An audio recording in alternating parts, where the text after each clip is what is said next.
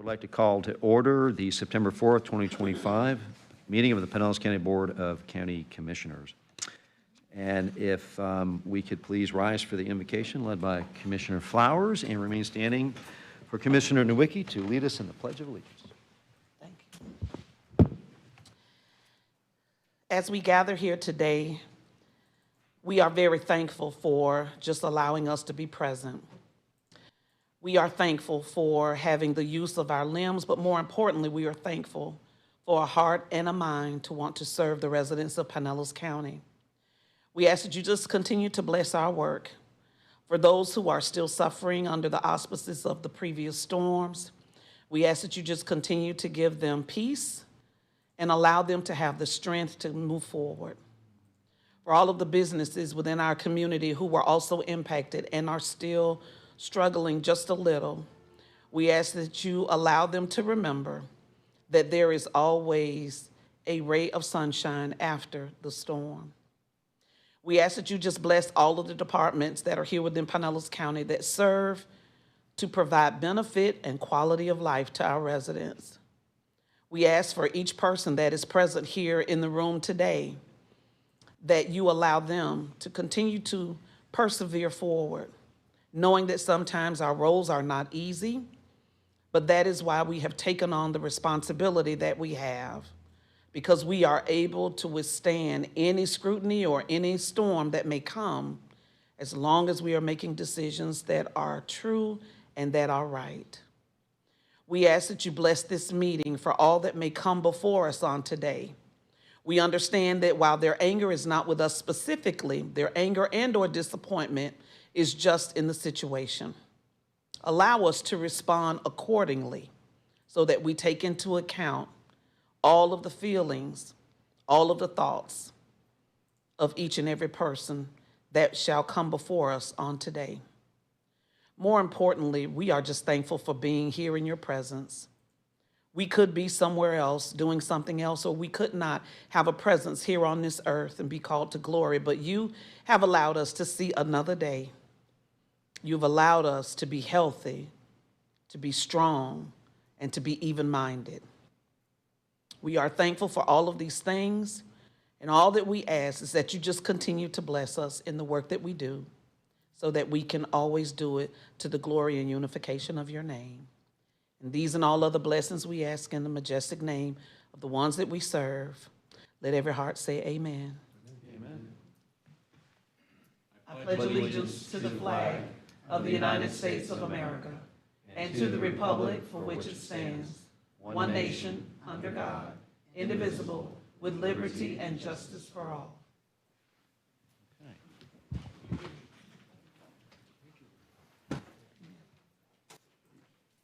I have to remember.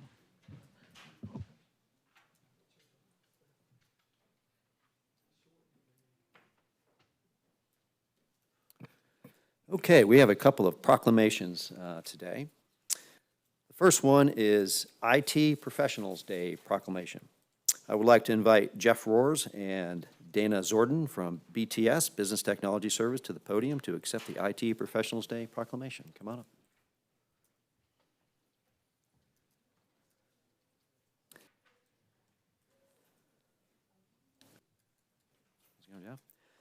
BTS is the county's technology partner, and they are a great collaborators, and because of that, they've also asked me to invite the following people to join them: Chris Short and Rakesh Patel from the Clerk of the Court, Brandon King from Court Technology, Jim Armstrong and Ivan Morley from the Property Appraiser's Office, Eric Ferguson from the Public Defender's Office, Bert Mills and Jamie Cunahan from the Pinellas County Sheriff's Office, Jennifer Bryan and Nick Tullis from the Tax Collector's Office, and David Wise and Mark Gillette from the Supervisor of Elections Office. Welcome, everybody. Hope you're all doing great today. So, information technology professionals play a crucial role in supporting local governments' operations, ensuring the efficient delivery of services and the effective management of critical systems that serve our community. IT professionals are instrumental in maintaining the technological infrastructure that supports public services, from managing data systems to securing communication networks, which are vital for the smooth functioning of local government. Their expertise and dedication of these professionals enable local government entities to enhance transparency, streamline processes, and improve accessibility for residents, thereby fostering a more responsive and accountable administration. IT professionals face complex challenges as they work behind the scenes to implement innovative solutions that address the unique needs of local government, driving improvements in public services and operational efficiencies. Business Technology Services, otherwise known as BTS, created by interlocal agreement in 2008, they serve as the IT agency for all Pinellas County government, including its constitutional officers, thereby creating efficiencies, streamlining functionality, enhancing cost savings across county agencies and departments. We take this opportunity to recognize and celebrate the significant contributions of IT professionals, specifically those BTS employees who serve Pinellas residents every day as they support local government operations and enhance the quality of life for our entire community. Now, therefore, be it proclaimed by the Pinellas County Board of County Commissioners that September 16th, 2025 be recognized as National IT Professionals Day. All right, Jeff, come on up.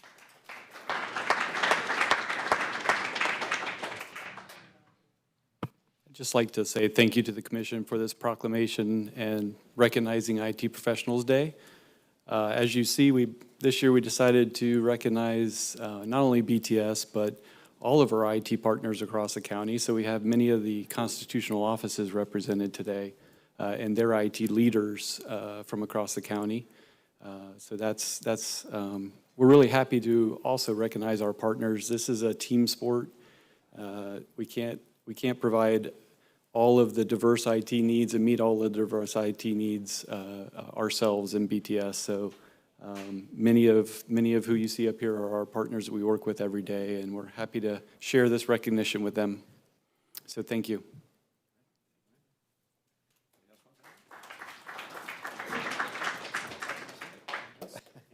All right. Jeff, you got a proclamation, and I can invite my fellow commissioners up, and we got a big group here, so let's figure out how we can all get in a photo.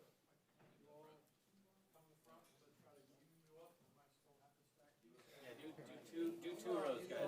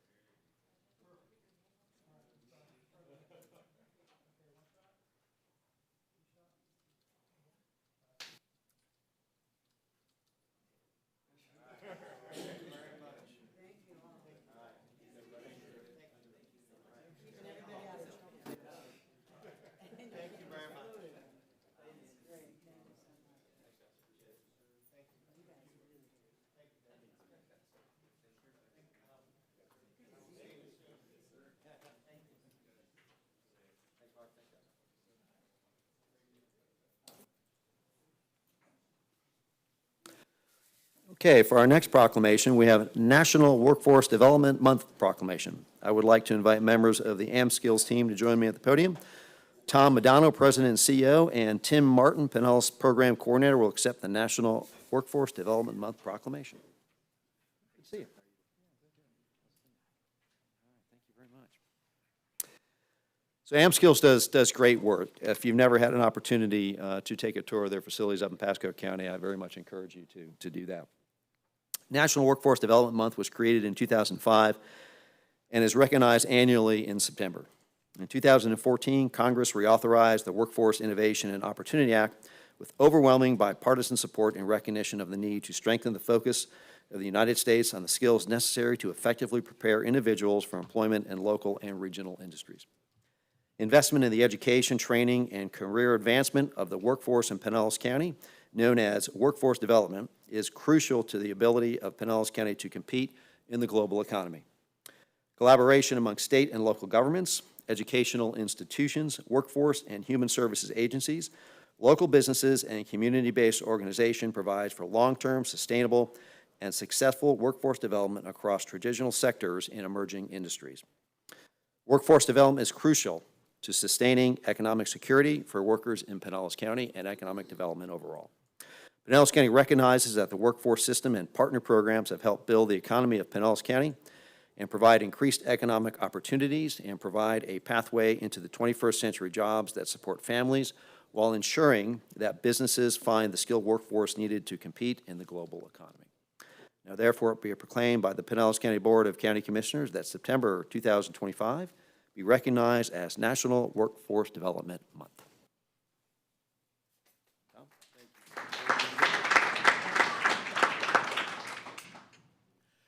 On behalf of AM Skills, we were again created actually in 2014 by Pinellas County, Pasco, and Hernando counties specifically to address workforce needs, and we've been accomplishing that now for the past 10 years.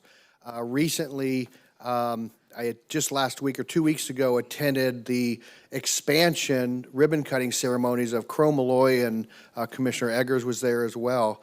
But what was interesting is we ran into 7 people who are working for Crow Malloy who had been through AM Skills programs. It was amazing to see this. One story was a woman who had spent 31 years in prison, went through our program. We helped her secure a job at Crow Malloy, and she's been there 4 years now. So another great story, a young man, he said he was working at a supermarket, came through the program, so he must have been about 22 when he went through the program. He's been at Crow Malloy now for 4 years, and he bought his own house recently. So some great stories, and workforce is so important. So it's not just to help you bring employers into your into the county, but also to help maintain those that are here and help to expand them.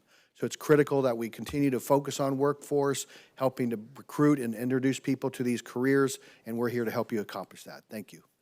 You know, Commissioner Chairman, I just want to say it's been wonderful to watch AM Skills, because you had some bumps in Pinellas County in the beginning, but you really have just risen to the occasion. And, you know, in Pasco, what you're doing is incredible, and I expect what you're going to do in Pinellas is going to match that. And I'm just really thrilled to have you here and see that you've been so successful. So thank you. Thank you very much. Chair, I just wanted to echo those comments. Not only have they done a great job up in Pasco County, not only they're doing this with individual companies like they did with Crow Malloy. I'm glad to hear that, you know, you have that relationship of getting their technicians, you know, up to speed. I mean, some of the technological requirements are huge there, and you all take that first step to get them at least qualified to be further educated on the job. So really great work, and I'm looking forward to continuing conversations in the coming year to see how that relationship here in Pinellas can evolve. So thank you. Wonderful. Thank you. If I can add my 3 cents, kudos to all the work you do in collaboration with Pinellas Technical College as well, St. Petersburg Clearwater campus. I've been to a number of graduations, looked at the way that you all handle all of the soft support services as well for placement. It's okay to have a skill set, but if you don't know how to interview for that job, then it doesn't work. So you all provide also that soft skill piece that they need. So just want to throw my hat in the ring and say thank you so very much for what you're doing to continue to support those who desire to move forward.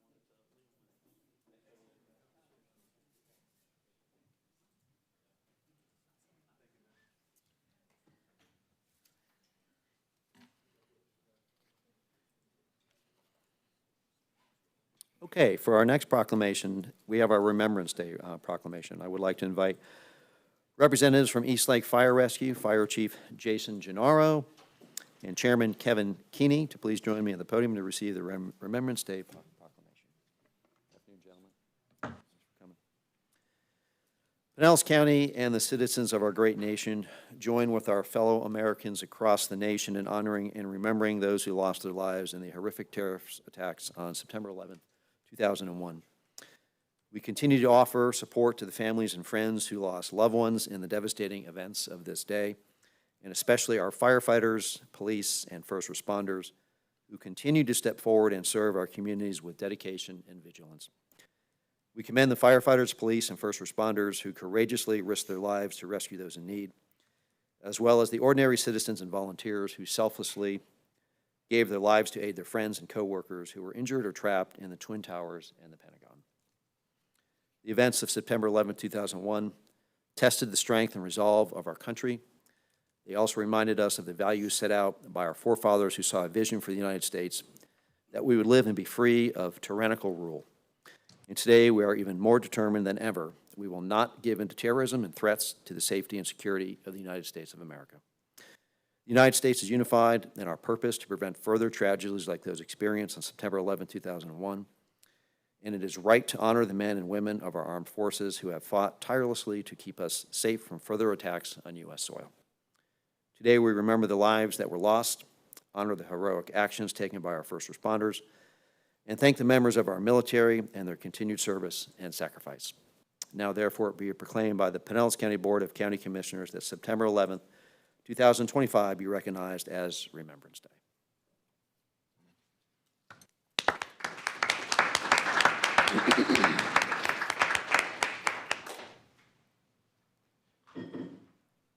The men and women of East Lake Fire Rescue are incredibly humbled to be here as representatives of the 343 FDNY members who lost their lives on 9/11, in addition to the other first responders and volunteers who lost their lives, and the civilians as well.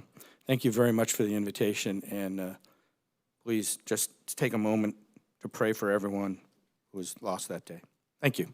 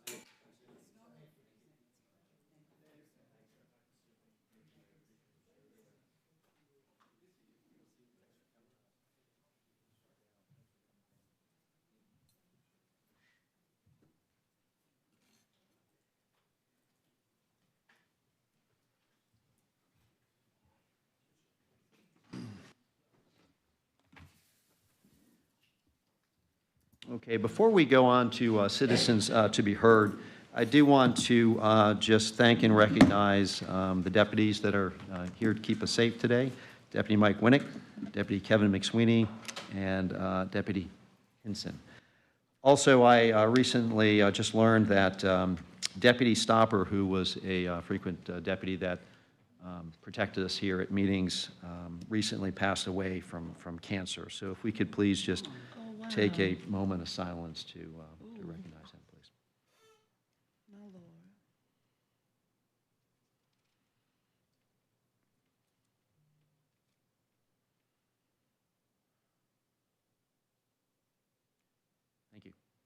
Mr. Chair, if you get any information relative to arrangements, if you could Yes, share that. okay. Yeah. Will do. Oh, wow. All right, now we will move on to public comment. And Dave, if you could please remind me, we have 2 speakers for item number 10 when we get there. Okay. Okay. All right, first we have David Ballard Geddes Jr.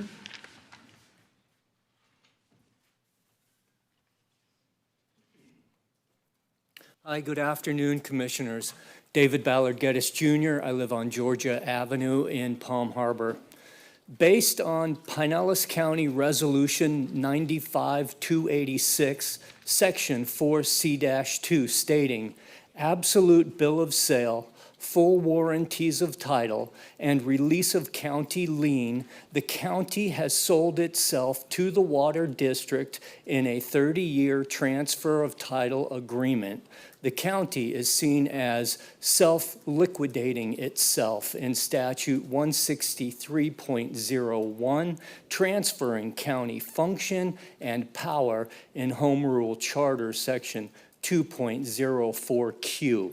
As sold, the county, nullifying its own ad valorem property tax lien, has entered into a quid pro quo agreement with the Water District and is intending to shapeshift the county from its fortnighted statesmanship into a politically laundered watershed jurisdiction under the 14th Amendment, dissolving our current government in Statute 15303, Sections 7 and 11, intending to assume itself as separate but equal stations insurrected as individual, independent, privatized, prideful, despotic water jurisdictions as a non-ad valorem levy, as a power of the earth, as declared, as enumerated from Article 1, Section 2, intending to usurp the reins of government as declared, hoping to reconstitute itself in Statute 373.715,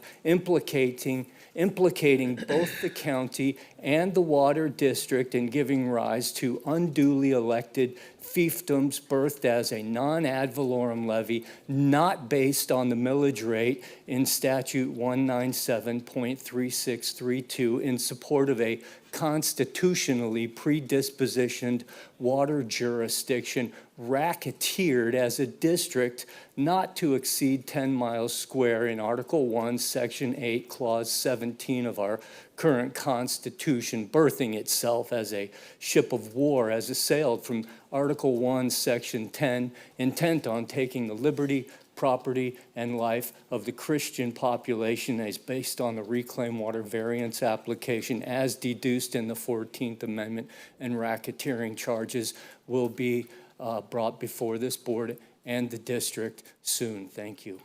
Thank you, David. Here are my findings. Thank you, sir. Okay, thank you. Okay, next, Hillary Simpson.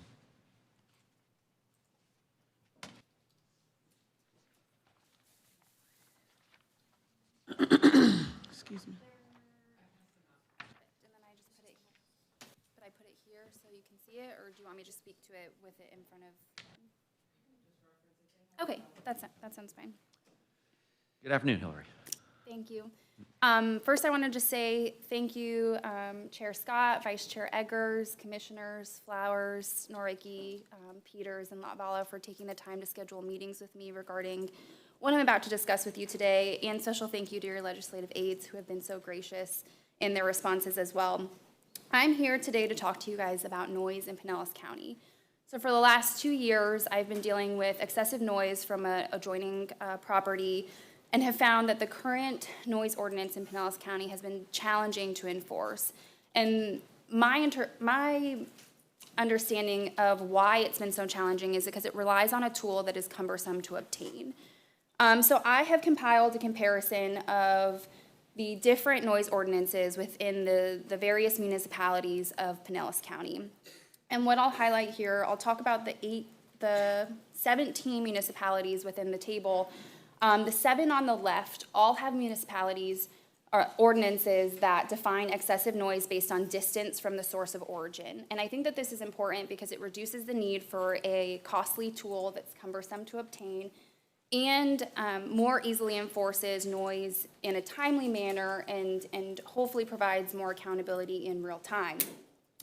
The 10 municipalities on the right all define excessive noise based on decimal meter readings. You can see that the 8 that are highlighted all either have thresholds for decimal readings that are lower than Pinellas County, or they have expanded quiet hours. And I want to highlight that as well because Pinellas County encompasses the largest amount of residents that we have in Pinellas, as well as transient residents, and it has the highest propensity to create excessive noise as a result. And so I think it's really important that we focus on recognizing that sleep and noise pollution can cause health concerns and can affect well-being and quality of life for our residents. I think that this shows that a noise ordinance that focuses on distance and defines excessive noise via distance is feasible and is already being done within several municipalities within the county. And if the alternative is relying on decimal meter readings, then I think that we have room to decrease our thresholds for what's classified as excessive and also expand our quiet hours. Most of what you see here encompasses quiet hours that begin at 10 on either side of the table, and some even go as far as to state 6 p.m.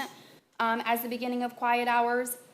And most decibel thresholds are between the 60 and 65 reading for during the day and 50 to 55 for quiet hour duration. So I just wanted to give you guys that insight and encourage you to take a look and utilize it when we're modifying our noise ordinance. Thank you. Thank you. Hold on one second, Helen. Yeah. Yes. Yes. Oh, okay. And it really wasn't for you, but thank you for coming. And I know I'm on you're on my calendar, and I look forward to seeing you. So I really like that she brought this up. And so, since we're talking about this, I think in the next meeting, if we could maybe take a look at that. I like the idea of distance versus decibel. The quiet hours I think we already have in place. But the decibel thing can be very problematic where distance, and after seeing that there was bowling alleys in some neighborhoods, I think the distance of noise is, really, and basketball courts, the distance of noise might be a much user-friendly tool than having to get those meters that sometimes don't calibrate properly, that don't stand up in court. So I think if we don't have this, if we could look at this before we vote on it, I think would be really a good thing to include for a discussion. When is the noise ordinance coming to the commission? So it'll be on your agenda at the next meeting. So Okay. they have looked at this. I'll make sure Tom and Kevin get this, and then you can have full discussion. Okay, because I think this is a good option for a solution. So thank you, and I know you'll get with the attorneys, and we'll look at it, and then I'll see you when we have our meeting. Yeah. Thank you. Thank I do you for have coming. a copy of all of the ordinances that I'm happy to provide just to save some time via email. Well, Kevin's going to come out and get that. They have looked at the other ordinances, but I mean, make sure we have them all. So Kevin's going to get your contact information. Thanks, Hillary. And Kevin's been great. If he can make this work, I know he will. No pressure. I'm sure the things that they're talking about are things that they've looked at, but, Yeah. it'll be a full discussion. We Okay. completely agree that enhancements need to occur. Thank you. Appreciate it. Thank you, Mr. Chair. Yes. Okay, next we have Angie. No last name, just Angie. Do we have an Angie? She's in the back comment. Okay, here we go.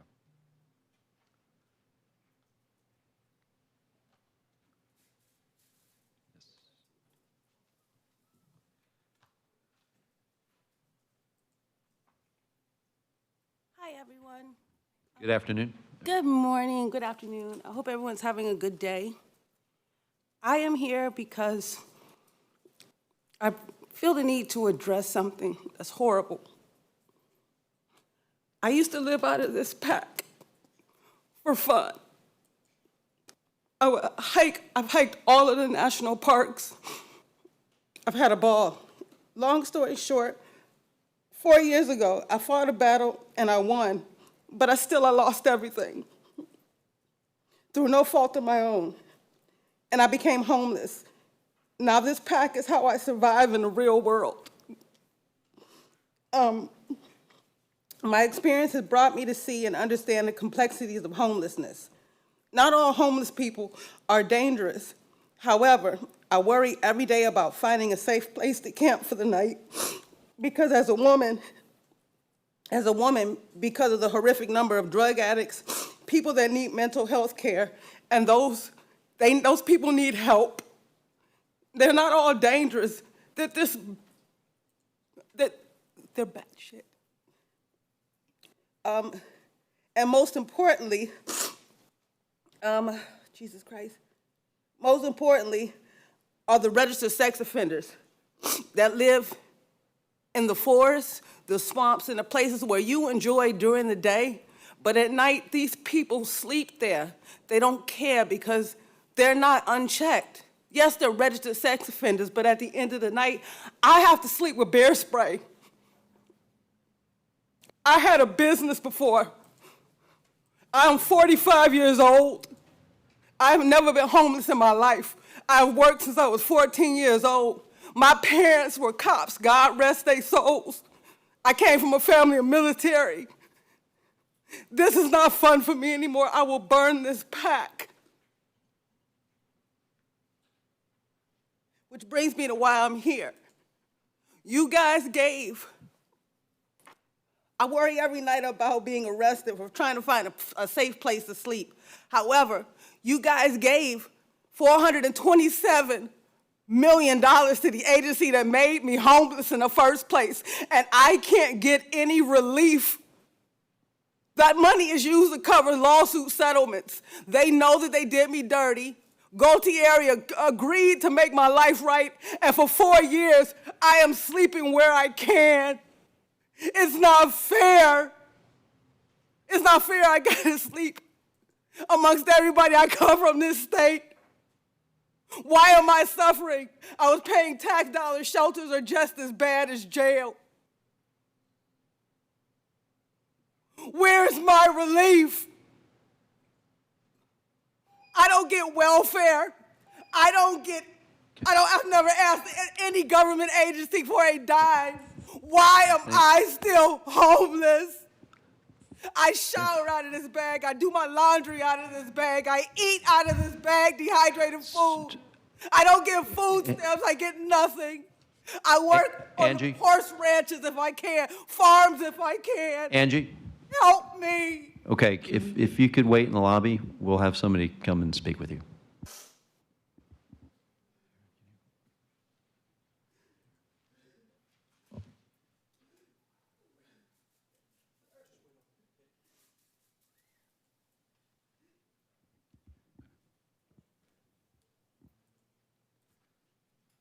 Next, we have Greg Pound.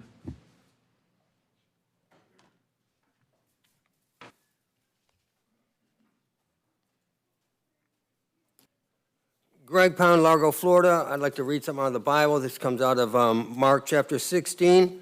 When Christ established his church, this is what he said, "And these signs shall follow them that believe.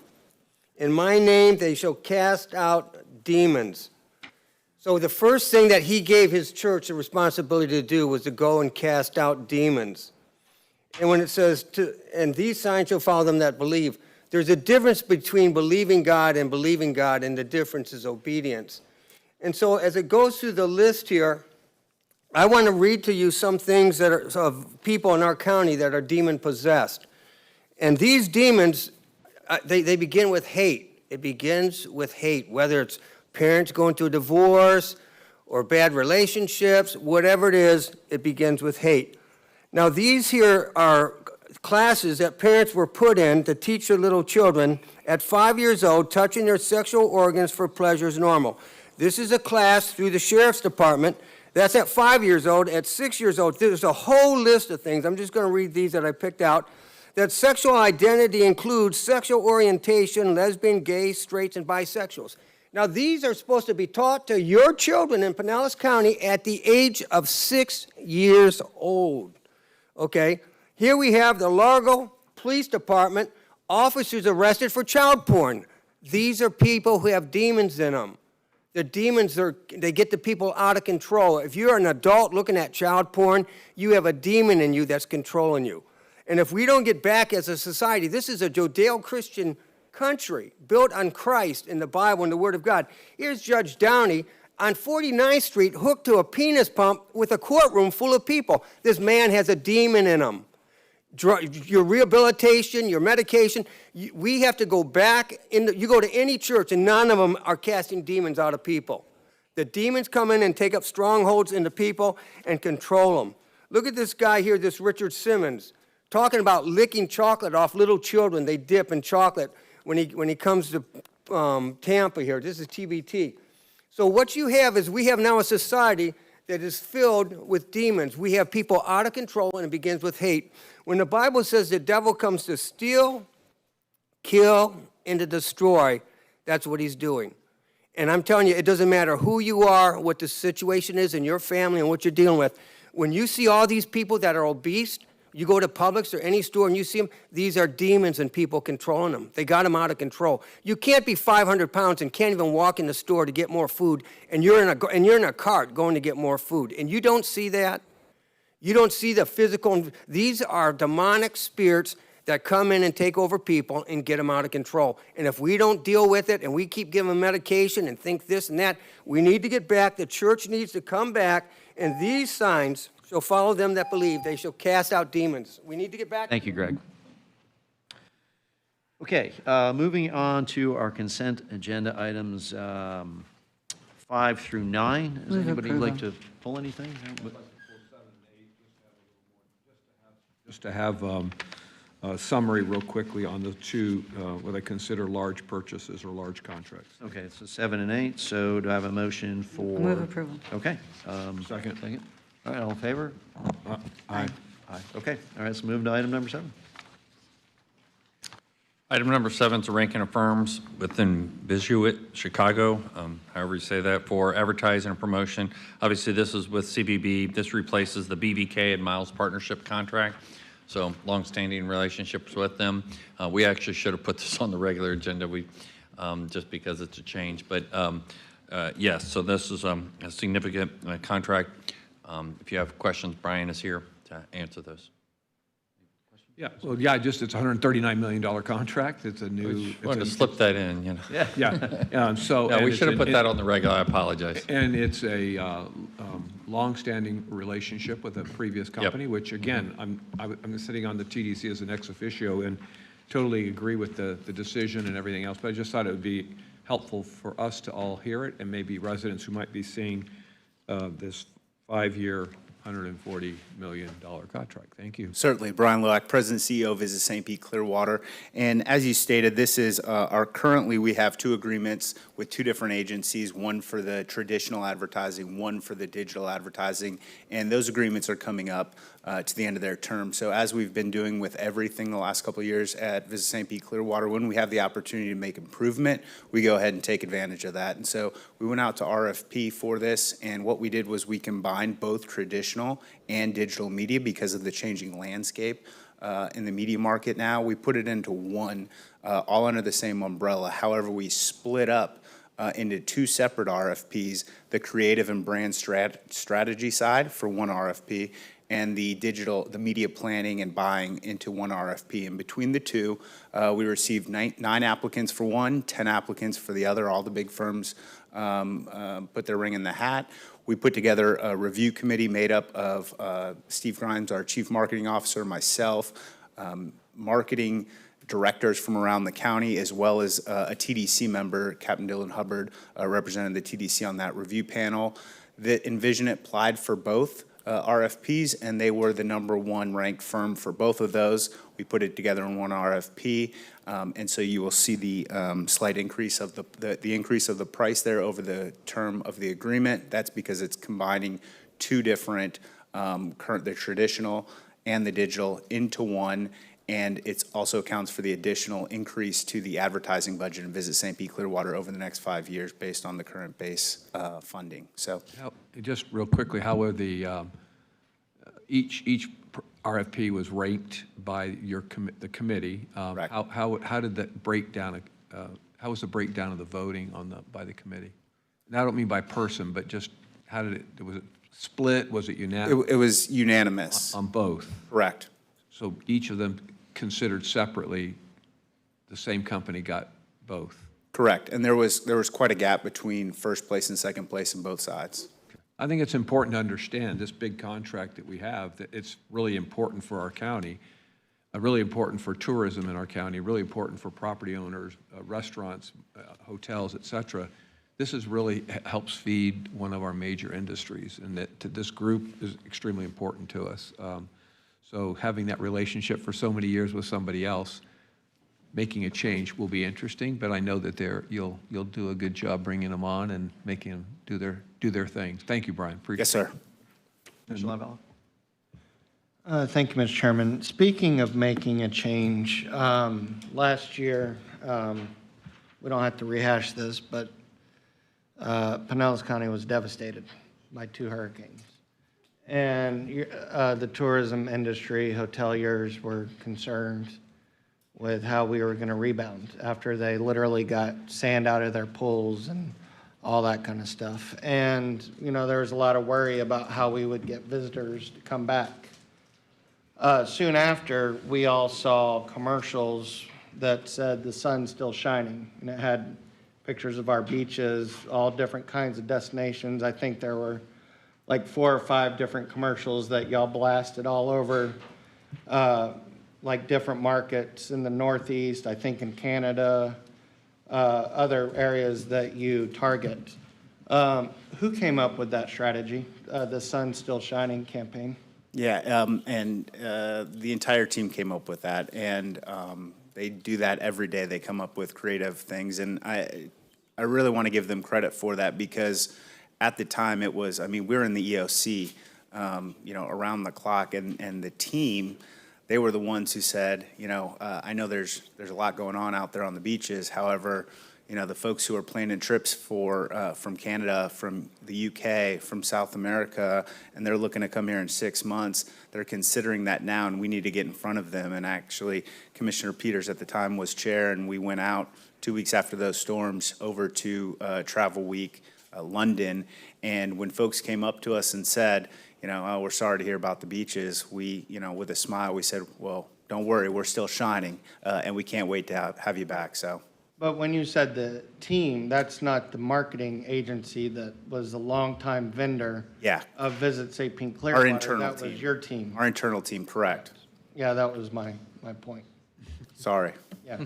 So sometimes Thank you. sometimes change is good. And, you know, I wanted to highlight the bright team that you have, you know, that came up with that strategy. It wasn't some slick New York marketing agency, it was your team. Thank you, sir. Commissioner Peters. So, and to add on to that, the ampersand campaign was your staff as well, right? Again, all of this, we worked together with our agency. I will tell you, we looked and we wanted to push really for something different outside of the box.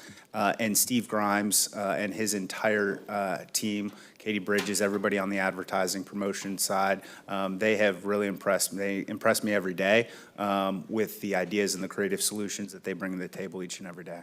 So that campaign I thought was outstanding, because we couldn't sell every one of our beaches, but we could sell our craft breweries, and we could sell our art, and we can sell, and so that ampersand campaign I thought was brilliant. And so whoever was responsible, I thought it was brilliant. But I guess since we're on the subject and you're here, I have been visiting some of the local tourist destinations, and they are suffering like they've never suffered before right now. So I have restaurants that just don't even know if they're going to be able to keep the doors open. I had one, so they've never, in the 20 years that they've been in business, have not experienced what they're going through. They even survived 2008 better than what they're going through now. And the truth is, in my neighborhood, less than half of the neighbors are living in their homes yet. So the residents aren't living there. And this is the time of year when it's not big tourism. And we lost 40% of our vacation rentals. I don't know how many are online, and you may know that, but not on right off the cuff. Because I am curious if you can get back to me and let me know how many vacation rentals are back online, because I know we lost 40%. And then I also know that when you give the hotel rates, and it sounds like our tourism was only down 5%, the vast majority of the people living in those hotels were residents. So we sold the rooms, but they were to residents. And the tourist T-shirt shops didn't benefit from the residents, and the local restaurants are not benefiting from the residents being in the hotel rooms. And so, you know, they're feeling that whole 12 months of just pain and suffering, working to get back open, and they can't get people in their doors. So are we working on another staycation campaign? I think I saw a commercial for it, but are we working on stuff to help, even running in our own county to get people to go to the beaches or go to those restaurants on the beaches? Because I can tell you, I don't know if a lot of them are going to make it to January 1st. Yeah, so to answer the first question, we still currently have about 17% of our short-term vacation rentals that we lost on the supply that are not back up and running yet. On the bright news to that is, as you mentioned, we lost about 40%, 40 to 60% right off the get-go in October. So every month we've seen that number improve. As far as the supply on the countywide on the hotel rooms, we have about 5% of the hotel supply that's still offline and not open. However, about 75% of that supply is all in the Southern County beaches from Treasure Island down to St. Pete Beach.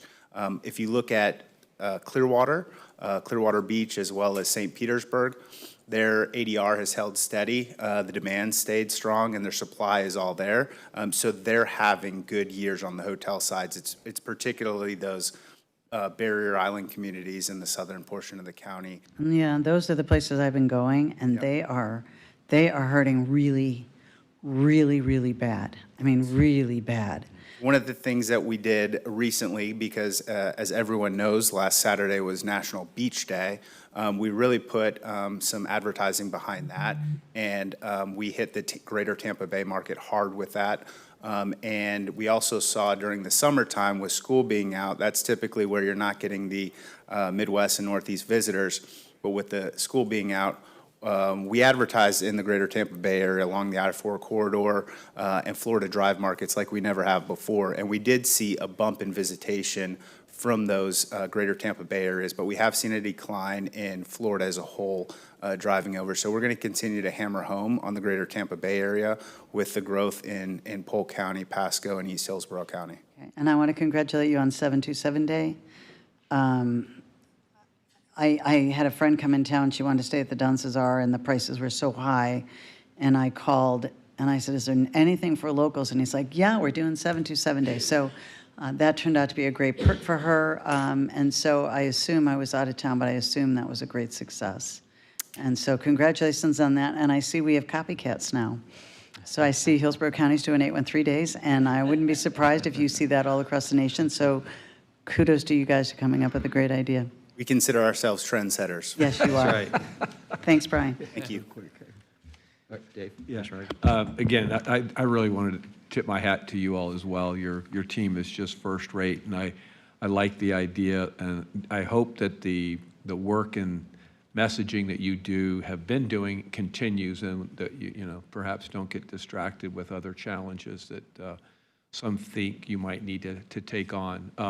But I did want to second the comments about the group. I think it was first rate. I do like the concept of the staycation and letting people in this county understand where some of these restaurants are, what they're all about, what their menus are like, because we know in areas where they've kind of recovered, people are going to restaurants like crazy. So it's just a matter of understanding what's available, what kind of meal they might be able to get. It may be a little bit different. That I'm not trying to take away business from areas that are doing okay, but I think sometimes spreading the wealth is helping folks get through a tough time. So I think whatever we can do to kind of highlight that would be great. So.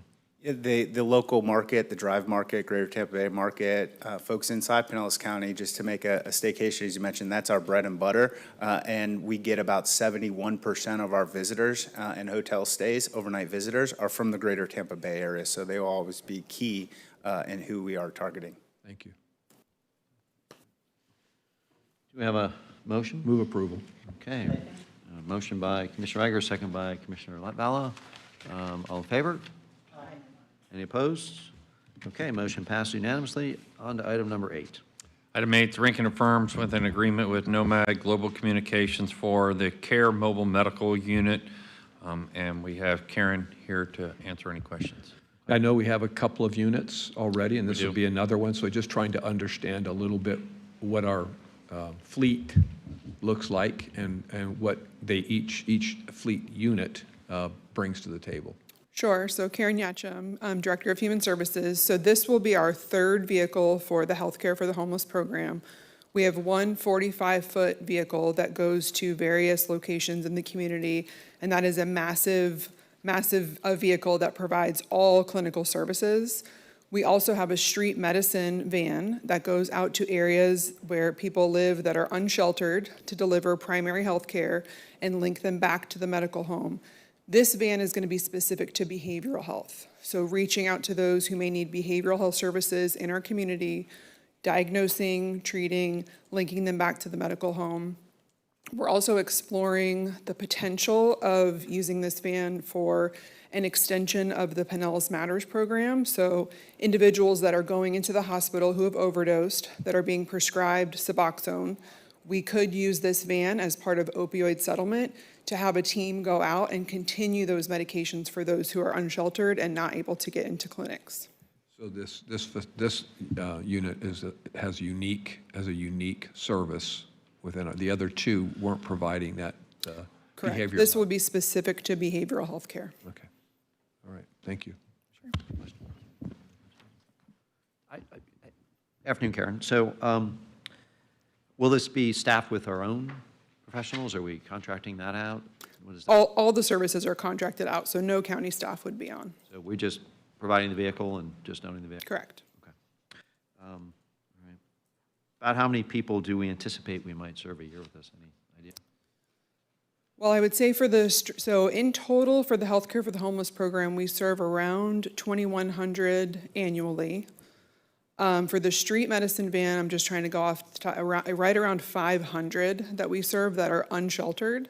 I would say probably around the same. You know, we're going out and really kind of outreaching, but really trying to bring them back into the clinic, meeting them where they are.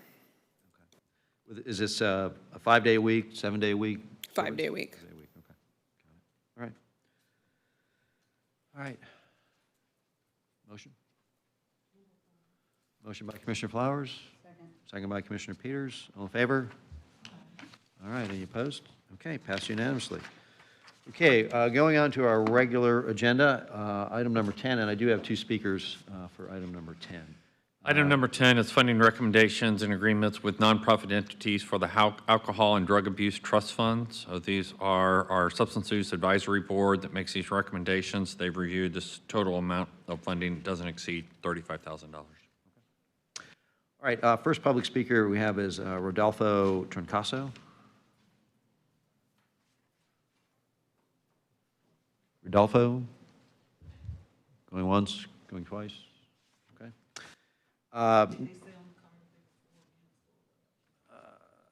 No, I did not. Next would be Elizabeth Dimmitt.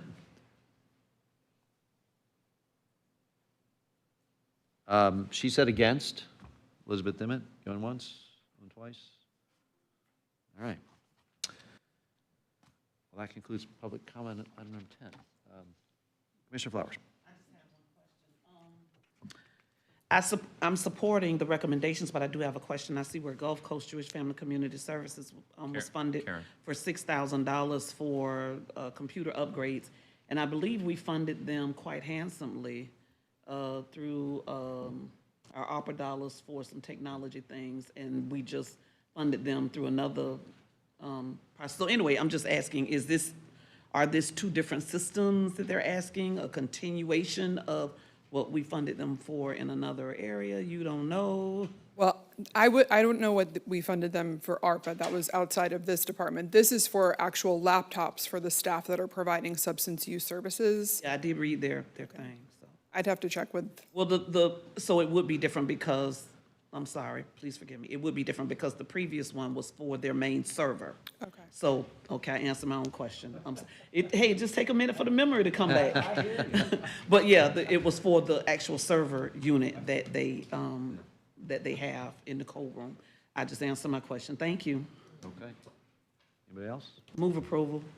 All right, motion from Commissioner Flowers, second from Commissioner Eggers. If we could bring up the voting, please.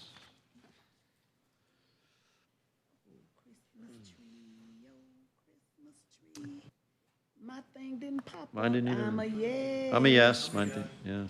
I think, are we all a yes? I think we're all a yes. Yeah, it didn't so- pop, but I'm a okay. yes. Yeah.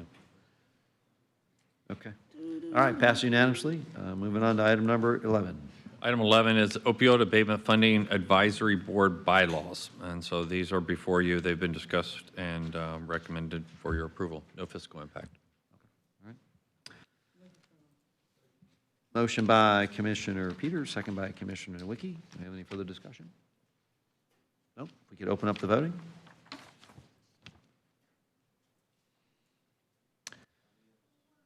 Yeah, mine isn't popped. I'm a yes. Mine has not popped up either, so. Yeah, we might have to. I think we got some technology people Okay. in the room. Pass unanimously. All right, we'll go on to item number 12, Public Works. Item 12 is the hazard mitigation grant program point of contact. So we changing the point of contact, so we have to modify it with the Florida Department of Emergency Management. Motion by Commissioner Eggers, second by Commissioner Flowers. Any discussion? Hearing none, if we can up voting.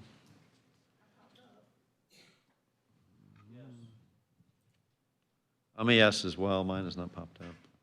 Maybe I need to sign out and sign back in. All right, passes unanimously. Item number 13. This is the same thing. It's name change with the Federal Emergency Management Agency. Okay, we have a motion by Commissioner Eggers, second by Commissioner Peters. Any discussion? All right, if we could open up voting, please. I am a yes. All right, passed unanimously. Moving on to 14. Item 14 is local agency emergency repairs agreement with the Florida Department of Transportation. This is for improvements or emergency repairs out on the Dunedin Causeway. So it's $58,000 of reimbursement. All right, motion by Commissioner Flowers, second by Commissioner Peters. Any questions? No? All right, hearing none, if we can open up voting. I'm a yes. All right, moving on to item number 15. 15 is intergovernmental services agreement with Juvenile Welfare Board for information technology services from BTS. Okay. Motion by Commissioner Flowers, a second by Commissioner Nowicki. Any discussion? Hearing none, if we could open up the voting, and I am trying to log back in. I'm a yes.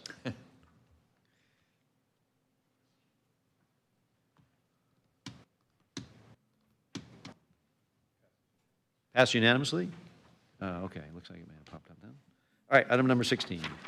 This is a resolution approving the issuance of single-family mortgage revenue bonds by the Housing Finance Authority to finance loans made through a joint program with other various housing finance authorities. Total principal amount not to exceed $250 million. This is for calendar years 25 through 28. And again, it's done in conjunction with Pasco and Polk County, and Catherine Driver is here if you have questions. Okay, motion by Commissioner Flowers. I was gonna see, Question? like the makeup of like, make sure, like, is the money staying in Pinellas or is it going to Pasco and,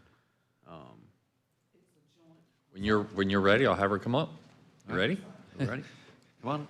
Catherine.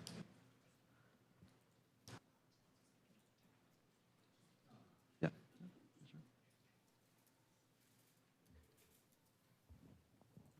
Good afternoon, Catherine. Thank you. Catherine Driver with the Housing Finance Authority of Pinellas County. This is how we've historically had our single-family program. We've had interlocal agreements with Pasco County and with Polk County. They're not large enough to issue bonds on their own, so if they don't have a program with us, they're not able to offer these below-market interest rate mortgages. We can only use new allocation in Pinellas County, but any carry-forward allocation we have, which is allocation that's more than a year old, We have 3 years to use that. We can use that in the other counties as well. And so this allows us to have a 3-year plan of finance and get into the market to price the bonds on a moment's notice instead of having to go through the process of a tougher hearing, multiple tougher hearings, and then having to come before the board every time we need to issue that, and then perhaps lose out on, where the market is to price our bonds. So does that answer your questions, or do you have any others? Yeah, I mean, so it's, it's a joint, and so we're essentially taking their, I just want to make sure there's no like Pinellas County taxpayer money going towards like Pasco or the other county. There's no taxpayer money going into those other counties. The Housing Finance Authority does use its own money to finance the down payment and closing cost assistance loans in those counties, but that's our own funds that are generated through interest income and program income. We don't receive any county dollars. Perfect, thank you. Okay. Any other questions? Great. No, thanks, Catherine. Thank you very much. Okay, so I think we had a motion by Commissioner Flowers. Do we have a second? Second by Commissioner Nowicki. All right, any further discussion? Okay, if we can open up the voting, please. All right, passes unanimously. On to item number 17. Item 17's companion, this is a resolution that approves Pinellas County as an area of operation for the Housing Finance Authority of Hillsborough with respect to the financing by the Authority of Acquisition for multifamily housing developments located in Pinellas. So this property is 304 units, and again, Catherine's here to answer questions specifically. Yes. All right. Motion by Commissioner Flowers. Second by Commissioner Peters. Any questions, discussion? All right, if we can open up voting. Passes unanimously. Madam Attorney. I have no reports today. None. None. None. All right. County Administrator. 2 items. First, I wanted to announce that we have hired Tristan Summers, who's currently an aide for Rep. Cheney, to be our intergovernmental affairs liaison, and he'll start on September 22nd. So we're excited for him to join the team and get busy and work on our behalf. And then the second item is I need someone for him to work with, which is your guys' job is to select a state lobby firm. Which is the second part of today's discussion. So, so you interviewed all the different firms the other day. The contract amount is under my authority. Just speed this up. If you give us direction, if you can come to a consensus around the firm, then I can put them under contract and get them going working on our program for next year. So I don't have to bring back a contract to you for approval. But again, that would be a discussion for today. If you can come to that, if you can have that debate, give us that direction, we can make that happen. Thank you, Mr. Chair. I think we have a huge opportunity here to go in a different direction than we have in the past few years. I've been very vocal that I was not happy with the previous firm that we had, and so I was so welcoming to have this new process and bring in a new firm. And what I can tell you is I think everybody that submitted a proposal are very nice people. They're all nice people, and I know most of them. But I want to strongly represent supporting Johnson Stewart, and I've got a lot of reason why. So if you'll indulge me, I'd like to explain why I feel strongly about that particular firm. So, as they showed when they presented, they have won numerous awards. They're an award-winning boutique firm who carefully and strategically pick their clients. And with them, we will be a concierge. It'll be a concierge firm with us. Where when you're in a huge firm, and that's what we experienced with Southern. We were in this huge firm, and we didn't get the concierge experience. We didn't get the communications about what was going on that was associated with, we got boilerplates. We didn't know what was going on that was related to Pinellas County. And that's my fear about really large firms. But when you get a concierge, a small boutique firm that's not too small but not too big, and they have the ability to really communicate closely, and what makes them even better is that one of their team members lives in Pinellas County. They live in St. Petersburg. So their communications are going to be tailored specifically to our needs. And if we need to talk to them, they can be here in 20 to 30 minutes if they're not up in Tallahassee, because they live here and they understand it. And out of all the proposals, they mentioned in their proposals all the issues that we're having, because they know them, because they live here and they know it. And that to me gives me reassurance. I did call on their references, and when I called on their references, everybody had some references. Well, there's one that didn't have, I don't think, any.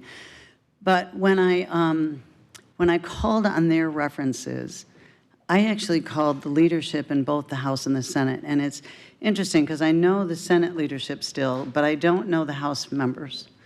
But they were gracious and they took my call. And when I asked them about Johnson Stewart, because they listed them as references, the overwhelming support, it was just overwhelming. When I asked them, actually I had one member that said, I had several members that said, well, who are the other firms that you're looking at? And they said, you know, I don't have bad things to say about any of them, but I will tell you, of the group, Johnson Stewart's the one I think would do the best for your needs. So, so just on references alone, the recommendations were significant for them versus any other firm that we have. The other thing that concerned me is they do represent counties. They don't represent city. They have one city that they represent. And I like that they represent just a handful. I think there's 3 counties in the state that they represent. And therefore, there's not a conflict where a firm that, and this is the one thing that worried me about one of the firms is when I asked, because they represent 6 cities, and I asked, how are you going to handle that? Because those 6 cities, and they've been very successful with those 6 cities. I mean, they have. They have gotten them great things. They've been very successful. And I called each of those cities, and the cities were happy with their service. But the question is, when you add the county in on top of that, how does that play out? And when they answered it, at first I was comfortable with it, but the more I thought about it, the more I thought, so if the Timmons Consulting would step in and take over the county stuff, then Shoemaker would continue to represent the cities, but are we then paying Shoemaker to go against us, right? So Timmons is going to stay and they're going to work for us, but then you've got Shoemaker that's not going to represent us, and we're paying them, but they're going to represent the cities. And so in a way, I feel, and I may be wrong, I may be misreading this, but that's kind of how I feel. And so that gives me concern that one firm would have 6 cities and the county. And how do you deal with that conflict? Johnson Stewart has Palm Beach, and if you've not watched this, and I have watched it, Palm Beach is like our sister county, right? And they have more municipalities than we do. And so Johnson Stewart represents them, so they get a county that has a lot of municipalities. They understand the dynamics of a county that has a lot of municipalities. And I would say, hand over fist, Palm Beach County comes home with record numbers every single year. Every single year. We certainly haven't had record numbers with our previous firm. And so, so just by that tells me, even without the recommendations I had, that tells me that. So, almost there, I'm sorry.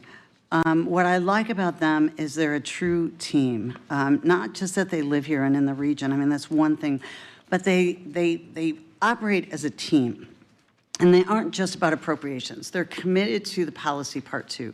And a lot of firms are really about, if I get you the money, that's all I have to do. And with a firm, we need somebody who's going to be watching the policy that's going to go, okay, this is really bad for your community. And we're going to make sure that we either kill this because it's bad, but we're going to let you know what's happening, or we're going to, this is good and we're going to promote it, but we're going to let you know it's out there. We didn't get that from the previous firms. And the one thing that Johnson Stewart did when they presented is they talked about how they're going to communicate this. And so the communication part I thought was really important to me. And what I can tell you is this team effort that they have, it's this, what impressed on me, and like I said, every one of these firms have good people working for them. They do. But what impressed me when I worked with them when I was in the legislature was this dogged passion that they have for their clients. It's this never quit. It's a cliche. You never quit till the fat lady sings, right? It's a cliche. But this firm, they would come to me at the last minute going, we can't get it, can you help us? Because they would be so passionate about their client and the issue that they were supporting. And the one that I remember the most when Jeff Johnston came to me, it was a policy, I don't remember which policy, but he was so passionate about it because it was the right thing for Florida. It was the right thing for his client, of course, and he didn't have the votes. And he came to me, and I was a freshman. It was my first year, and maybe that's why he's impressed on me so much, because it was my first year, and I was so impressed with this man's passion and dedication and his grit. He just has true grit. And he said, I don't have the votes, but can I count on you? I really need a good showing. This is important. It's important to my client. It's important to the state. And I asked him, I said, do you have a lot of the freshmen vote? And I was in a huge class. We had a huge freshman class. And when you get elected that year, the committees start right away. And so a lot of the lobbyists don't have an opportunity to get to know the new freshmen right away. And he said, I just haven't had a chance to get to know them. Can you help me? And I just was so impressed with this guy who was just dogged, dedicated, never going to give up, thought he was losing this, never going to make it, but he wasn't going to quit fighting to make sure that his client was represented.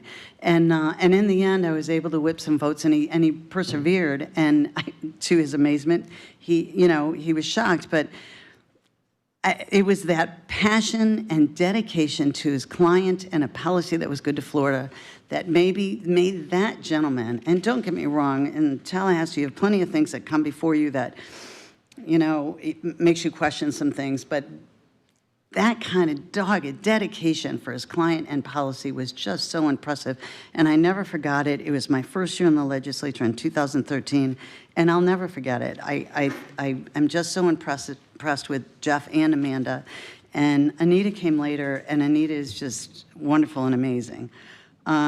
So that's kind of my experience with their firm, and they just don't quit, and I'm so impressed. But at the end of the whole story, we got a great team who lives locally, who gave us the cheapest price of all of them. They are significantly, well, not significantly, they're at $225,000. I think the highest one, well, of the four that we're looking at is $270,000. And we're looking at saving every penny we can, and they're at $225,000 versus $275,000, and that $45,000 to me makes a difference. And I really think that concierge service that we can get from that boutique firm, that's an award-winning firm, is really what we need. I don't think we need a big firm. I think firms would lobby with lawyers, also a legal firm. We thought there was a conflict with Gray Robinson. It turns out maybe there wasn't. But we have two firms in the mix that have the potential to have those conflicts every single day, because they're big firms and they have lawyers on one side and lobbyists on the other, where this is a boutique firm that is solely focused on our needs and communicating with us and working for us. And so I want to strongly advocate, and I'm hoping that I can get consensus on Johnson Stewart, and I look forward to the conversation. Thank you. Thank you, Commissioner Peters. Commissioner Lobau. Thank you, Mr. Chairman. I have a little bit different perspective on the way Tallahassee works. Number one, before I say anything, two of the firms had people that previously worked for my father in Tallahassee. Neither one of them, or both of them, are great people. There were two different firms. I talked to the attorney. It's not an issue, which I knew it wasn't. Johnson Stewart are great folks. All four of the companies we talked about were great folks. My Tallahassee experience is different than Commissioner Peters. I actually think representing 6 cities in Pinellas County is a good thing, especially when it's 6 cities along the beach that don't always agree with each other. I mean no disrespect to my colleague, but her Tallahassee experience was a little bit different than mine. She was in the doghouse a little bit more than I was. I was, well, yeah. I took an active role in 4 different budgets.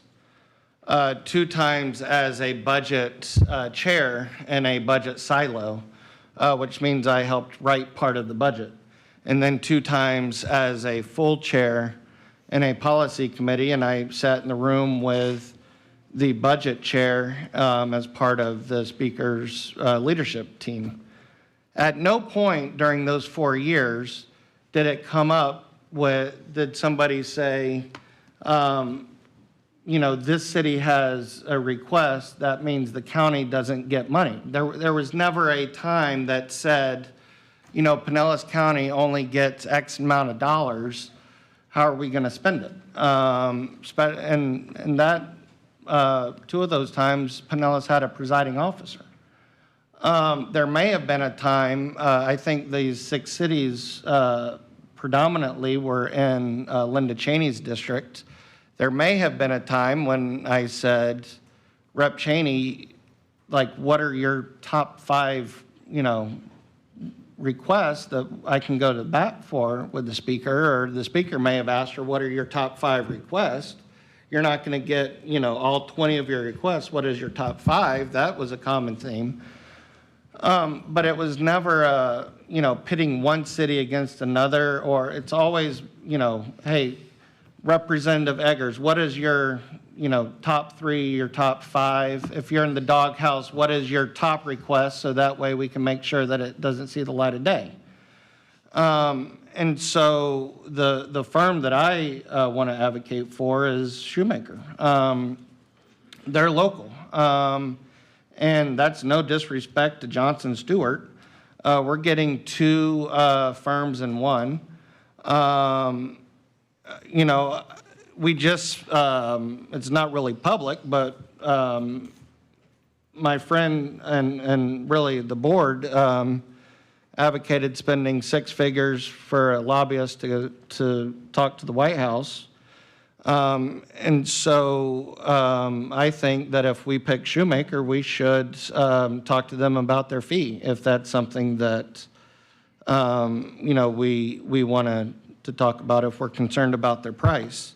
But they're Tampa Bay based, and I think as equal, and they have numerous Tampa Bay clients. They have numerous clients in Pinellas County.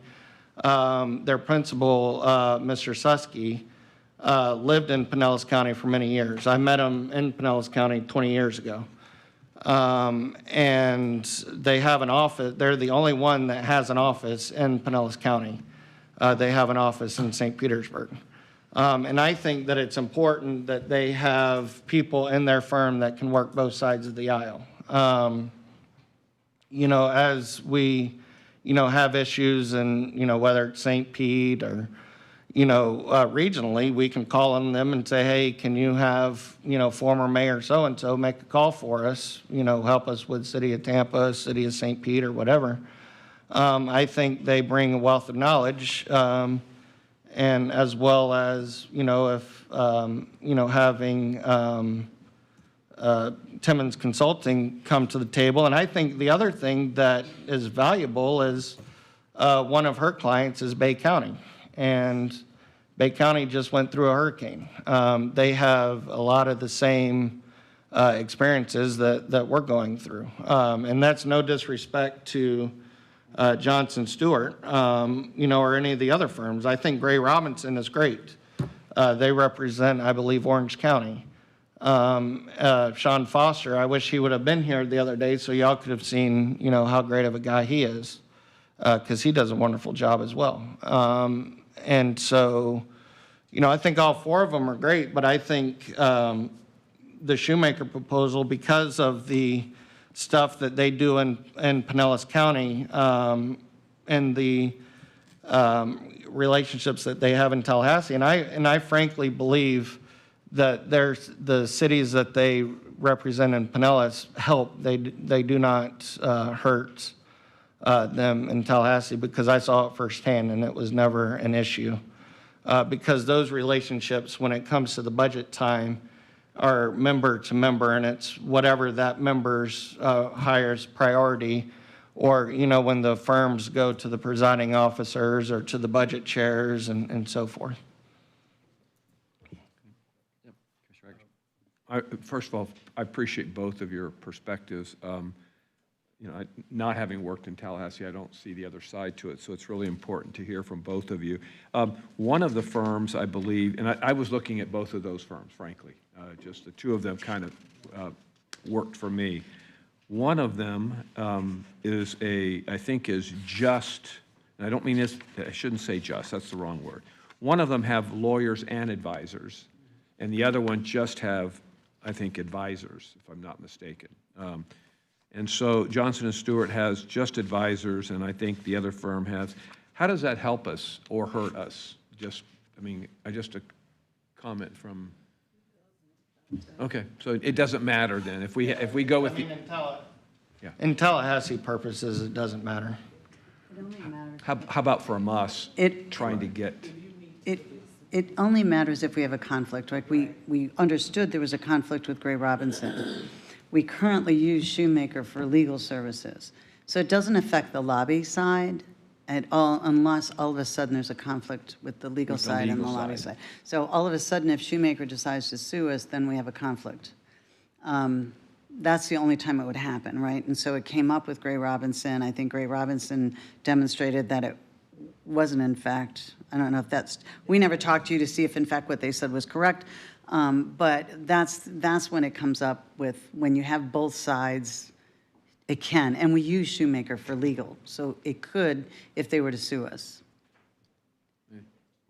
I think it's really, and I cannot speak to the lobbyist side. I really don't have the experience that you all from Tallahassee would, and I think it's really going to be more a policy call for you all, whether you have a comfort level with that or not. I threw that information out there so you would have it as part of making your decision. Gray Robinson, I would say it's conflict. There's a bit of adversarial position there. They were brought in as a third-party defendant in a lawsuit that we have, so our suit against them is not direct. However, they are not aligned with our interests. I'll put it that way. So really, that was information I provided to you all for your information so that you can make that decision. If we really felt strongly on some litigation, we would say, hey, don't go there. Again, it's a third-party dispute. It's not, their interests are not aligned with us is probably a better way to put it, because the conflict is not direct in the sense that we sued them. We sued a party that brought them into the litigation. I have some more information. And Don will add to it. From your county attorney's office. Since then, we discovered new information that we followed up. The attorney that was with that firm had been with a different firm when they were representing that third party that county attorney's referencing. She since went over to the I believe it's Shoemaker firm. I'm sorry, I lost track of which firm. Gray Robinson firm. So that she did not bring that case with her. It remained with her old firm. Now, the county attorney is correct. They didn't transfer the property properly between the attorneys, so on the record, it still looks as though there is a direct conflict. So anyway, I just wanted to clear that up. It appears there's no real conflict at this point, but it still looks like it on the record. Does that make sense? Yeah. And I really do like the idea that a lot of locals on both sides. I really kind of like the idea of having some experience in the county with relationships with, like the city of Oldsmar. They're like kindred spirits to me. I talk to them all the time and feel comfortable.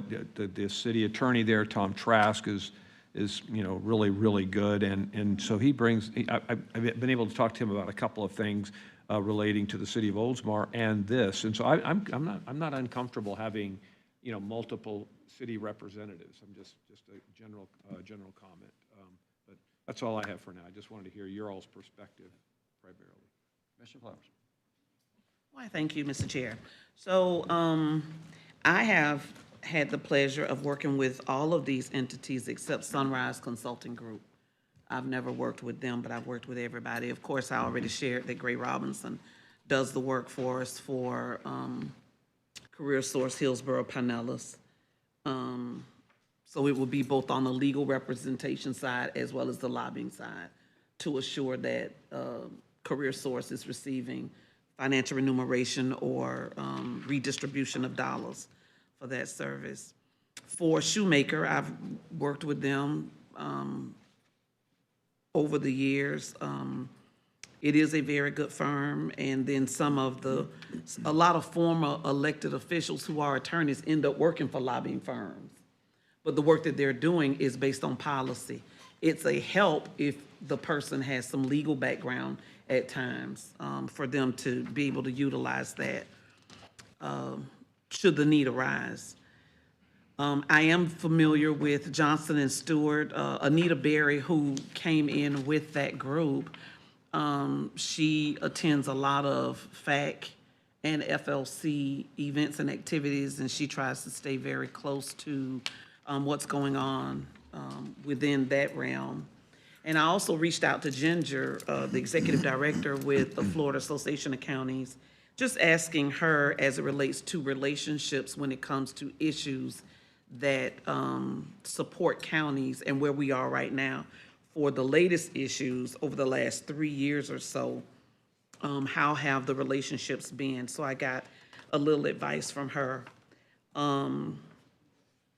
That's bad grammar. I appreciate the Johnson and Stewart strategy group having someone who worked in the governor's office for the last couple of years. That doesn't mean that, she would get any special treatment, but I appreciate the relationship, the ability to be able to reach out to someone in the governor's office and have a conversation perhaps with his chief of staff or whomever, because quite frankly, that is how you get some things through, just to be honest. You got to know somebody to be able to have a conversation either directly with the legislator or the governor or someone who has their ear when it comes time to what they're going to support and what they won't support.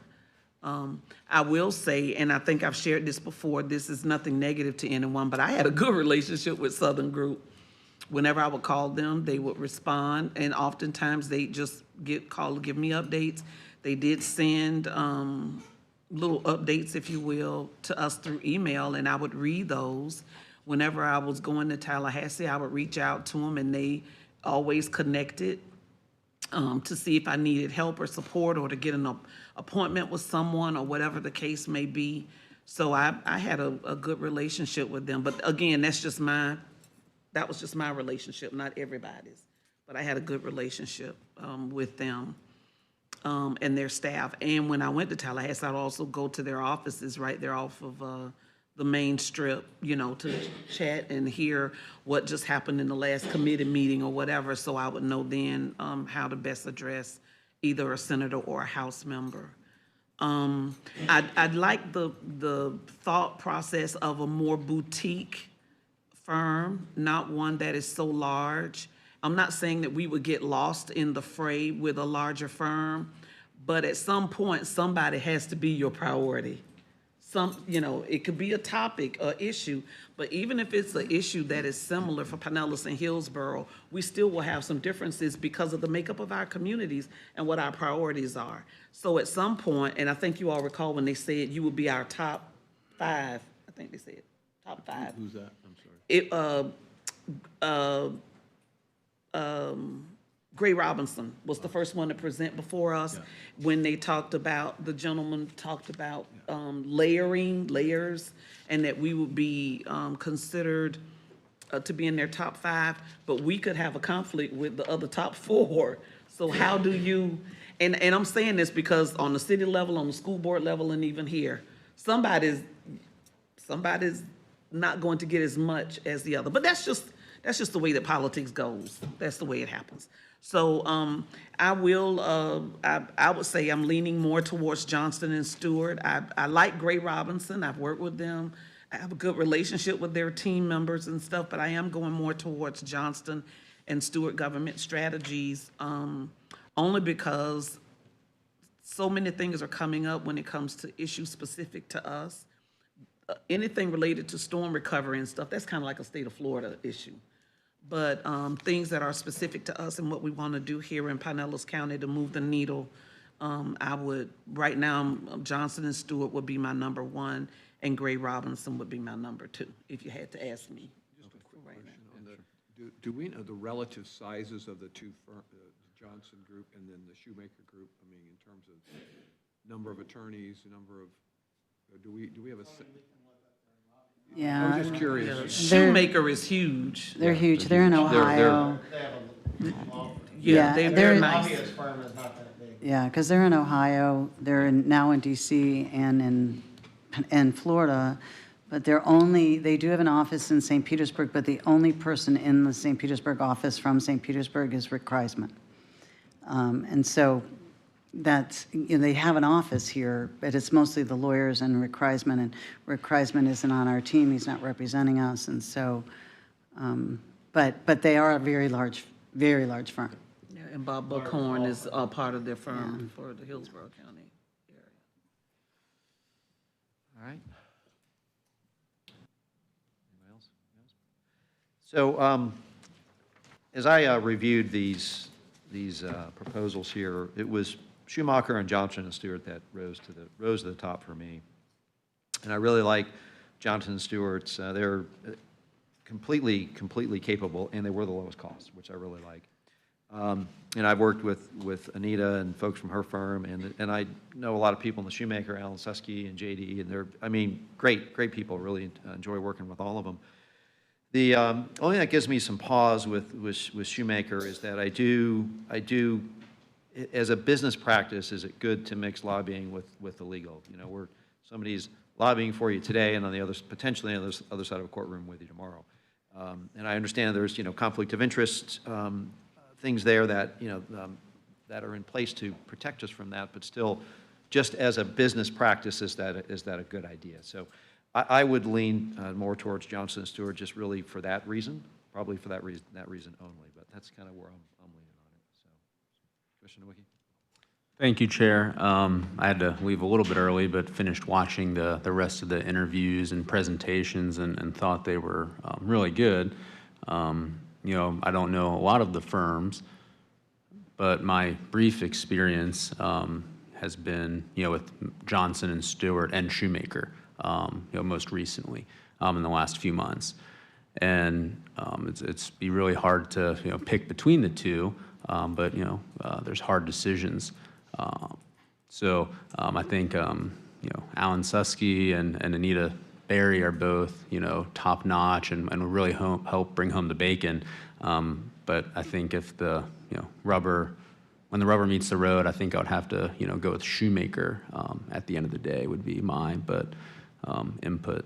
But Johnson and Stewart, is a world-class boutique firm, and Shoemaker is right, I think just edges them out, just a hair in my opinion. So thank you. I guess we need to narrow it down. Well, I guess we got to narrow it down. So the only two we're talking about are Johnson and Stewart and Schumacher. So I guess that takes the other two out of play here. So I guess why don't we just do a show of hands? If you're Schumacher, raise your hand. All right, Johnson, Stewart. All right, Barry, you got your direction. That's clear direction. Okay. All right. All right. Is that end of your report, Barry? That's the end of my report. Okay. All right. What a report. Thank you for all that discussion. Okay, no problem. That's what we're here for. All right, now we're on to item number 20, appointment to the Pinellas County Construction Licensing Board. Approved 6 appointments. So are we doing a ballot here? Yes. Okay. Oh, Lord, have mercy. Thank you.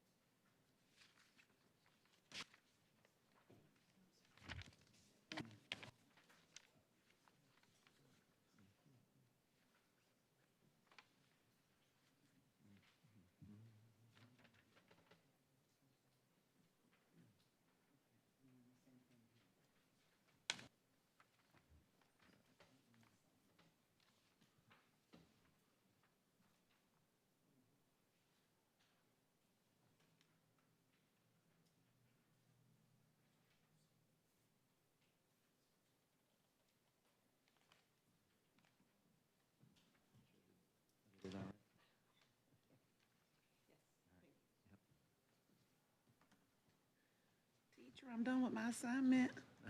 There's going to be a test on that later. Uh-huh. Thank you. Over there.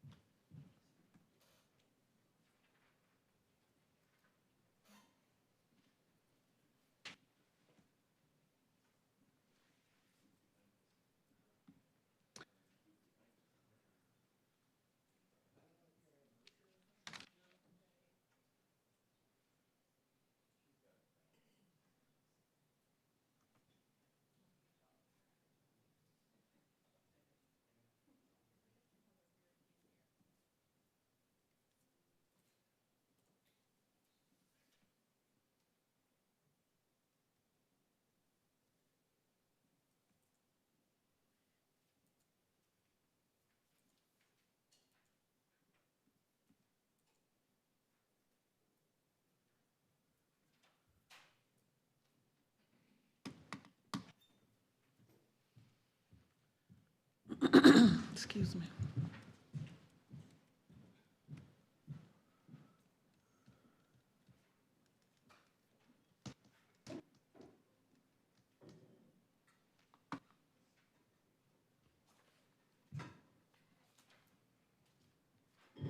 The board has selected Brian Crone, Stephen James II, Craig Boyle, John Saucy, James Milliken, and Michael Williams. All right. All right, thank you, Dairy Lynn. All right, now we'll move on to Commissioner New Business. Well, since he left the room, we'll start with Commissioner this Newlicki. Thank you, Chair. Yeah, I'll be, relatively brief as always. Last week, I attended a licensing board meeting, and so where we had our first round of public hearings for increasing fees for child and daycare centers that have been historically low, and some of them not even raised for 10 years. And when we talk about raising fees, I know we all take that, seriously and don't want to unjustly, raise fees and the burdens to residents and business owners, but they're, from $25 to $50. So if you guys get any emails, you know what's going on. And within those public hearings, we also were able to include a 3% indexed every year, so we wouldn't have to have continual public hearings on increasing fees. So that's exciting. We have the Continuum of Care meeting tomorrow. Last week, I toured Independence Hall, which was pretty nice over the weekend, and it was a good reminder that our founding fathers pledged their lives, their fortune, and sacred honor to make America happen. And obviously, just been locked in on the budget. And I know, I don't know how I feel about it, and just, kind of wish there, was more that could be done, but we'll be talking about that later this evening. And, looking forward to, budget session being over and, looking at a couple new ordinances such as revisiting our billboard ordinance and our lobbying ordinance. And with that, I yield back, Chair. Thank you. All right. Thank you, sir. Commissioner Flowers? I'm going to be short and brief as well. I know we got other things to do. So I had a chance to attend the ribbon cutting for Founders Point, which is a 20-unit affordable housing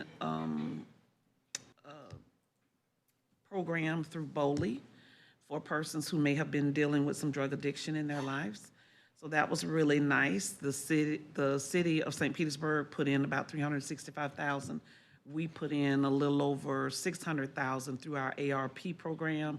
And again, that was one of those other projects that are also funded by the Florida Housing Finance Corps and others, and that's made possible by the ability to bond those smaller projects. I attended my area agency on aging, Pinellas, and Pasco board meeting. Thank you so much for those who have responded to say you will be attending the fundraising event. So I thank you very much for that.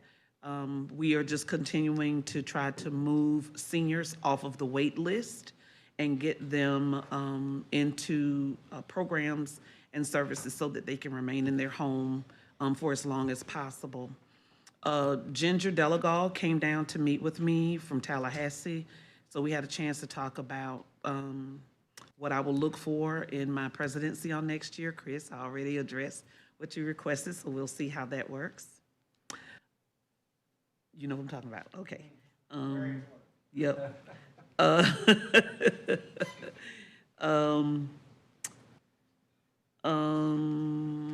I attended the Big C meeting. As always, our staff did a wonderful job doing a presentation, updating individuals about where we are for recovery, and then talking about the beach renourishment that I think started that day, if I'm not mistaken, or maybe the next day. I believe it was that day. But anyway, we had a really good conversation and dialogue, and I just had a chance to talk about some of the other legislative things that are that will potentially be on the table for the next legislative session, and sharing with them when the next community legislative event will be, which is this month for the Pinellas County Legislative delegation. I also attended, the National Association of County Subcommittees are starting back up, so I had a chance to attend my first committee for the housing component portion. Some really good things that hopefully will be coming down the pike from the federal government to help provide some funding there. So I am hopeful that that continues and we stay on track with that. That's it. That's all I'm going to say for today. Thank you, sir. All right. Commissioner Eggers. So just a few things come up that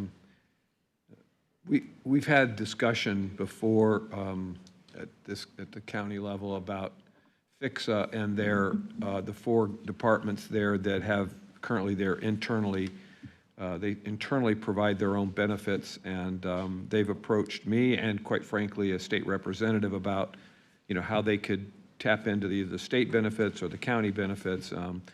And so just giving everybody a heads up, I've had a little conversation with our legal, I've had a little conversation with HR, just kind of working my way through it, going to look at some cost differentials and what that would mean. And certainly it's not for this coming year's budget discussion. It's for, if anything, it would be for next year. But I just wanted everybody to just get a heads up that looking into it, don't know where it's going to go. I know that we've had conversations before. I haven't been as privy to those, and I'd like to just make sure I understand all those pitfalls and pathways to either failure or success. So anyway, I also I've met with a couple people on Estancia Boulevard. It's a private road that was made, I guess, private when the development occurred some 40 years ago. I say that 40 years ago, 30 to 50 years ago.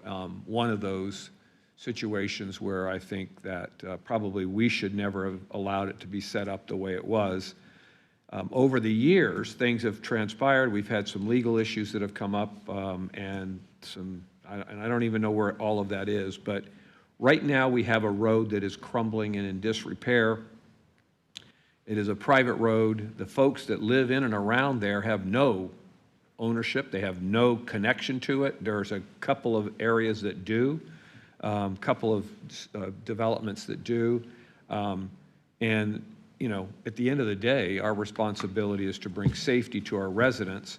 And I don't know what the answer is there, but I can tell you I need creative juices flowing in our legal team. I need creative juices flowing in our public works team, administration. We have to come up with an answer there. Again, it's not a simple one. We did something else up on County Road 95 in Palm Harbor where we put this was 40 years ago. We put the responsibility of making sure that any flooding that occurred, that they, a private entity, would be responsible for,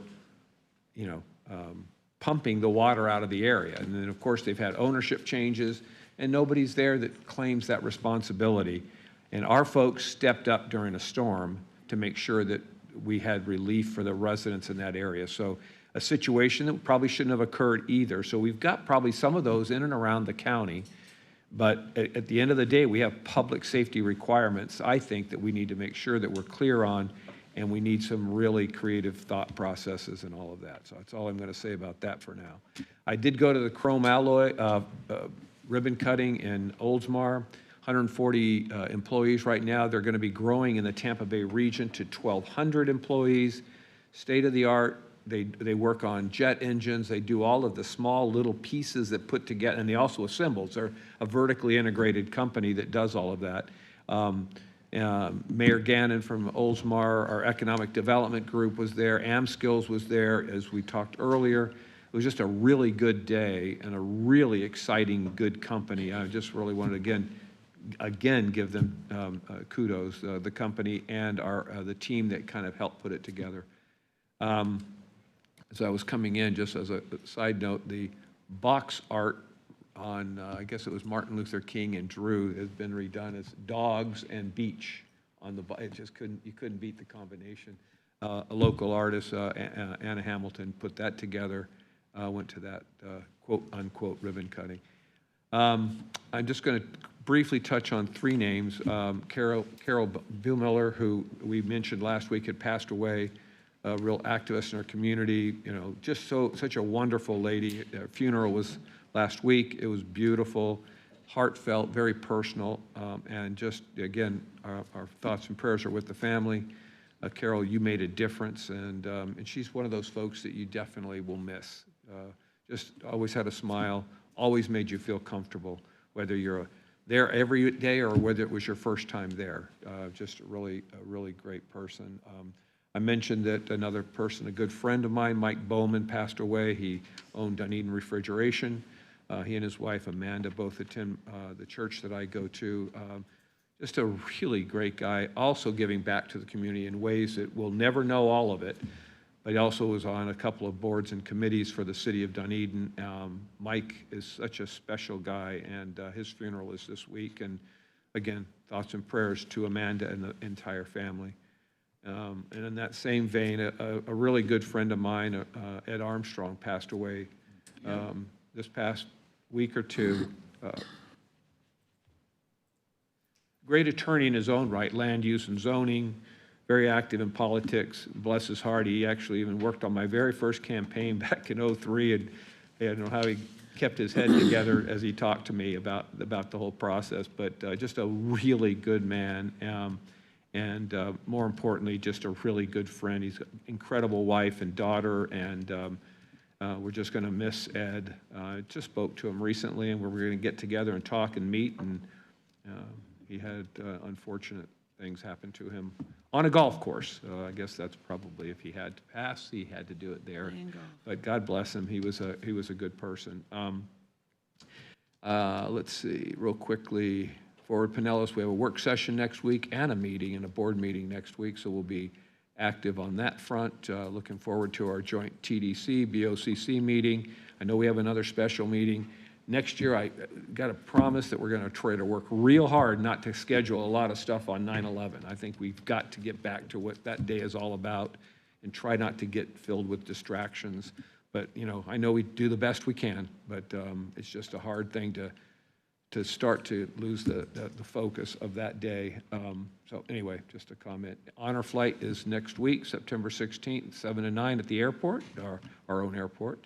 And I was at a ball game. I don't go to too many of the games anymore, but I was at one last night in Tampa just for a short period because of today, of course. But Keep Pinellas Beautiful got some dollars from the Rays, and they had 3 incredibly nice representatives that were there receiving the check from the raise to continue doing the work that Keep Pinellas Beautiful does for us. And I guess the last thing I would say is, Barry, do we have on the schedule anywhere where we're going to talk about our preferences for the discussions with our legislative delegation? We're trying, and that's part of it. You shooting for November? Is that coming up, Matt?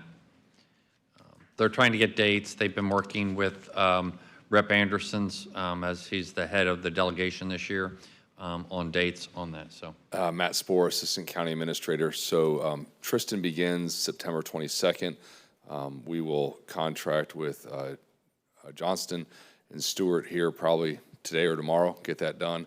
And we will be back in front of you in October to have the initial discussion. And then it's November 14th will be the BCC joint meeting. So we'll have a chance to discuss the kind of topics. yeah, we'll be bringing to you, you know, and we just be, as you're thinking about this year's, you know, going to be a tough year, you know, for financing. They're always tough, you know, for funding. But so we need to think about that. And that's part of what we want to do with our new lobbyist, and then have that discussion with you.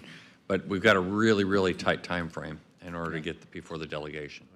I know we always have a limited amount of time, and if we're going to do any dive into any topic, it'd be nice not to have 20 topics, right? So We'll give you a list of recommendations. These are not topics that are going to be new. These are ones you've seen before that haven't went anywhere, but you may have other ideas, and that's fine.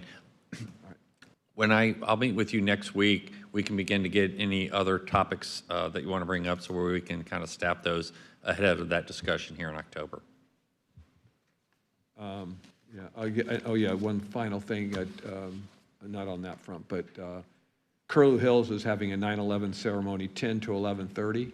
It's really, really well done. I don't know if you've ever been up there to see the facility in the back where they've actually replicated the towers, and it's just a really special event that they have there. And I understand there's a parade out on the island, the Treasure Island, early in the morning. I think they tried to.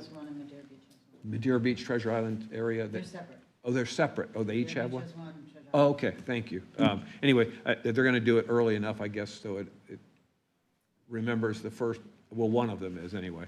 So I don't know much about that one, except that they're having it, and maybe we need to find out what that is. But I know the one at Curlew Hills, special occasion. Try to get out there if you can. Thank you. Okay. Commissioner Sherry. Good. Commissioner Lavalla. Thank you, Mr. Chair. I attended the Amplify Clearwater post-session wrap-up, the PSTA Clearwater bus station groundbreaking, which you did a great job at. The weather was a little dicey, but y'all handled it well. We were going to get struck by lightning. Yeah. We almost did. I thought the Lord was about to come back. And I also attended the Home 2 Suites by Hilton ribbon cutting, which is on Ulmerton near Pye. And also, which was really cool, the Rose Awards, which is the recognition of service excellence put on by the Florida Restaurant Lodging Association, Pinellas chapter. That was at Sand Pearl last week. And there were 32 nominees. I wanted to congratulate the winners, Ruth Barbary, Alicia Lapardo, Andy Siraj, LaJarvis Smiley, and then there are two people that I wanted to highlight who are winners, whose stories were really touching. And all the winners had great stories, but these two were pretty incredible. Robert Halliday from the Tradewinds. Robert was the first hourly employee who returned to the Tradewinds after the hurricanes. And he stayed there for 2 weeks and did all kinds of cleanup, whatever was needed. And I believe he even stayed there some nights.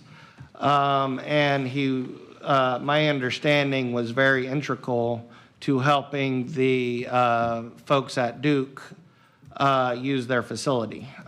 Because if y'all remember, the Tradewinds was one of the places that Duke was stationed at to help get the power back on along the beach. And so Robert did all kinds of stuff at Trade Winds after the hurricanes last year. So Robert Holliday at the Trade Winds won one of the Rose Awards. And then another story, which was pretty neat, Tyler Camp from Clear Sky Cafe at Clearwater Beach was also a pretty incredible story. I believe he is a server, either a server or wait staff, kitchen staff at Clear Sky. Right after the hurricane, he showed up and said, "Do y'all need a tractor?" Because there's sand all over the place. And they kind of looked at him, and he said, "My grandfather has a tractor if you want me to go get it." So he went, and I didn't know that there are such places in Pinellas County that still exist, but went and got his grandfather's tractor and cleared the sand out of Clear Sky's parking lot and other places. And then went next door and helped clear out the sand at the Trade Winds, and which was important because they're trying to get the Trade Winds back open so rescue people and other folks could stay there. So he basically single-handedly helped clear off part of Mandalay and that whole section of Clearwater Beach by himself using his grandfather's tractor. And he's a waiter at Clear Sky Cafe. So Robert Halliday at Trade Winds, Tyler Camp at Clear Sky, special kudos to them for what they did after the hurricanes. And also with what Commissioner Egger said about it at Armstrong. He was a titan in Clearwater and really in all of Pinellas County. And I don't want to age you, of course, Commissioner, but in 2003, I was a junior in college. And so... you don't feel older, do you? Yeah, I don't want to make you feel old or anything.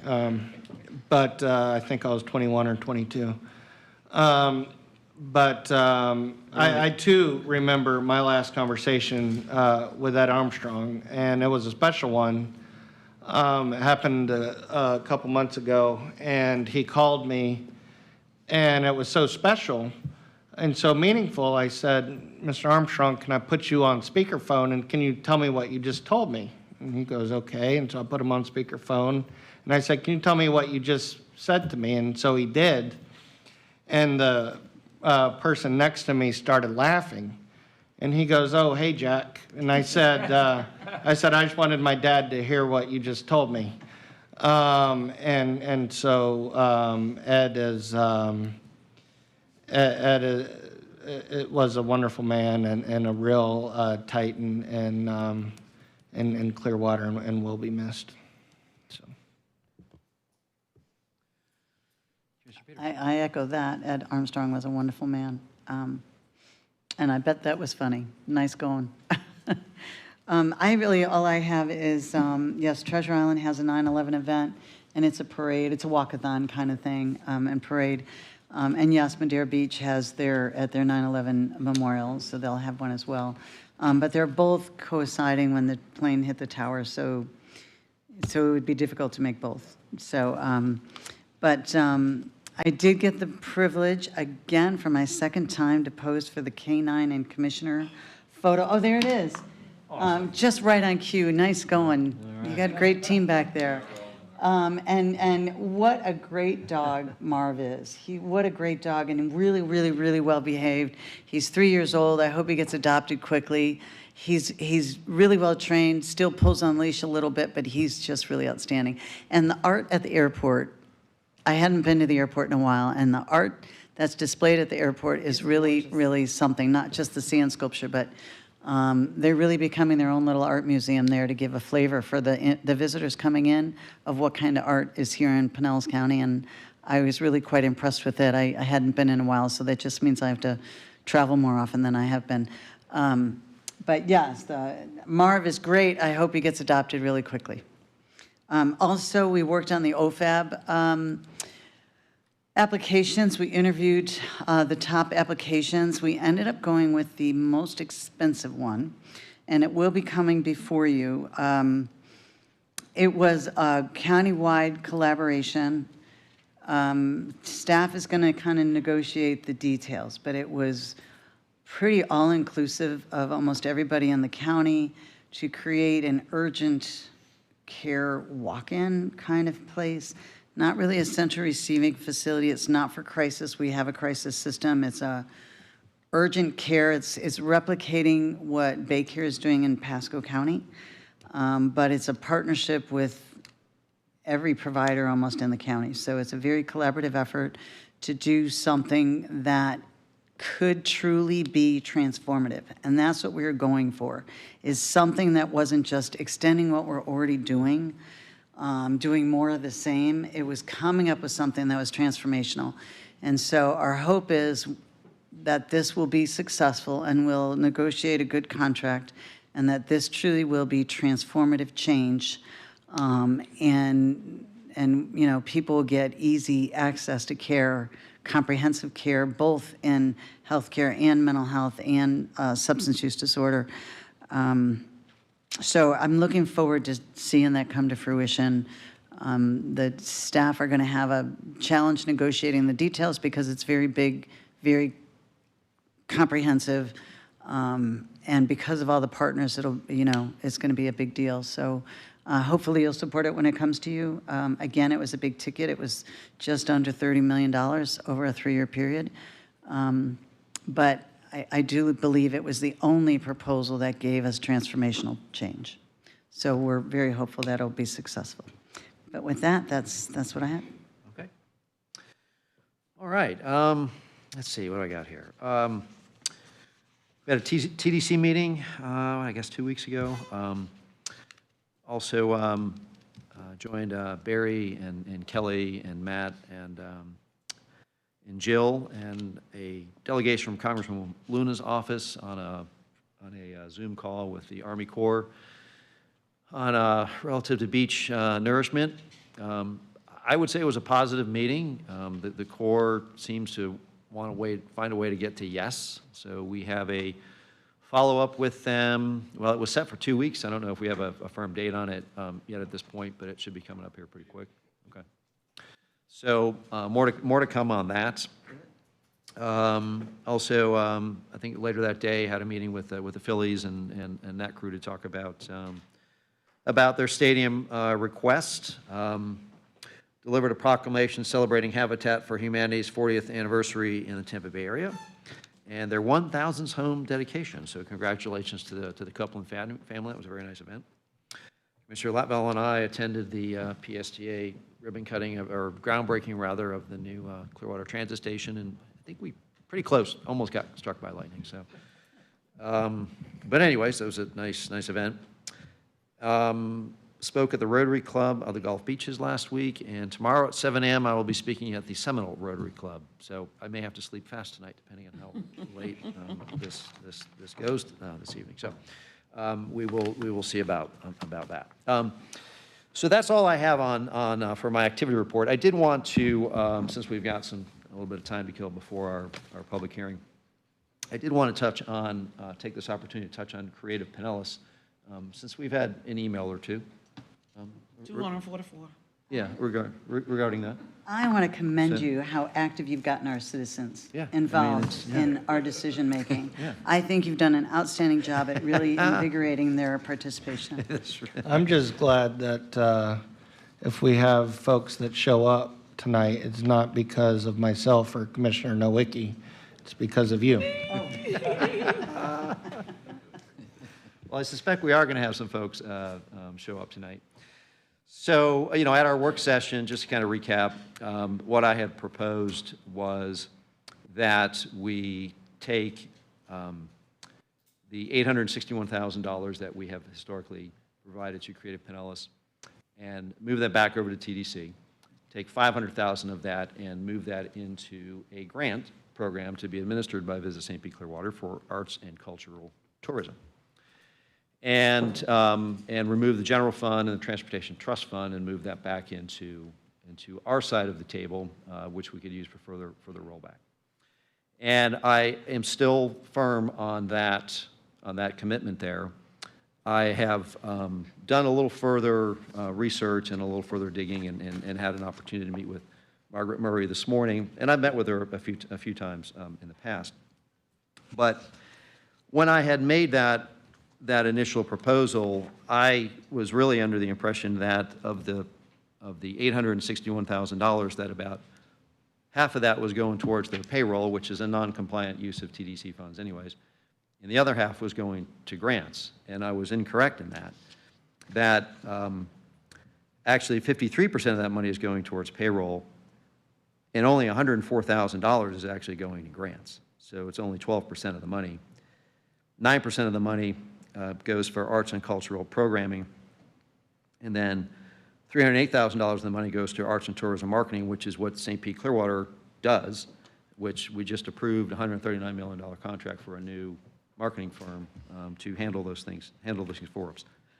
So I just see a lot of duplication here, and I see non-compliant use of TDC funds, and I just feel that they've really missed their mission, and they haven't really delivered on that. And reading through the emails, there's a pretty common theme through it. I mean, people we need to make sure that we fund impact and results and not feelings. And what we're getting through is feelings.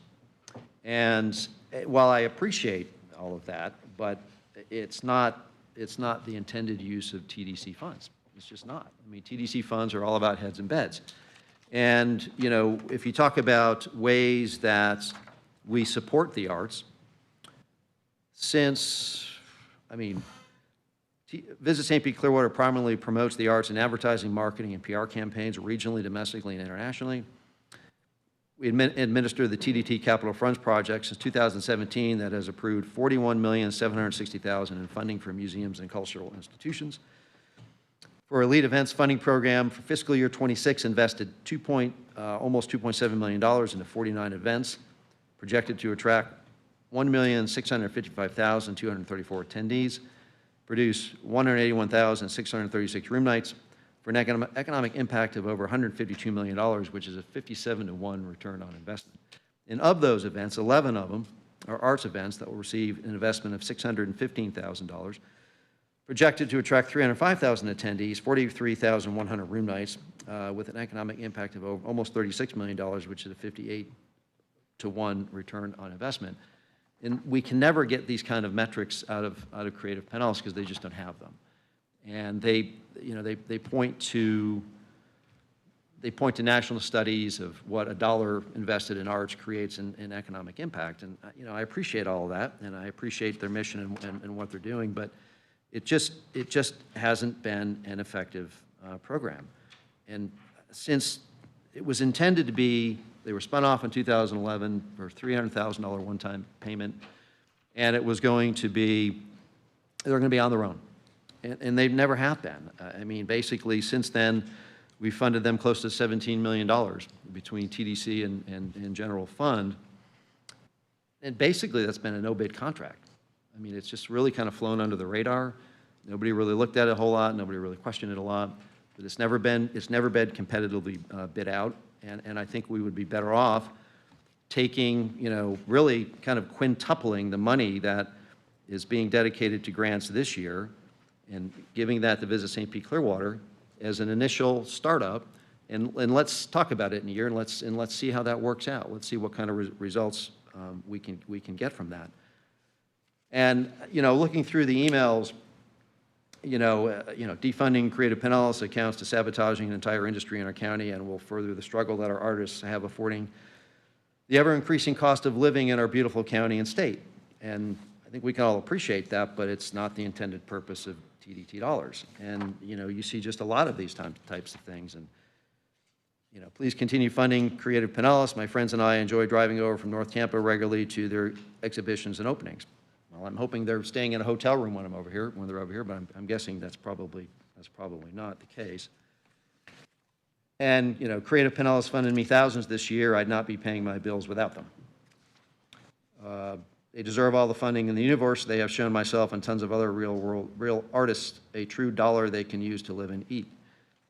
I appreciate that plight, but again, it's just not the intended purpose of TDC funds. So I think it's just time to shake this up. I really do. And You know, like I said, I think this has really flown under the radar for a long time.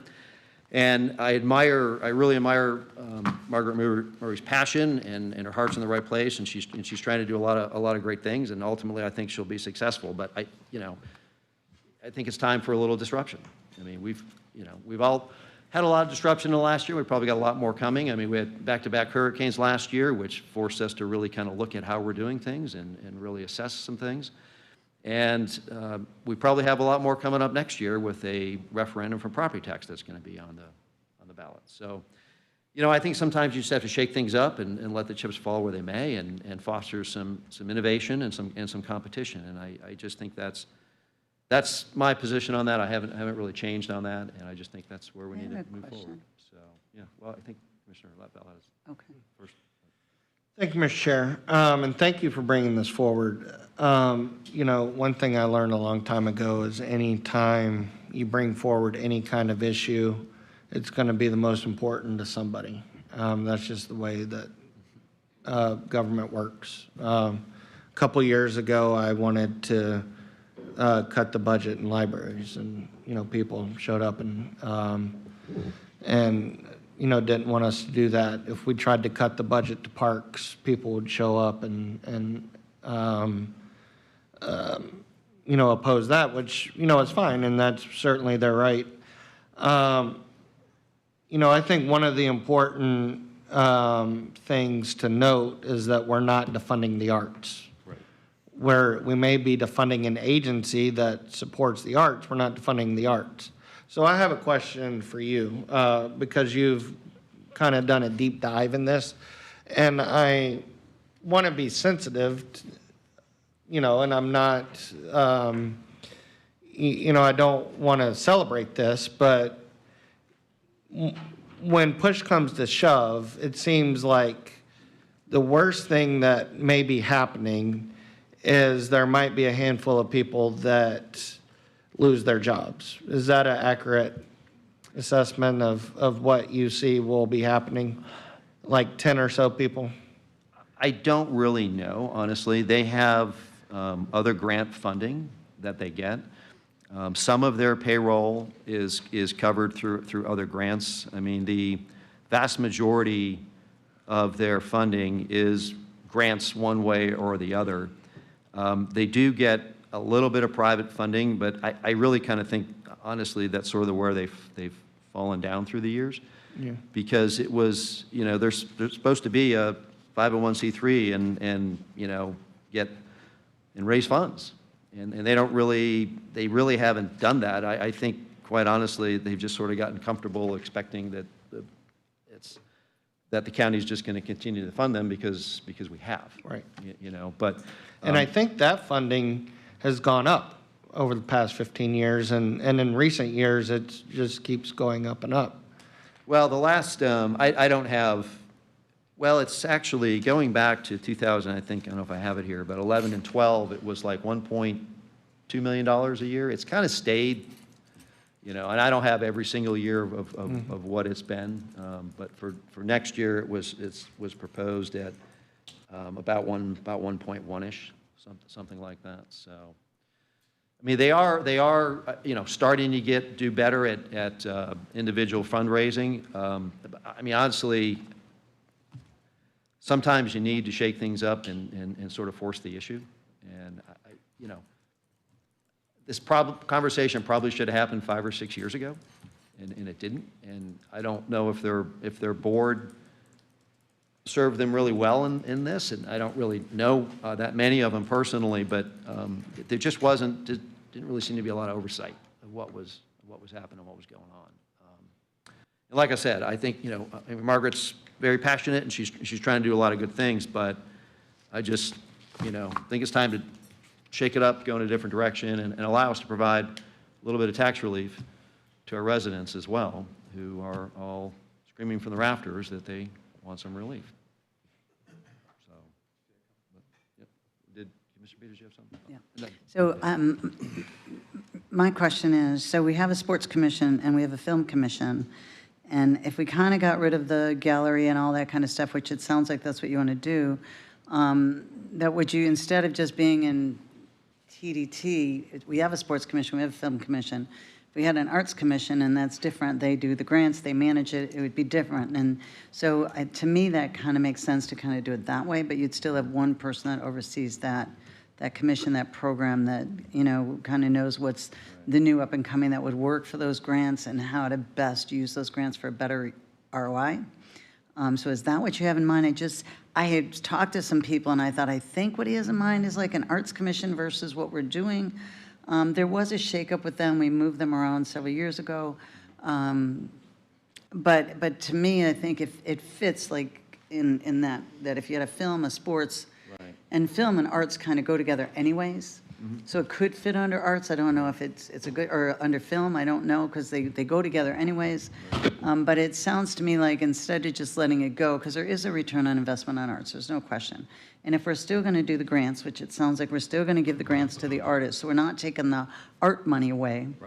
That if we rolled it into an arts commission, or we rolled the arts commission into the film commission, and it's an arts commission, not just a films commission, it's arts and films commission, to me that kind of makes sense. And I didn't know if that's what you had in mind, or am I thinking something completely different?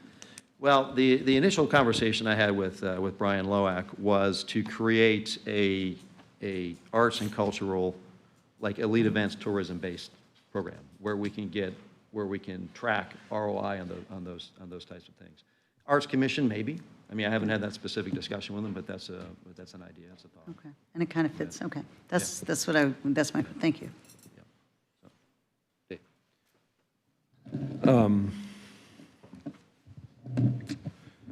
I started my comments the last time. First of all, we have a public hearing tonight. So, and some of the changes to the budget are being presented at the public hearing that we gave direction on last week.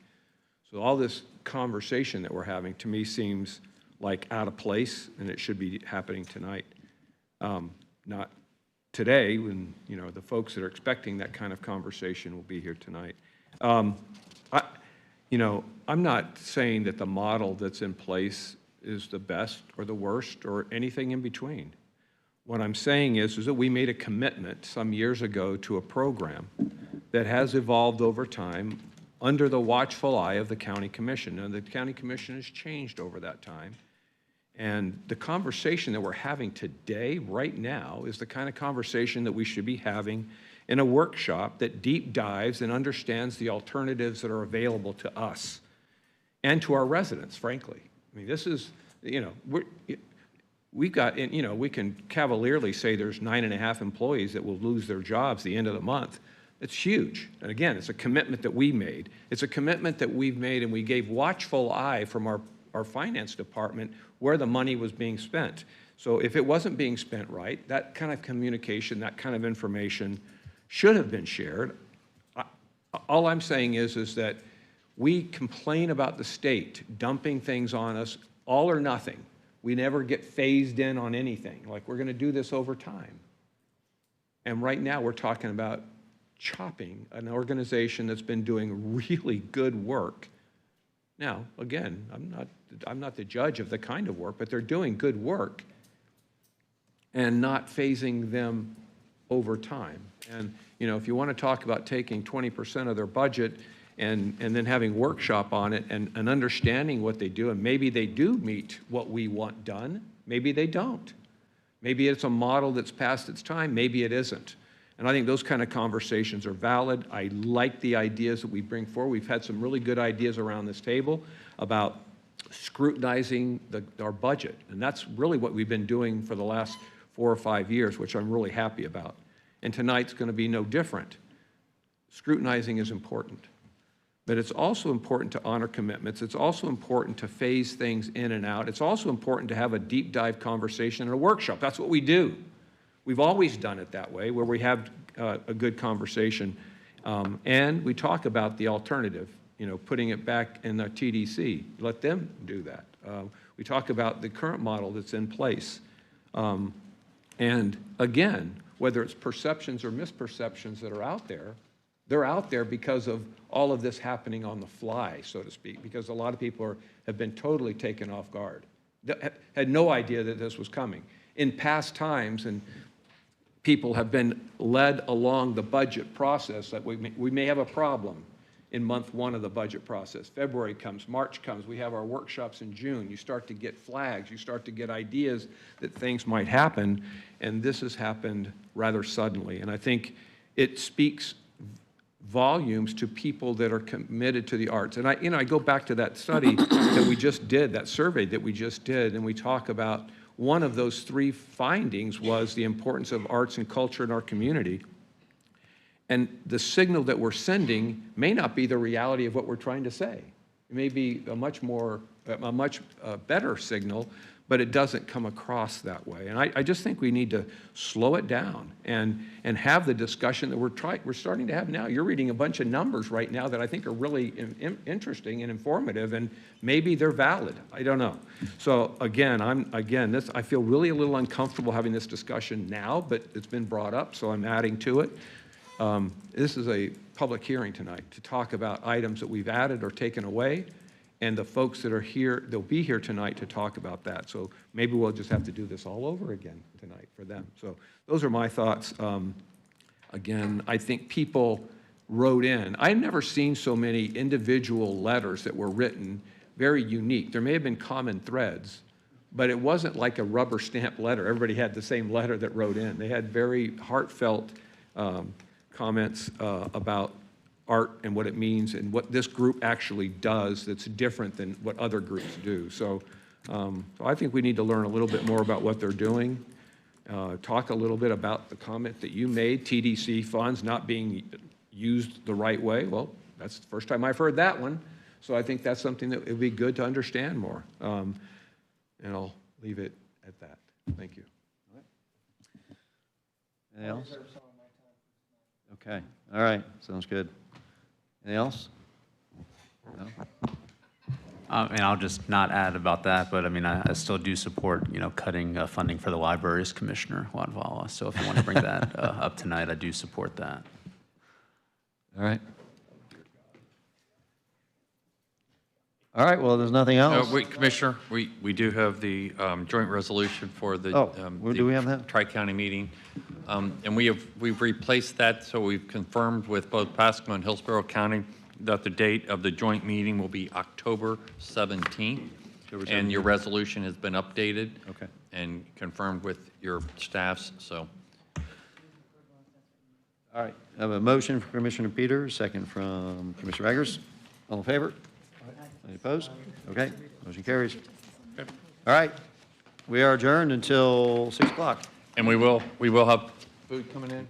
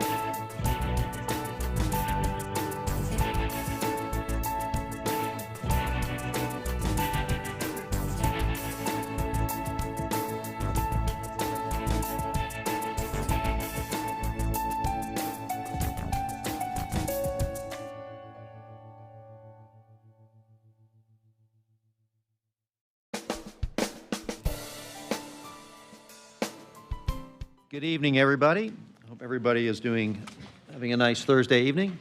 It's great to see so many members of the public out tonight. So I'd like to call to order our public hearing for September 4th, 2025. And the first item we have on the agenda is number 22. Thank you, Mr. Chair. Agenda item number 22 is a proposed resolution for the surface water assessment within the unincorporated areas of Pinellas County. The resolution overrides previous rate resolution number 17-63, which set a maximum annual increase of 3% for surface water assessment not to exceed $128.66 per equivalent residential unit, and proposes a 7% rate increase in fiscal year 2026 and up to 5% annual thereafter, not to exceed $179.11 per equivalent residential unit. The public hearing was properly advertised and an affidavit of publication has been received for filing. 8 emails in opposition have been received by the clerk, and the matter is properly before the board to be heard. Okay. Thank you, Dairy Lynn.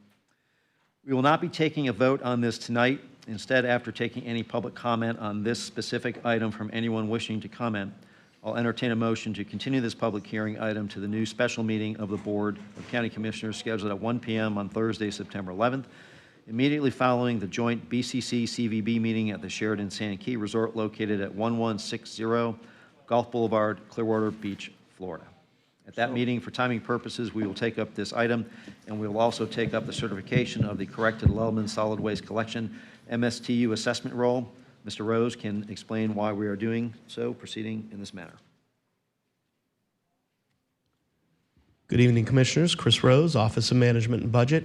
So there's a timing issue with the state. We needed a few more days after we sent out the trim notices to pick this up. So that's why we're continuing it to another meeting just to get those days in.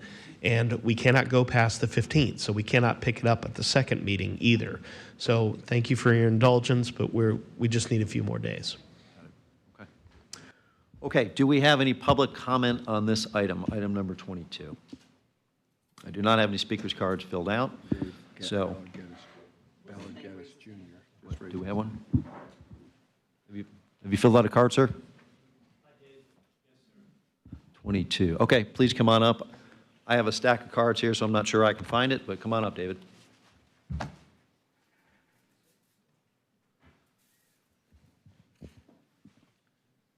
Hi, good evening. I'm not going to repeat the same speech I gave at 2 o'clock earlier today, but I will refer to some issues of concern on the ad valorem here in regards to the proposed non-ad valorem assessment, which supports this surface water charge.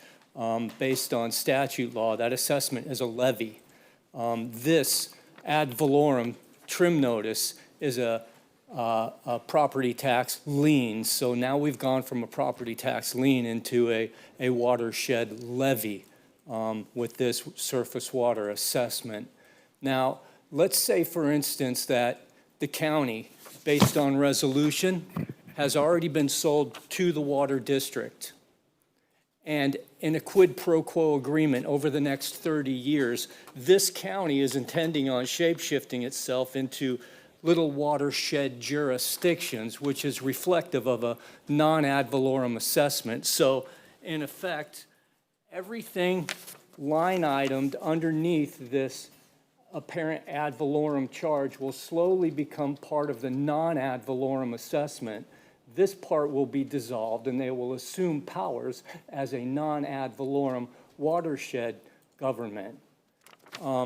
That's a concern to me when this charge here is not based on the millage rate, based on statute 1973632. We have a total shape-shifting of an ad valorem lien into a non-ad valorem levy that's not based on a millage rate, and our existing ad valorem, which is not even listed as an ad valorem anymore. It's just listed as a taxing authority. So the ad valorem part's already gone. It recognizes a non-ad valorem charge as a surface water assessment, but the ad valorem portion has already changed labeling here. Back in 2022, it says ad valorem, and it says non-ad valorem. And here, on my trim notice, it says, oh, taxing authority, and then it goes to non-ad valorem. So what happened to the ad valorem? We've got some penmanship here that needs to be called into question, and I think we're trying to birth watersheds through nefarious means on the millage rate here in this water surface assessment. So thank you for listening to me again. Thank you, David. Okay, do I have a motion? No, motion is to continue. Motion continue, okay. All right, motion from Commissioner Flowers, second by Commissioner Eggert. All in favor? Any opposed? Okay, motion carries. And Mr. Chair, if I could add just one thing, just for the benefit of the public that may be watching. The meeting on the 11th will not be supported for virtual technology, so there will be no ability to comment virtually. Any commentary will have to be made in person at the meeting at the Sheraton Sandkey on September 11th. I have a question.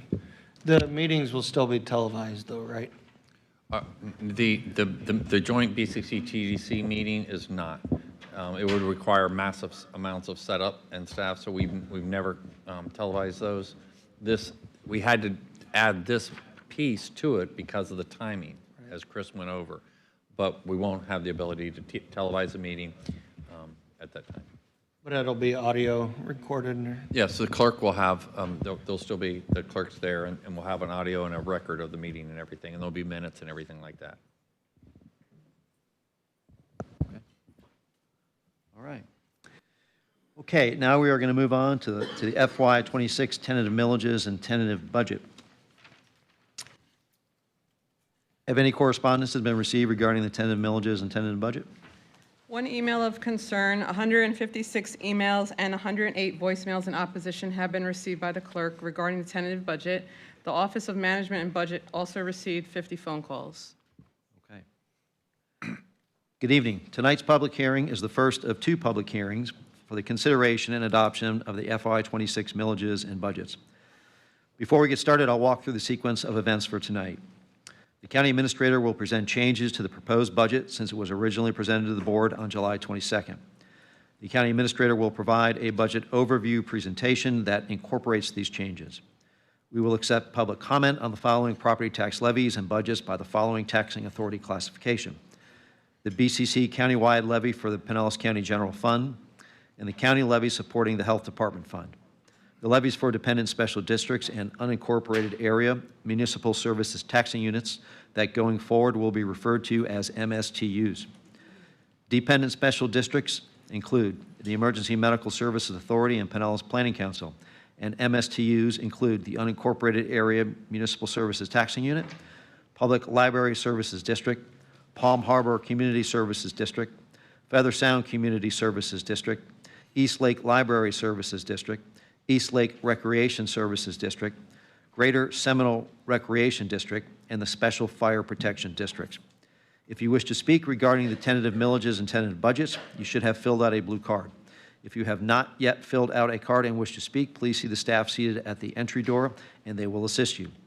For all the pre-registered online participants, you will be instructed at the proper time to raise your hand in the virtual meeting.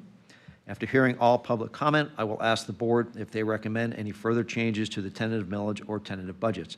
If so, I will ask the board for a motion and a vote to adopt any changes. Finally, we will adopt the resolutions for the FY26 tentative millage rates and tentative budgets, which will be the basis for the final budget public hearing that will be held on Thursday, September 18th at 6 p.m.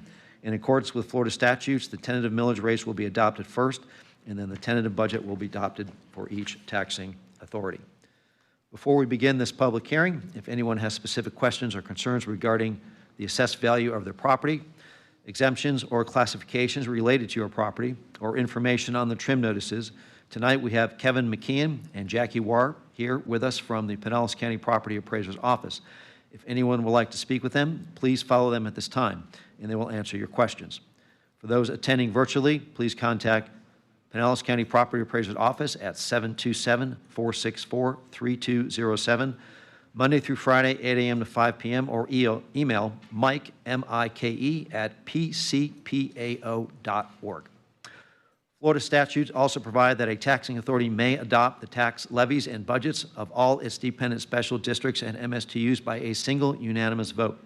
However, if a member of the general public requests that the tax levy or budget of a dependent special tax district or MSTU be separately discussed and separately adopted, we will then discuss and adopt that district's tax levy and budget separately. At this time, does any member of the general public attending the meeting in person request separate discussion or separate adoption of a tax levy or budget of any dependent special district or MSTU?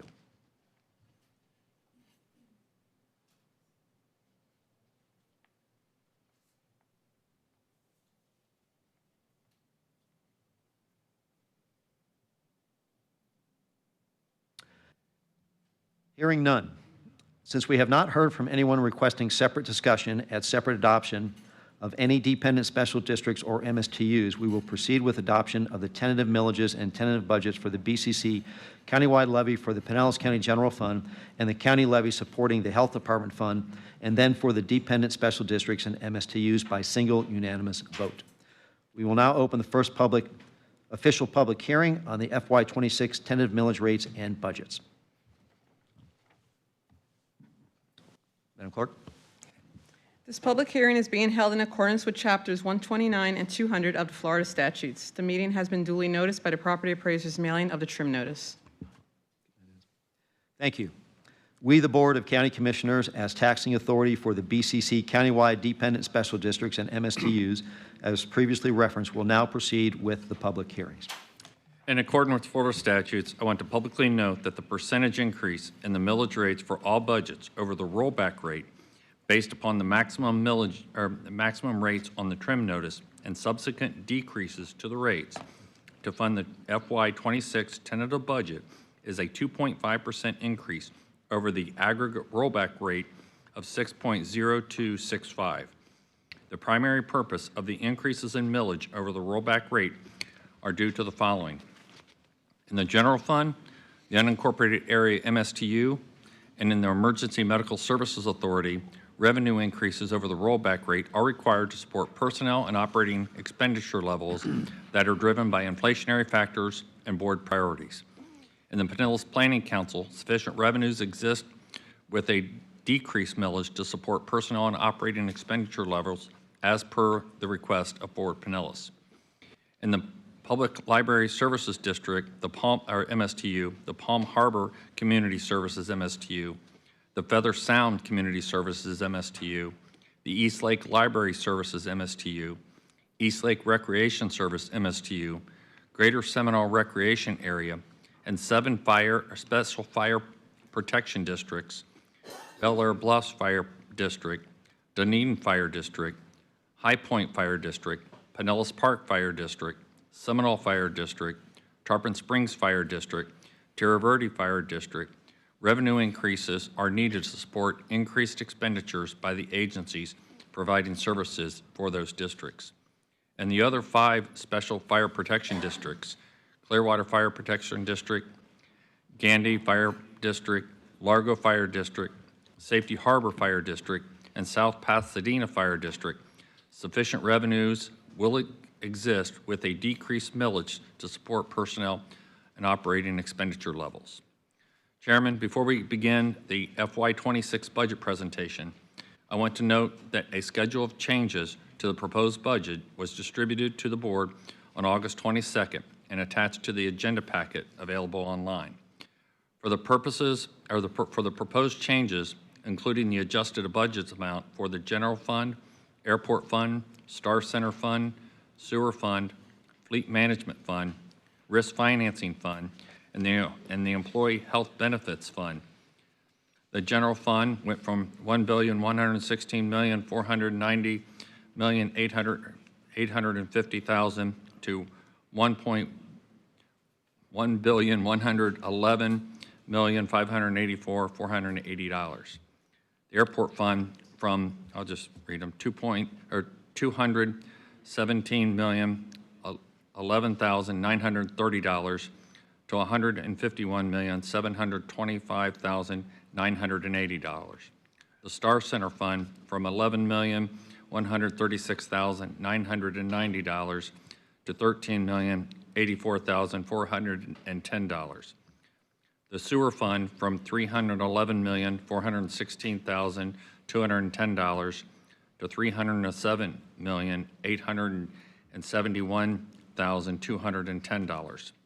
The fleet management fund from $41,066,160 to $40,066,160. The risk financing fund from $55,037,390 to $52,867,670. The employee health benefit fund from $204,150,540 to $201,150,540. The transportation trust fund from $111,315,130 to $111,315,140. Modifications to both changes and discussed at the BCC meetings or work sessions, and technical adjustments related to the accounting presentation, updated information, corrections, and other minor changes. We will now continue with the FY26 tentative budget overview presentation. Thank you. Are there any questions from the board on the presentation? Oh, I'm sorry, we're doing the presentation now. All right. Hold on one second, Chris. Okay. Let's do the presentation first. Okay. Good evening again, Commissioners. Chris Rose, Office of Management and Budget. So we have the presentation up in front of you. It is not very long. So just a little overview of the millage rates that we've talked about. This is the county-wide millage rate that we're looking at. At the time of the proposed budget, it was the same millage rate as last year's millage rate. Going into the first public budget hearing tonight, we have the changes that we had discussed at the August 14th work session, and that would bring us to a 4.5580 mills. We also have the things that we discussed at the second public, the work session amongst ourselves on August 28th. Those are going to be recommended for amendment into the budget tonight, and those would bring us down to a 4.5423 mills if the board so chooses to make that amendment. So that's the millage progression that we've gotten to tonight. We're in the middle one at the moment until the amendment comes along. So that will be coming momentarily if it is the will of the board. Chair, question. Back on that slide, please. On Yes, the 4.5423 includes the health plan drawdown and the benefits and the Creative Pinellas discussion that we've had. Yes, it does. So you have the ability to separate those two out in terms of what that millage would look like? We do. Okay, thank you, because I'll ask for that later. Thanks. Commissioner Sherry, you have a question? Yes, Chair. During that quiet pause, did I miss my opportunity to pull one? Okay. That was for the public. Okay. Not yet. Commissioner Flores. Thank you, Mr. Chair. So Chris, maybe you have it on slides that are coming, but are you able to tell us what the specific millage amounts would be? So if it was 4.5580, that is X number of dollars, just for the benefit of the public. And if it was 4.5423, where we may amend it, this is how much it would be. I have those. I don't have them in front of me, and I may need to look to my staff for those numbers. But yes, ma'am. At some point, can we get that just for the public to see the variation so that they could see the proposed cost savings? Yes, ma'am. Okay. Thank you. In fact, I have a breakdown of each of those two, the second and the third millages, about 2 slides from now. So that may answer the question. Okay. Great. Thank you. And so a quick overview of what is in the proposed budget. It does include the $261 million of new CDBG-DR program, the People First Pinellas program. That is not in the general fund, but it is in the total proposed budget, a 3% salary increase. It absorbs the fixed costs of the sheriff's office. It supports changes in BTS and the public defender to support the public defender and state attorney, totaling $1.1 million. That's an addition from last year. Roadway improvements in the dedicated millages total $43.0 million, and we have increased our facilities budget by $2 million. In the capital budget, we have, of course, the large beach renourishment program that we've already agreed upon and is out there, but it continues into the next year. Large years of the penny, we're in the middle of the decade right now, so we really are ramping up. More is being done right now in the penny, and that's natural. That's what happens in the 10-year decade. The utilities, we have enhanced repairs and maintenance, and of course the ARPA projects that we've all been watching are all on track to meet the December 2026 deadline that we're looking at. Finally, some of the things that went into this budget, of course, the hurricanes that we all experienced in this past year have had some impacts on the revenues in particular, but even some of the expenses in the budget. So $1.5 billion of demolition off the tax roll has occurred, which just has contributed to the lower growth rate that we're experiencing in the property tax roll countywide. New construction growth is a net negative, a function of that same information. And then if that 1.5 were back on the roll, it would be about $6.7 million of property tax revenues. We, of course, have the unfunded mandates that we've talked about several times here, most of them coming from the state. And then we have some contracts that have been due in this new year that we had planned for. We knew they were coming, but they're now due, and the sheriff's hangar is the best example of that we've got. So from there, this is kind of what Commissioner Flowers was asking about. So this is the first round of changes that we talked about at the first workshop on August 14th. We reduced risk revenue reserves by 2.170. We reduced fleet reserves by $1 million. We reduced the number that we pay to the state for juvenile detention because the state gave us a new number. That's another $714 and some change. We eliminated the reserve for personnel lapse savings that we had built in, and we reduced one position in the BCC's budget, in this department's budget. Question.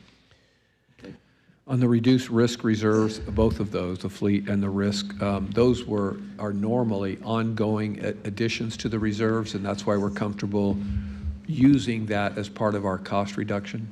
Yes, sir. We believe that we can continue this going forward into the future. We're not burning down prior year money. It's current money that we are bringing down. Yes, sir. Okay. All right. If it was just a one-time thing, that would be a different story. Yes, it would. If you were going below what our expenditure levels are, we've seen the risk fund grow, and so this will right-size that, and so that will be sustainable into the future. So it doesn't create a deficit for future years. Correct. The third bullet point is different. That probably is not going to be an ongoing savings. That's just a one-time. It very likely will be. The state plays off of the prior year each time, but a lot of times the state doesn't give us the number in time before we propose it, so we kind of have to wait on them. Fair enough. Thank you. You're welcome. All right, and then the second round of changes that we are proposing that we talked about on August 28th, they are not in the numbers that are in front of you, but we are asking that we amend those in, and that is, as we discussed, the planned drawdown of the Health Benefits Fund, a recurring $1.7 million, and the general fund portion of Creative Pinellas, which is $156,000. We also have in those recommendations one-time funding for the ERP system, so that is coming out of reserves, and that is one time in fiscal year 26. There will be 2 more years of those, but we will address those when those years come along. But it is a capital project with a fixed beginning and a fixed end for that ERP system. And then finally, there is a recommendation that we have not talked about, but there's a formulaic change in the tax collector's revenues that is in the tax collector's expenditures that is offset by additional revenues that are coming into the tax collector's office. So by state law, we need to make that change, and that's what's before you now. So those are the amendments tonight. And then finally, we can answer any questions you have. We, of course, have one more public budget hearing, the second public budget hearing on September 18th, another Thursday, and then the fiscal year begins on October 1st. Any other questions? Commissioner Flowers? So for the Department of Juvenile Justice, for the $714,490 from reserves. So that still keeps us in line. We're still in line with what the state required reserve amount is. Yes, Is ma'am. that 714 over and above? So what we had budgeted is what we expected the state to tell us. The state gave us a new number, and to the good this year. Okay. We have had other years. So it's not coming from reserves. It is a different number that the state is charging us. Okay, all right. So do you have that number on the second slide where we talk about if the Creative Pinellas piece was back in the budget, what would that millage rate be? That So- 4.5423 would rise up to another level. Do you know what that is? It is going to be a small number, and they're still calculating it right now. So my apologies, but we will get that for you. It's very close to that number. But 543 was what I have, but I'm gonna. Well, we'll wait, until yeah. I'm pretty good at math, though, but I'll wait till you. So it's an additional 0.0011 mils that we would add back. 0.0011. Yes, sir. Okay. And we'll translate that to a typical dollar amount for a typical. Yes, sir. Well, that's the dollar. That's the dollar amount. That's for the general- total, right. For the general fund Yeah, portion. I understand. So $156,000 is worth 0.0011 mils. Thank you.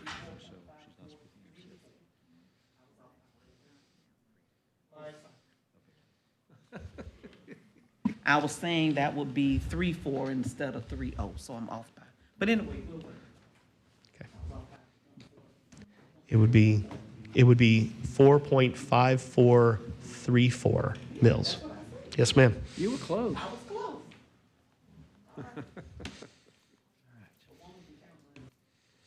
I have no comment. Any other questions? No? Okay. We never argue with. All right, we will now continue this public hearing as taxing authority for the BCC countywide dependent special districts and MSTU levies as previously referenced by taking public comment from citizens who wish to be heard regarding our FY26 budget. I have a lot of blue cards here, so before we start public comment, a couple of items. Number one, if you're here to speak regarding the Office of Human Rights, that is built into the fiscal year 26 budget. So if you want to speak on that, you're welcome to. However, there's no need to tonight.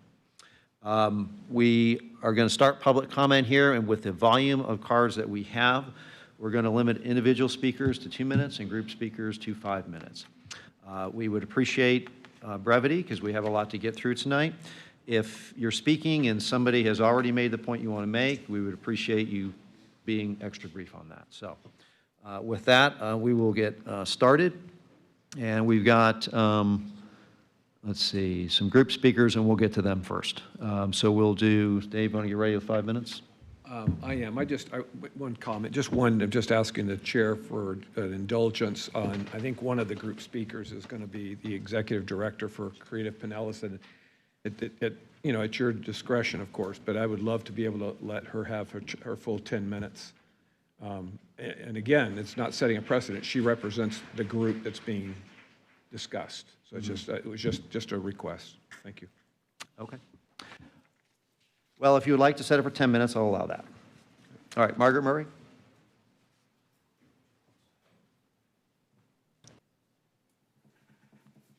Thank you, Mr. Chair. You're welcome.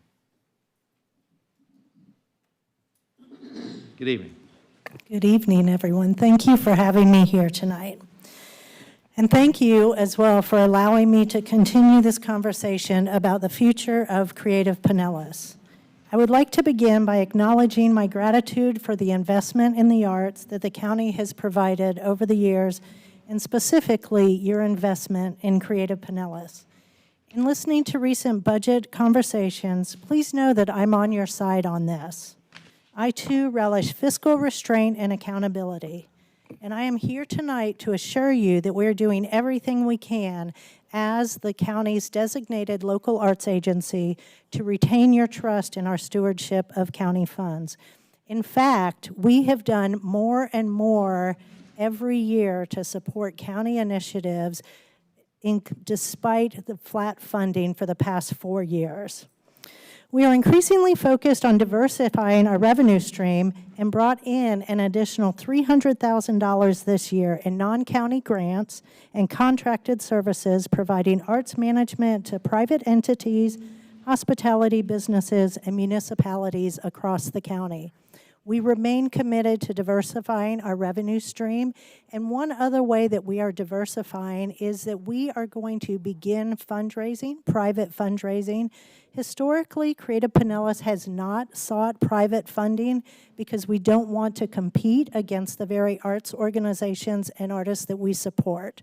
We understand our hierarchy in the Pinellas County arts culture, but we also understand that we need to do what we can to continue supporting our cultural landscape. So this year alone, some of the big initiatives that we have had, we opened with no impact on TDC or general fund dollars, Sightline Gallery at St. Pete Clearwater Airport that showcases Pinellas County artists to more than 2.5 million travelers every year. We are also in the midst of a $200,000 non-county funded upgrade to our facilities, allowing us to create more arts experiences for visitors while also offering us the opportunity to generate additional revenue through event rentals. In a short while, you will hear from our new curatorial director about further efforts we are making to ensure the long-term financial sustainability of Creative Pinellas, lessening our reliance on county funding. Now, I've also heard some comments about our board leadership, and I want to assure you that we have put together a board of tourism officials and fundraising leaders. We have Kevin McGeever, who's the former content director for Visit Florida, on our board. He has been invaluable in helping us shape our cultural tourism programs. We've also brought on Georgianne Bissett and Jessie Turtle. Georgianne Bissett is a fundraising powerhouse from the Dunedin Fine Arts Center, and Jessie Turtle is the VP of the St. Pete College Foundation, also a fundraising powerhouse. When I came on board as CEO just over a year ago, I immediately directed our energies to creating high-impact, low-cost cultural tourism programs. We shifted our competitive arts grant to focus solely on a bold new tourism initiative called Making Waves, which brings arts experiences directly to visitors along the beaches and parks and at high-traffic events such as the Sugar Sands Festival and museums throughout the county. In building this program, we worked extensively with Visit St. Pete Clearwater to shape how this could best serve the county's tourism initiatives. We're also working with beach chambers and hospitality and event partners across the county on this initiative. In my research in putting this together, I've not seen any other county in the United States creating the same thing, a 2-month-long celebration of our unique natural and cultural landscapes all coming together. This is a sort of bold innovation arts organizations are known for and can successfully implement. The other thing that I did when I came on board is I put our online magazine on hiatus and spent months researching what a robust cultural tourism magazine could look like, and found a great team of content creators and tourism marketers to help us implement this. What we did with this magazine does not compete or duplicate Visit St. Pete Clearwater's efforts. It supplements it. It is not duplicative in any way. Our new magazine is a true investment of our resources into reaching visitors during their trip planning window of 59 to 65 days. It is a traveler's guide to local culture, one that will significantly change how visitors worldwide plan their cultural vacations to Pinellas County. While I understand your desire to shift $500,000 in art funding to Visit St. Pete Clearwater, I have to admit that I worry about the decision of dropping $500,000 in the lap of an organization with no arts administration experience, knowledge, or staff.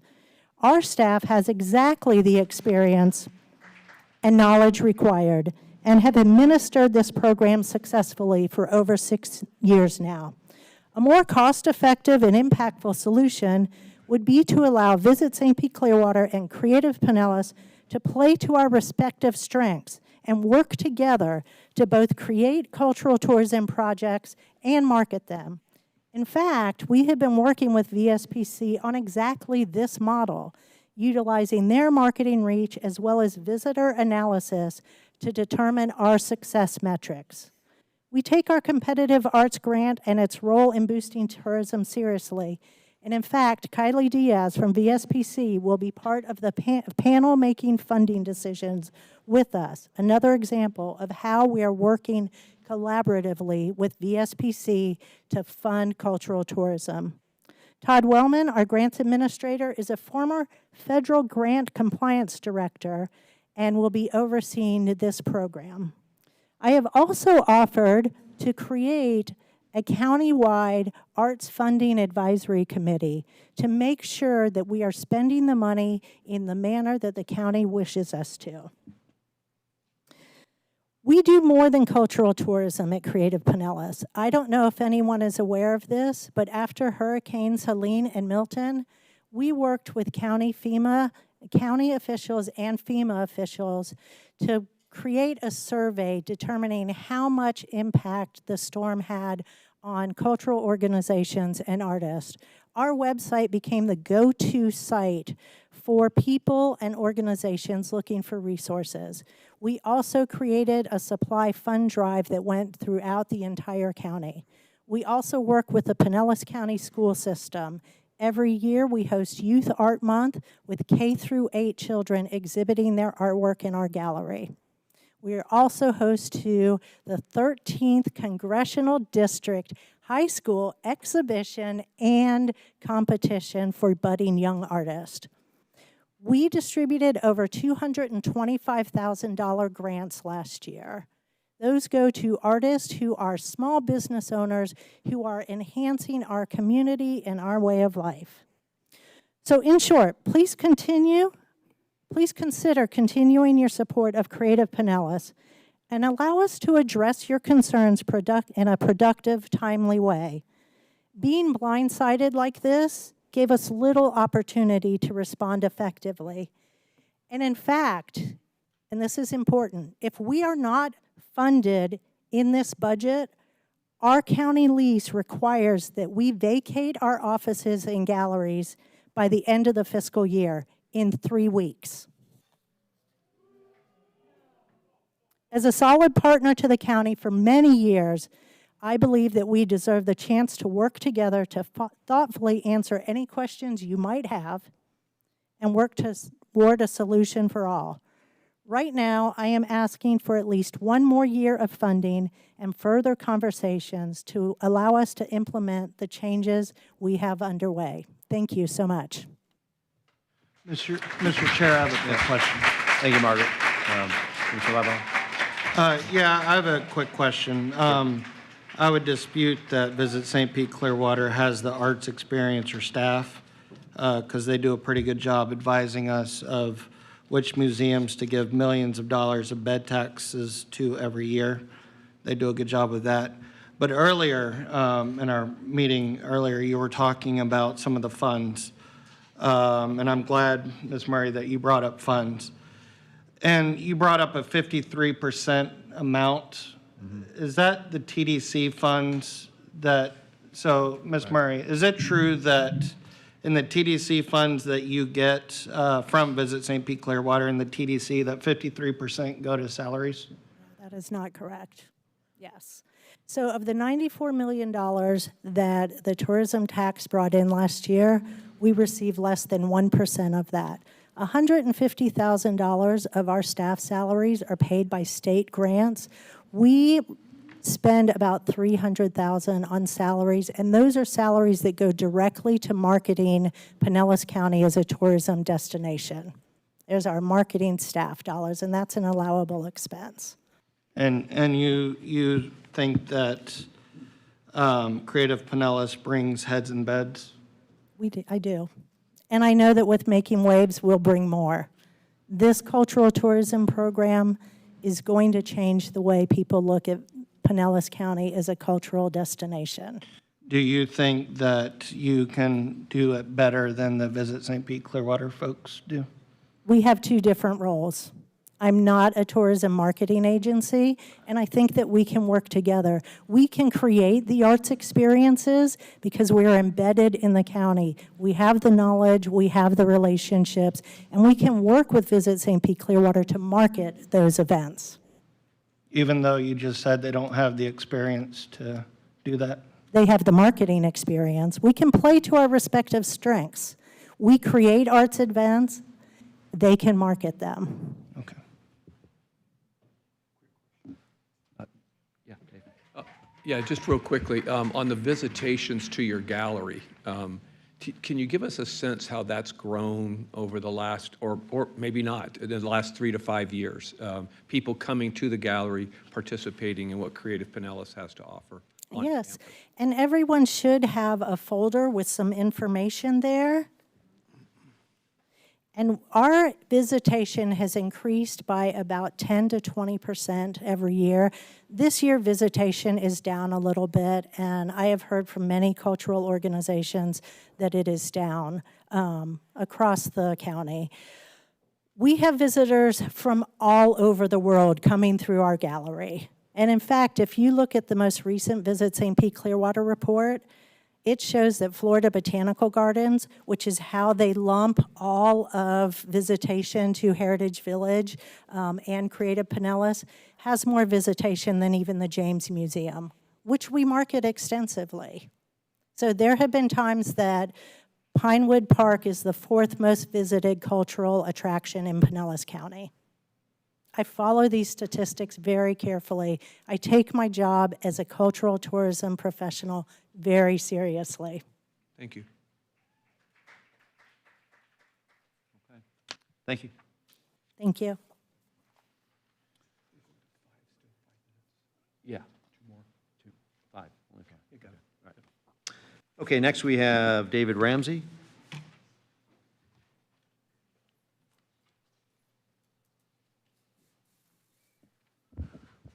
Reminding the speaker, you'll have 5 minutes. Thank you. Good evening, Commission. My name is David Ramsey. I've been a resident in Pinellas County for over 50 years. I'm a retired financial advisor for 40, retiring from Raymond James. And I've been on for the last 40 years, too many to list, but quite a number of arts organizations, city commission boards related to arts. And I'm here to speak in favor of continuing funding of Creative Pinellas. One of the things you might not know about me, I used to be the city manager at Treasure Island. I have a master's of public administration. So before I ended up in finance, I was actually sitting in desks like yours, having public hearings like this, and I'll share one piece of information. My old mayor, Mayor Jay Clymer from Gulfport, anybody in the room even remember that name, shared with me one day when I was in front of a whole group of people. It was a proposition that I had come up with as staff. We were having public hearings, and we didn't expect to see anybody in the room. Just like tonight, all of a sudden, you know, unintended consequences happen, and here you have all these people voicing their opinion. And I was pretty scared, and I was a little upset, because I really didn't want to be looked at as like I was doing something wrong. After the meeting, the mayor came over to me and said, "David, you got to remember one thing." I said, "What's that?" He said, "These are our constituents. These are people who voted for us. These are the people who you work for. Remember that." And I said, and he told me, he said, "I want you to do one thing. Listen. Listen to them, because they will tell you what they need." Really quickly, while I have a few minutes, I want to tell you one other economic impact that I think hasn't been discussed so far, and that is, in talking with Chris Steinacher from St. Pete Chamber, Jason Mattis from St. Pete Partnership, and a few economic development people, One of the curious things that they tell me when they bring in a new business, they tell me, they said, you know, these people, they ask them, was it like an exit interview, what brought you here? What was the final thing? And often as not, it was the cultural vibe that they got from the community. Now, we were talking about large performance venues, and we as a county and St. Pete as a city, we have pretty much comparable to any other metropolitan area, which means that that isn't enough. You have to have something more. And what I know in St. Petersburg, it is the smaller art venues, it's the makers, the performers, it's just all the small groups of people that contribute toward the whole fabric of the art community. And that is what differentiates us from, say, a city like Charlotte. I can promise you, I went to my high school reunion in Charlotte and was going to spend the Saturday afternoon running around looking at all the galleries, and damn if there wasn't much open. And I asked somebody, I said, where are all the people? He said, the city didn't really support us. They all moved to Asheville. So that's a caution that I would like you have consider. We need to continue to support our smaller artists, and which is what Creative Pinellas does so well. So thank you for your time, and just one word, listen. Thank you. Next we have Beth Daniels. And this is 5 minutes, yeah. Last group. Yep, last group. Beth Daniels? No? Right.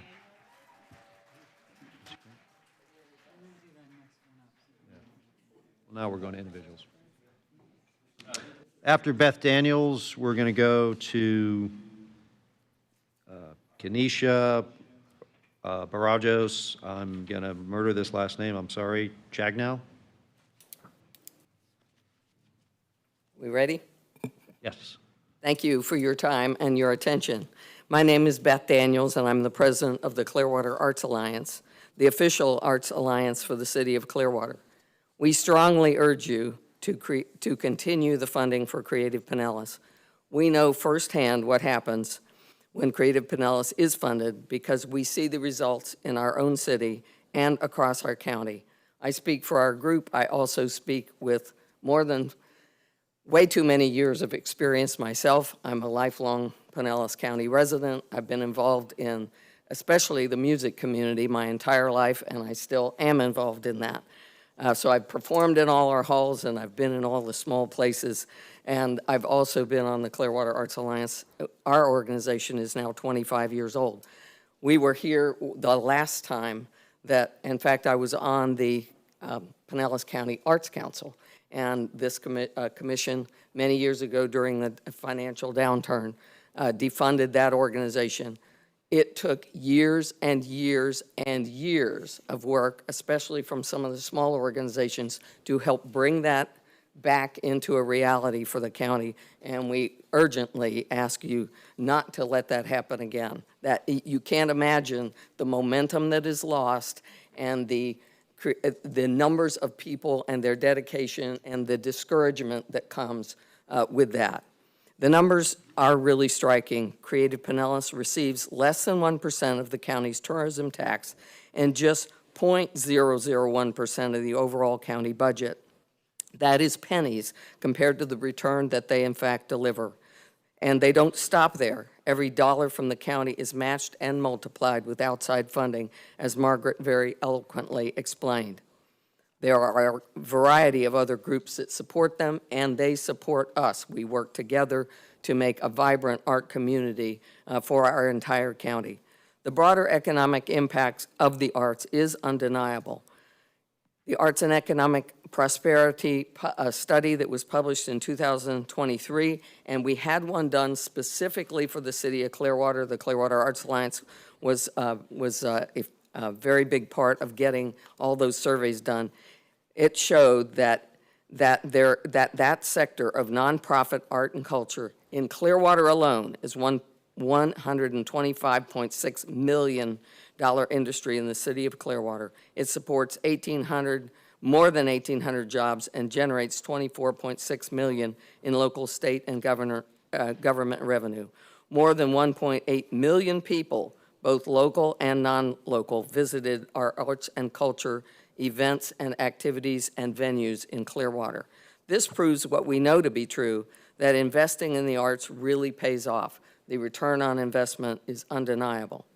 What do we get for that investment on the ground? We get neighborhoods. I'm glad that Mr. Ramsey brought up that point. We get neighborhoods that have a vibrant culture to them. They are not just big institutions. They're all the little things happening all over our county. We have murals. We had art-wrapped signal boxes. The Clearwater Arts Alliance alone has now put in over 50 within the city limits of Clearwater. There are adding to the pride of neighborhoods and creating a special vibe, which you just can't get any other way. Tourists don't just come to see the beach. They come to experience an interesting and a vibrant community. And what the efforts of Creative Pinellas are doing, as well as the Clearwater Arts Alliance and other local groups, is just, it multiplies itself, and it really is doing a great job. Pinellas is known across the nation and the world as an arts designation. That reputation brings visitors, it strengthens our economy, it enhances the daily life of our residents.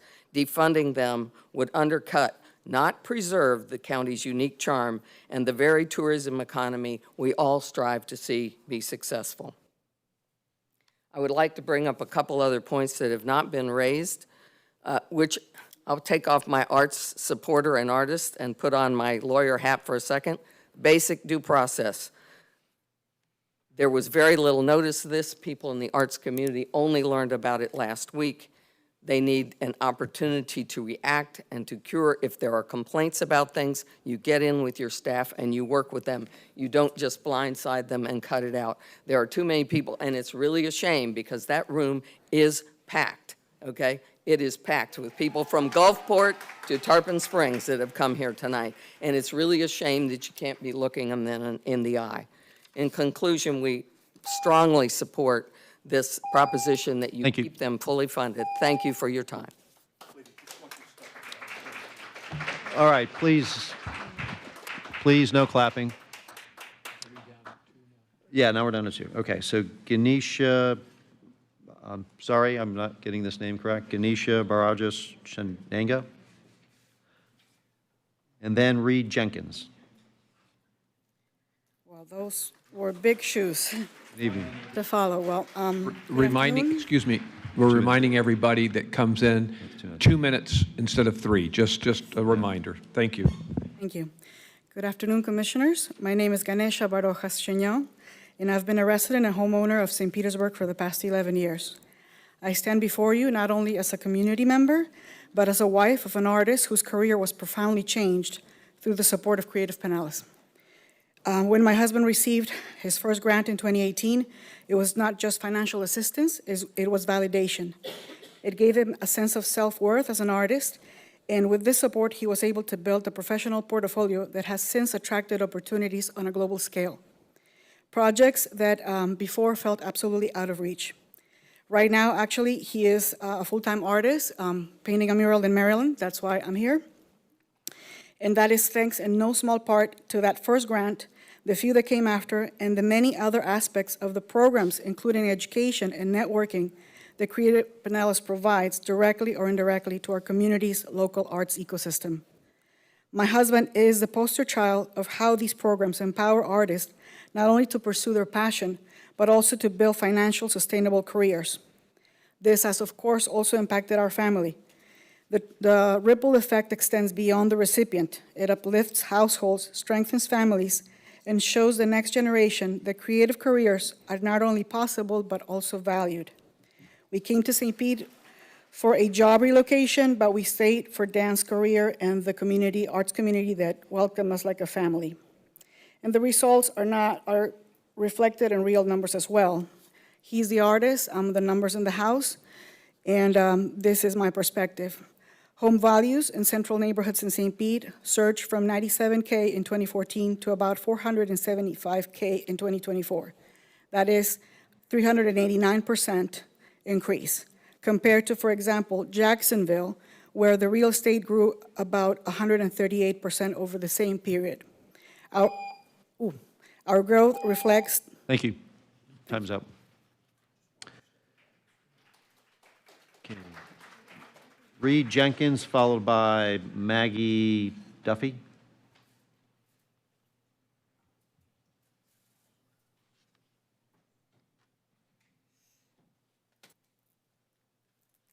Evening. My name's Reed Jenkins. I live in South Central St. Petersburg, and I've been a resident here all my life. Creative Pinellas has really changed my family's lives. Things like scholarships to summer camps allowed my wife and I to work. It also allowed my child to be able to experience dance, visual arts, and musical theater, which she found out she really loves. For myself, I was a grant recipient in 2018. I got about $2,000. I was also a teaching assistant at that time with mentally and physically handicapped kids. I spent $500 on the supplies for the grant, the art that I had to create for it, and the other $1,500 went to bills. I made probably like $18,000 that year. That has literally propelled me to being able to make more money off my art.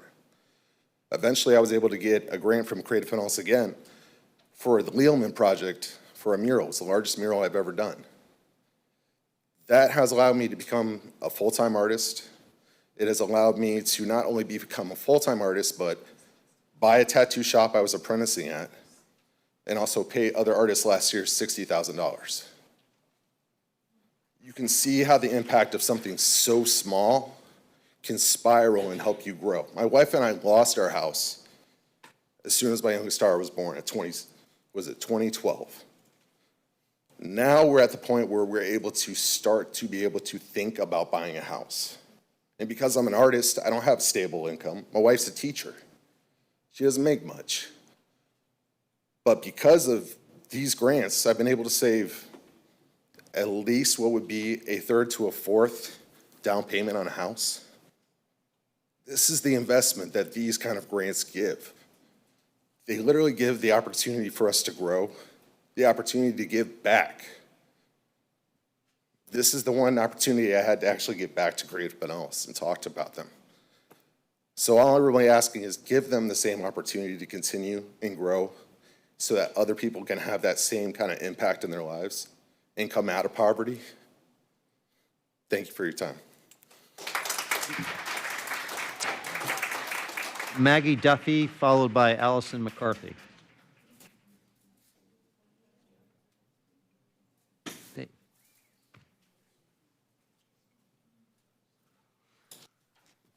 Hello, and thank you for the opportunity to talk to you tonight. My name is Maggie Duffy, and I was recently hired by Creative Pinellas specifically to focus our online efforts to boost cultural tourism through our brand new digital magazine.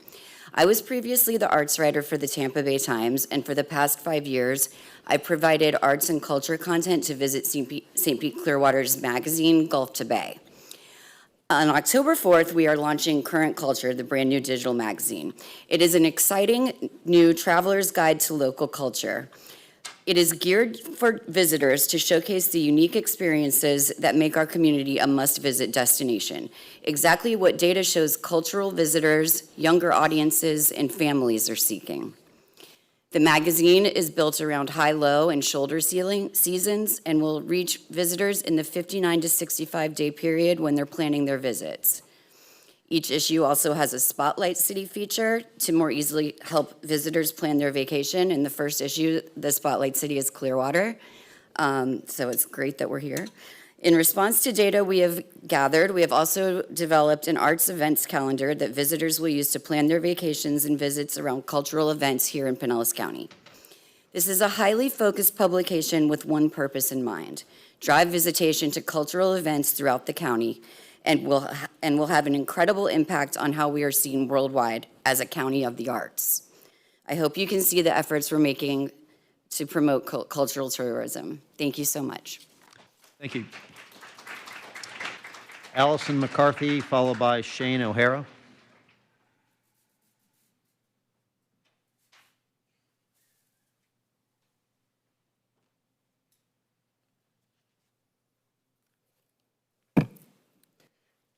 Good evening, Commissioners, and thank you for the opportunity to speak with you tonight. My name is Allison McCarthy. I was brought on as the new Curatorial Director of Creative Pinellas specifically because of my experience at the intersection of arts and tourism, honed over a decade at the Dali Museum, the most visited arts museum in the state of Florida. My charge is clear: to drive cultural tourism in Pinellas County by creating meaningful, world-class art experiences, not only at the Creative Pinellas Gallery, but also at the Sightline Gallery at St. Pete Clearwater International Airport, which Margaret mentioned welcomes 2.5 million travelers annually. In addition, I will oversee our Making Waves program, which brings artists and cultural experiences directly to the 15 million visitors who come to Pinellas County each year. To truly maximize this opportunity, Creative Pinellas needs to increase our visibility where visitors already gather.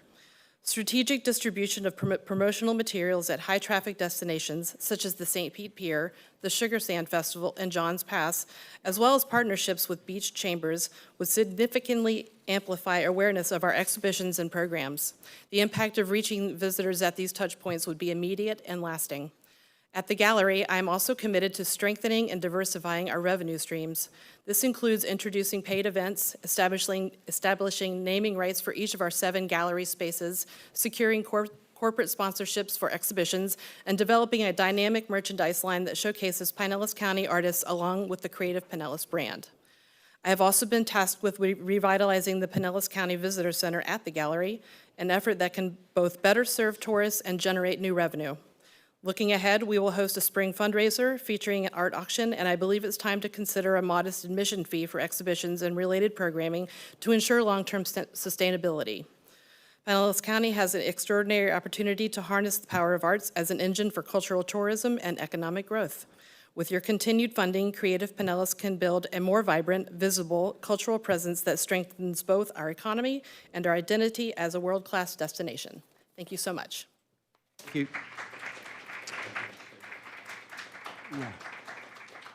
Shane O'Hara, followed by Michelle Tona.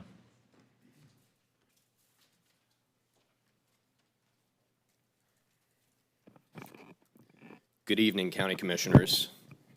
Thank you for letting me speak. My name is Shane O'Hara, and I serve as the Board President of Creative Pinellas. I'm also an owner of a local financial planning and investment management firm, and our team at Provise is entrusted with stewarding the assets of families across the county. In my work, every investment must show measurable value, efficient use of dollars, and long-term benefits. By that standard, Creative Pinellas continues to be a sound investment. In 2024, Creative Pinellas received less than 1% of the $94 million in bed tax revenue and just 0.004% of the county's operating budget. Yet, with that modest allocation, it attracted more than $300,000 in outside support. It's also delivering roughly $200,000 in capital improvements to county-owned cultural facilities without any additional county outlay. The return on tourism dollars is also clear.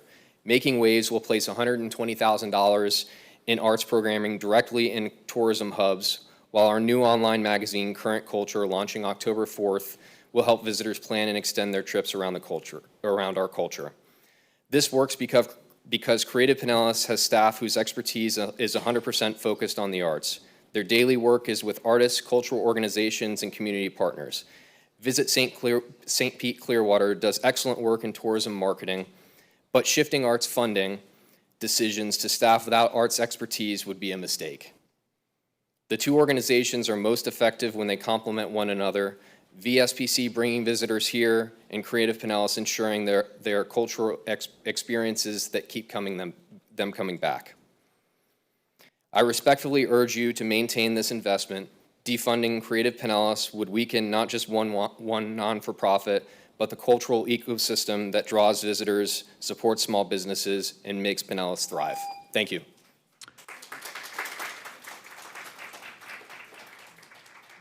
Michelle Tona, followed by Amelia Wallen.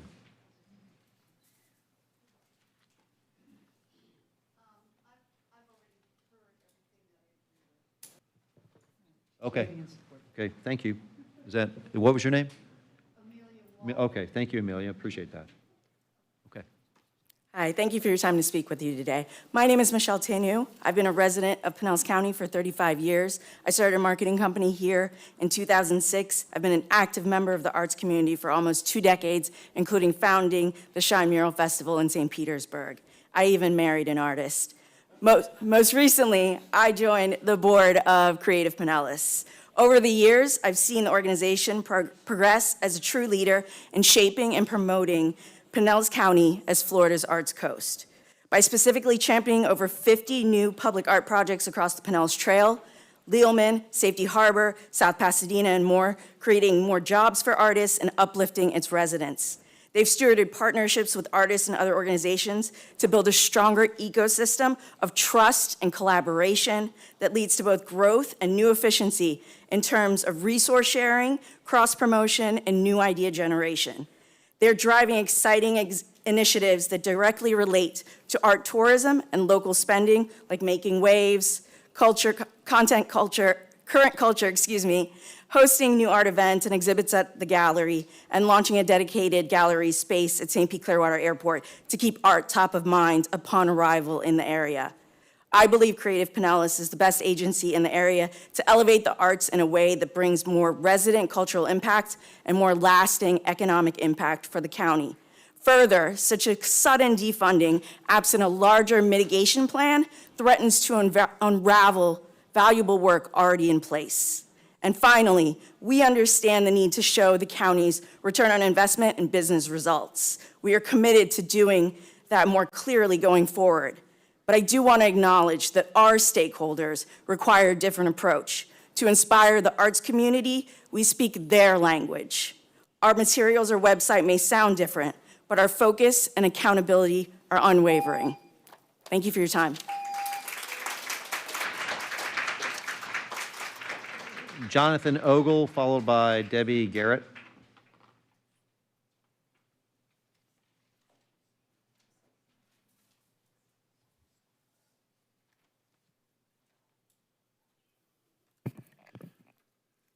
Good evening. My name is Jonathan Ogle, and I'm the art supervisor for Pinellas County Schools. Thank you for the time to speak with you. I'm here to spotlight the strong partnership between Creative Pinellas, the arts community, and the school district. A collaboration cultivating creativity, strengthening community, and expanding access to the arts for thousands of children and families. Each year, our partnership brings student artwork into the public eye through the K-8 Youth Art Month exhibition, the 13th Congressional District of Florida High School Art Competition and Exhibit, and other countywide shows generously hosted by Creative Pinellas. Additionally, these events serve as professional opportunities that help secondary students build art portfolios, earn arts recognition, and secure scholarships. County funding through Creative Pinellas also directly supports summer art camps. Doors have been opened to hundreds of children, many of whom who would not otherwise have the access to arts over the summer. American historian Will Durant once wrote, "The greatness of a civilization is measured not only by its power, but by its ability to create and preserve art." As you've heard this evening, residents and tourists benefit from Creative Pinellas in many ways because it creates and preserves art. The question we must ask is, would Pinellas County be better off or without Creative Pinellas? Based on what we've heard tonight, and we probably will hear much more, I believe that all of us know the answer. Thank you for your continued support in preserving the arts that inspire and educate our next generations. Do this for the kids. Thank you. Debbie Garrett, followed by Barbara St. Clair.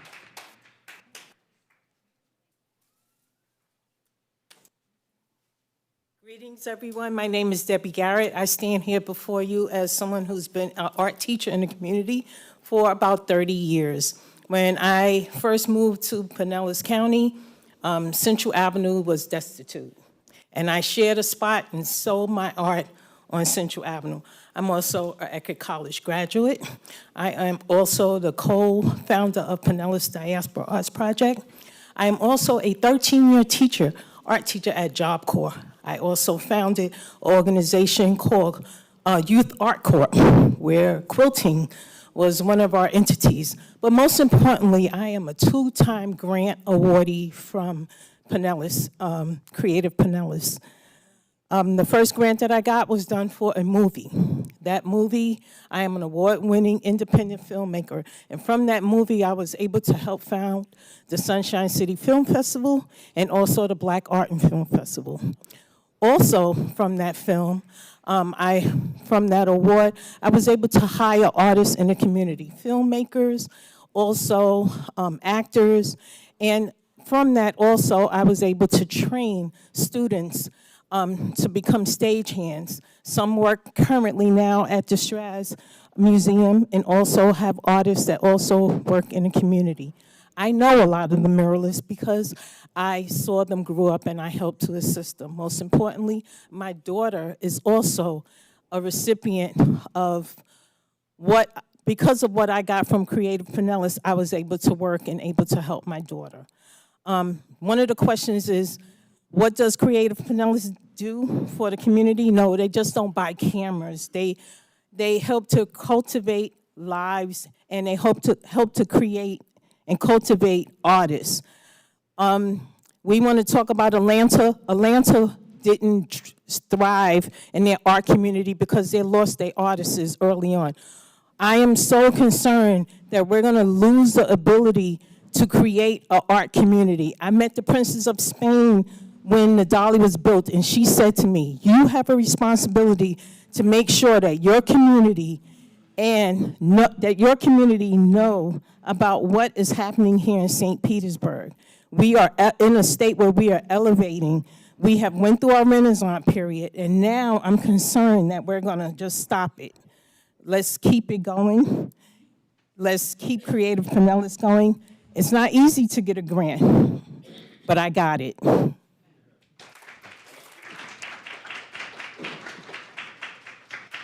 Barbara St. Clair, followed by Carol Mickett.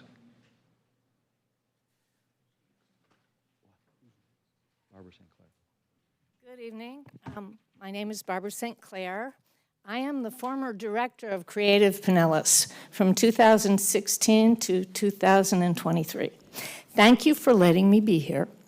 I realize that I'm listening to everybody talk about the present and the future, and I love what I'm hearing.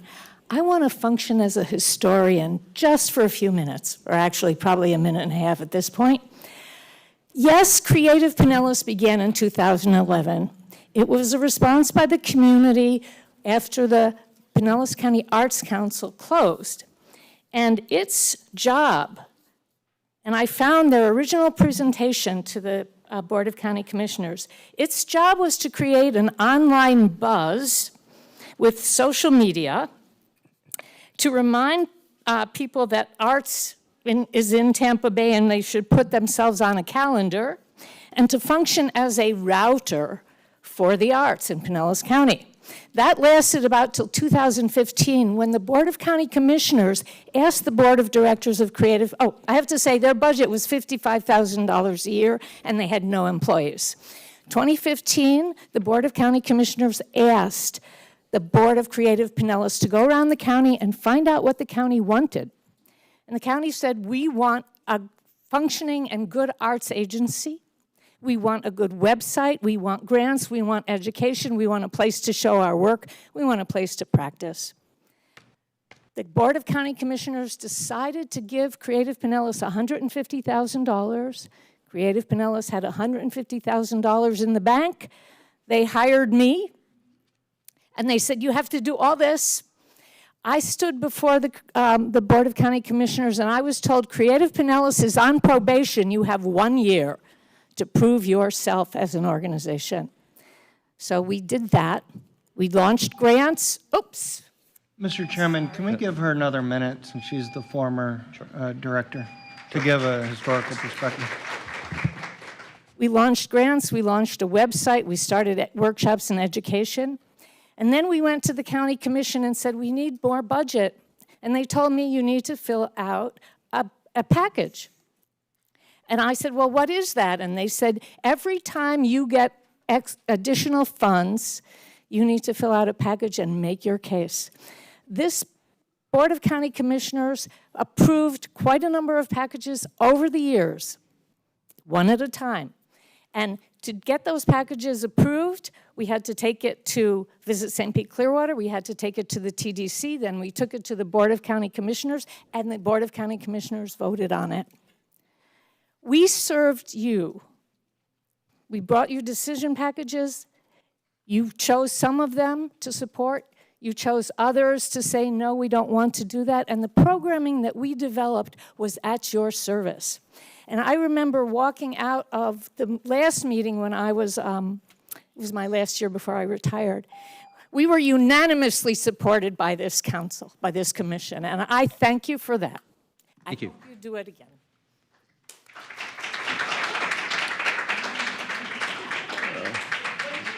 Please, I'm going to ask, refrain from applause in this room, please. Carol Mickett, followed by Kendra Patterson.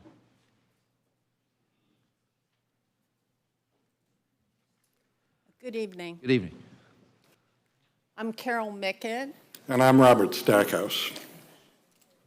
So we are a collaborative art team. We show in museums and in private collections and public collections worldwide. And we were indeed Creative Pinellas Art Laureates. We, for 15 years, lived in St. Petersburg. We lived in a commercial building. We lived there and we worked there. We were probably the first artists to ever do that in St. Pete and probably in the county.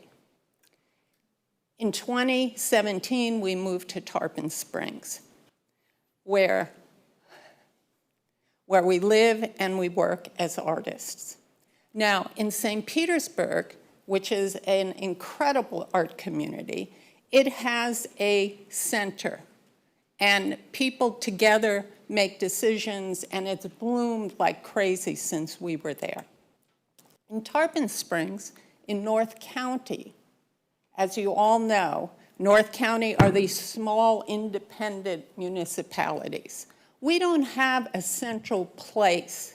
One of the few places in the county that is a central hub for the entire county is Creative Pinellas. What Creative Pinellas does is it brings all of these communities together to network, to create and talk about policy, to have creative minds work together, to have school children come, to have parents come. And that does not happen in other places. So it allows North County and Southern County, namely St. Petersburg, to actually talk together. So I implore you to keep Thank you. Creative Pinellas. Kendra Patterson, followed by Mark Ailing.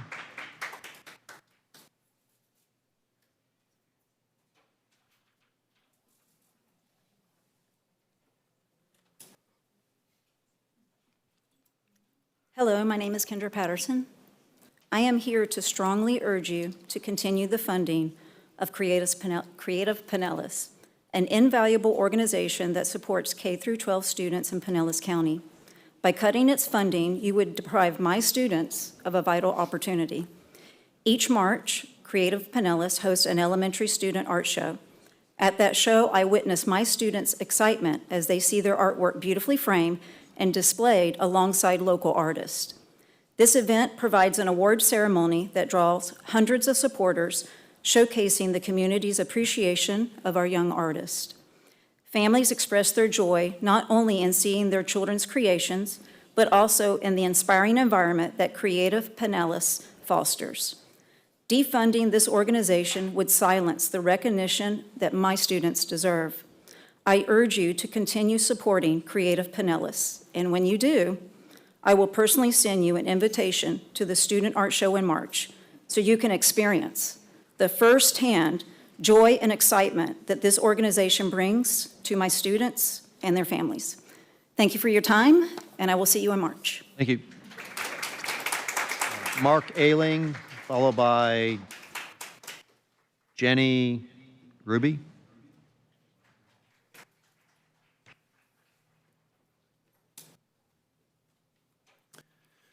Good evening. Good evening. I will speak quickly. My name is Mark Ailing, and I own MGA Sculpture Studio in St. Pete. Before you cut funding from this organization, I would like you to consider something. Creative Pinellas isn't perfect. No arts organization is. I know I run WADA. I've done it for the past 13 years. But what has happened in this county over the last 15 years is something special. For whatever reason, the stars have aligned and created a community of artists that is unique. It's lifted our greater community and brought global attention to what a special place this is. It's inspired a boom of development because people from all over the world now want to live here. Unfortunately, that boom has made it very expensive to live here.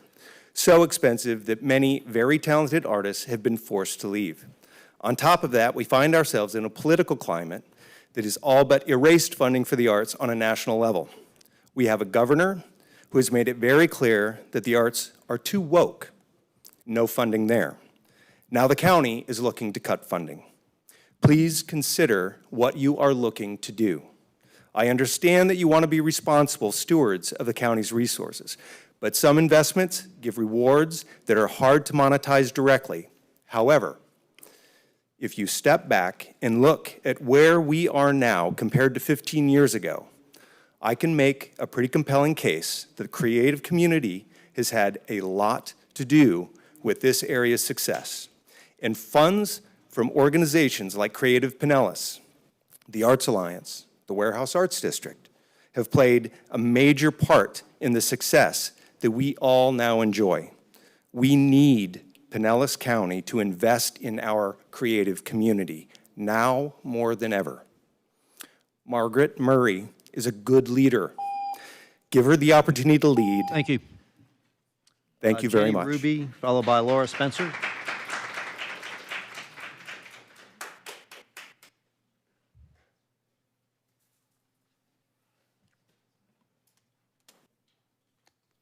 Good evening. My name is Janae Preby. I've been working in Pinellas County as an arts administrator since 2018. I have worked for Creative Pinellas on 2 occasions. I know firsthand the impact this organization has had and the quality of work it produces. I've also worked directly with Visit St. Pete Clearwater in several capacities. While I respect that it's their job to market and promote Pinellas County as a tourist destination, in my experience, it was an uphill battle trying to educate them on matters of art. We struggled for years to get Visit St. Pete Clearwater to pay mural artists for the use of their work in their ad campaigns. The artists own the copyrights to their mural work, even though it's in a public space. It's no different than purchasing a song to use in a commercial. There are royalties that must legally be paid to the owner of that work. An organization that is responsible for generating $1 billion by promoting the vibrant cultural offerings of this area was refusing to pay $500 to an artist to use their work. That is not the organization I want in charge of supporting or funding artists in Pinellas County. Respectfully, Visit St. Pete does not understand best practices for curating, funding, creating, or administrating arts programming. That's exactly why Creative Pinellas was founded. The organization is staffed and overseen by a board with some of the best arts professionals I've met in this county, and that's increasingly true under Margaret's leadership. Furthermore, what Creative Pinellas is doing, directly and indirectly, is building and sustaining a thriving art culture. It's not one-off projects. It's not tourist art. It's a community and a culture that is generating real art with real value. That is what will bring tourists, not whatever whitewash, safe beach art I can guarantee will be coming down the pipeline if we lose Creative Pinellas. And I hope the turnout here today and the emails and calls that have been flooding your inboxes are a clear indication of the strength, dedication, and tenacity of this art community. An attack on Creative Pinellas is an attack on every art organization and every artist in this county. Thank you. Thank you. Ladies and gentlemen that are inside, ladies and gentlemen, the chair has requested at least 3 times that you not applaud.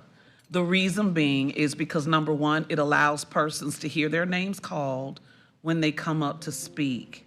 And it's just being mindful because we make the same requests for people who sometimes aren't excited, and clap. They do other things. So I am going to ask you as a personal favor to me, please honor his request. I know you're excited for what you guys are saying and doing. Do hands. The guys on the outside are clapping. We can hear them. And I know it really fuels you, but if you could please do me that favor and honor him for that, because he's doing a yeoman's job this evening, and we want to hear from everybody that has signed up to speak. So can y'all help me with that? All right, thank you so much. I appreciate it. Yes, do the hands, honey, do the hands. Thank you. Thank you, Commissioner Flowers, I appreciate that. And also, we still have a large stack of cards here, so I'm just going to ask if what you're going to say has already been said, if you could just speak it very quick, or waive speaking, that would be great, because we do have a lot that we have to get through yet this evening. So, Laura Spencer, followed by Matthew Fallhaber.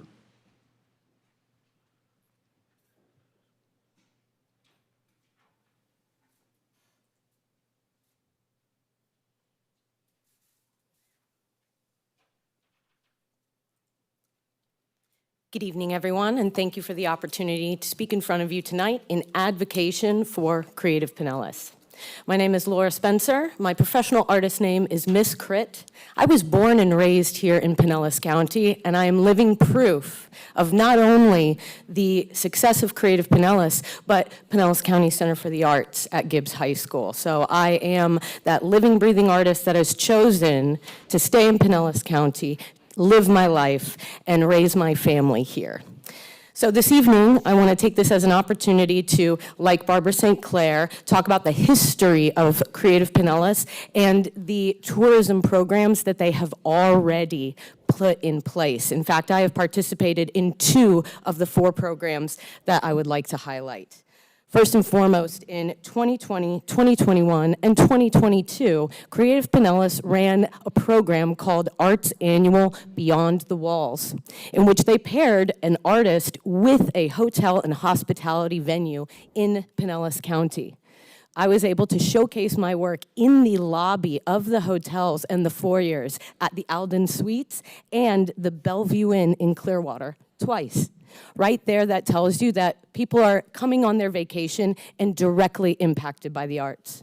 Furthermore, I am also one of the 2 muralists that created a mural at the St. Pete Clearwater International Airport. When you walk off of your plane, if you fly Allegiant, you will be greeted at Gate 12 by 2 murals by myself and the artist Leo Gomez. And I don't know any other way that you can further impact arts and tourism in Pinellas County than by presenting it as soon as you walk off your airplane. I could speak at length this evening about the other accolades I've been provided by Creative Pinellas. I was a 2019 Emerging Artist Grantee, along with my partner, George Retkesh, and my fellow art colleague. Thank you all for your time. Thank you.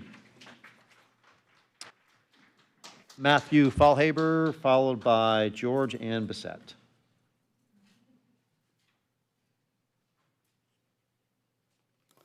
Good evening. My name is Matthew Fallhaber. I am a 4th-generation Floridian. I own the Work Gallery in St. Petersburg. My staff and I run a traditional gallery on one side, a gift shop on the other. We work with lots of talented local artists, some well-established, and some just fledglings with a lot of promise. This is supposed to be 3 minutes worth, so it's cutting down.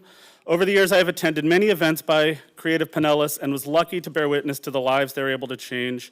The grants they offer help infuse life into the arts community. With those grants, artists are able to purchase new materials, create new bodies of work. Receiving a grant can also boost the morale of an artist, who in turn can which can help them succeed, as you've heard tonight. Creative Pinellas has built a beautiful community through the work they do. It is that simple. In these times, what do we need more than a strong sense of community? In conclusion, I'd like to focus on things we remember from societies that are long gone. Cave paintings evolved into beautiful works of art, such as sculptures in museums today. Cave paintings evolved into things like the great masters and the art movements that we've known to love and have museums to get dedicated to in town.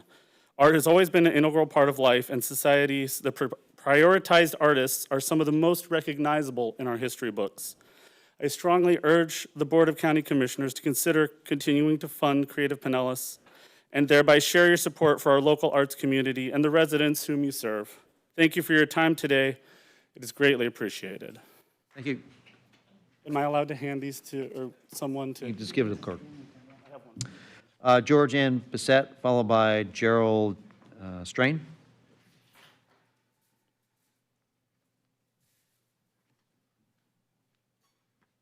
Hello and good evening. George Ann Bissett from Dunedin, Florida. I've been in the arts community for 21 years. I retired 2 years ago from the Dunedin Fine Arts Center, but something that I have learned in the last year and a half, a very clear message that I get from helping the Dunedin History Museum, is that there is such a vibe in Pinellas County. And remember, Creative Pinellas is our mothership, that people keep walking into the History Museum time and time again saying, what a wonderful place Dunedin is and the rest of this county. Please keep in mind, you have been so supportive of the arts, and we thank you. Let's keep this vibe going. Out there are hundreds of people that all want Creative Pinellas to stay. Our leader, Margaret, is superb, and the arts have done a tremendous amount from St. Petersburg up to Tarpon. We truly live in a wonderful county, and I thank you all. Thank you. Gerald Strain, followed by Heather Rippert.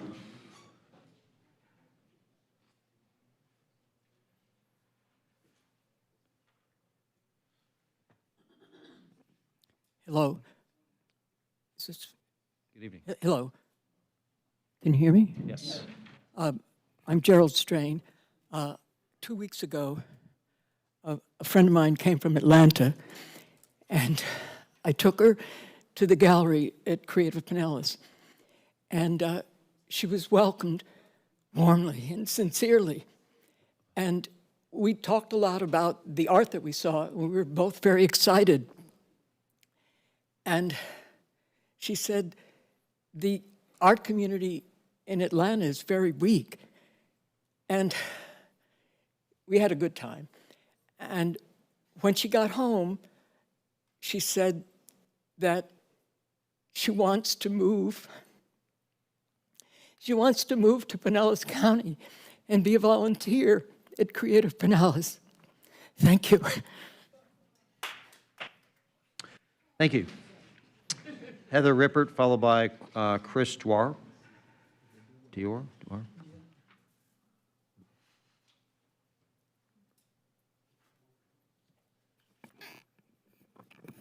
Hello. Good evening. My name is Heather Rippert. Thank you for having me here this evening. I'm here tonight twofold. First, as an artist, and second, as a board member of the Clearwater Arts Alliance. As an artist, I've benefited from Creative Pinellas in many ways. I received an Emerging Artist Grant in 2022. I was selected to be a brand ambassador representing the Arts Coast, along with 2 other artists at the Piedmont Park Arts Festival in Atlanta, Georgia in 2022. I also received a grant for a signal box wrap in 2023. I've participated and attended countless exhibits at the galleries at Creative Pinellas, among many other things. These examples of my participation are a mere sliver of the ways Creative Pinellas uplifts our communities. Pinellas County is known nationally and internationally as an arts destination. That reputation brings visitors, strengthens our economy, and enhances the daily life for our residents. I cannot begin to tell you how often I hear comments from people about how my signal box depicting vibrant flamingos brightens their day and sparks joy. This project was funded by Creative Pinellas. At the opening reception of the exhibit from my Emerging Artist Grant period, I have to also share with you how deeply moved so many attendees were by my series of paintings created during the grant period that were about my personal experience of loss and grief when my father and best friend died 4 months apart. And that touches the more personal ways that art moves, touches, and inspires. That project was funded by Creative Pinellas. Defunding Creative Pinellas would undercut, not preserve, our county's unique charm and very tourism. Thank you.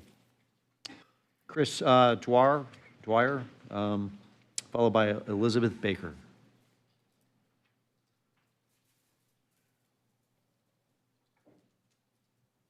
Hello, sirs, Mrs. Chris Dyer. I'm an artist. I've been doing it for 25 years. I lived in many places around the world, big art cities like Montreal, Quebec, Canada, and Denver, Colorado, and Lima, Peru. And I can absolutely tell you that proper, beautiful, inspiring, soulful art ignites the culture and the passion of a city, makes it special. Not like, there's lots of art, you know. We artists need support to bring the best of it, and to institutions like Creative Pinellas helps us be supported in that mission of making our best art and keep on growing and making our city super dope. I have moved here 3 years ago. I moved here not knowing anybody, just because I heard St. Pete was a cool city with cool people making cool art. It's like, all right, let's go there. Came here, bought a house, and then started meeting people. Now I know a lot of cool artists. It's really lovely. I want them to do well. I want everybody to pay their rents and mortgages. So please, support Creative Pinellas and and the arts, so we can keep on making St. Pete super awesome. Woo! All right. That's right. Elizabeth Baker, followed by Jeff Serena.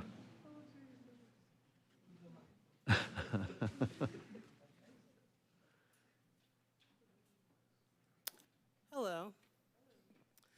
My artist name is actually the Honorable Elizabeth A. Baker, so I wanted to make that clarification. I was born and raised in St. Petersburg, and I am probably the best poster child for what happens when you get a Creative Pinellas grant. I was given a Creative Pinellas grant in 2017. From that grant, I was able to create a body of work that got me a Harvard Radcliffe Fellowship, a fellowship that has less than 2% acceptance rate in a cohort with people that have literal Nobel Prizes. I was the youngest one in my cohort at 33 years old. That is what a Creative Pinellas grant does. Not only did I get that fellowship from Harvard, but I was able to do fellowships in Switzerland and other countries, and then come back to this county where I was born and have that expertise and understanding of what an art world looks like outside of here. I have more than a handful, maybe 12 at this point, records, albums, different things, and Creative Pinellas funds things for me that are experimental art. We don't have a lot of experimental art funding anywhere else, and it's important that we have organizations like Creative Pinellas.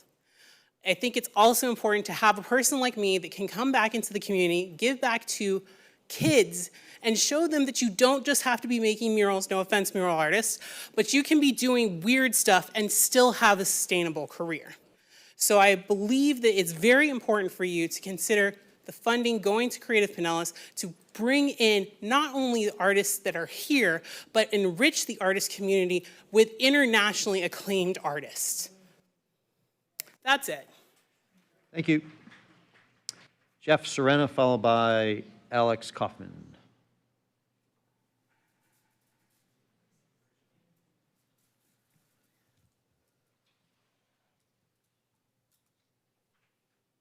Good evening. My name is Jeff Serena, and I'm Director of Operations and Membership at the Warehouse Arts District Association in St. Petersburg. I'm here to support Creative Pinellas. They connect the various arts hubs and arts communities within the county through programs, partnership, and advocacy. No one else can do what they do. In the interest of brevity and in recognition of the many people who wish to speak, I cede the rest of my time. Thank you. Thank you. Alex Kaufman, followed by Karen Seal.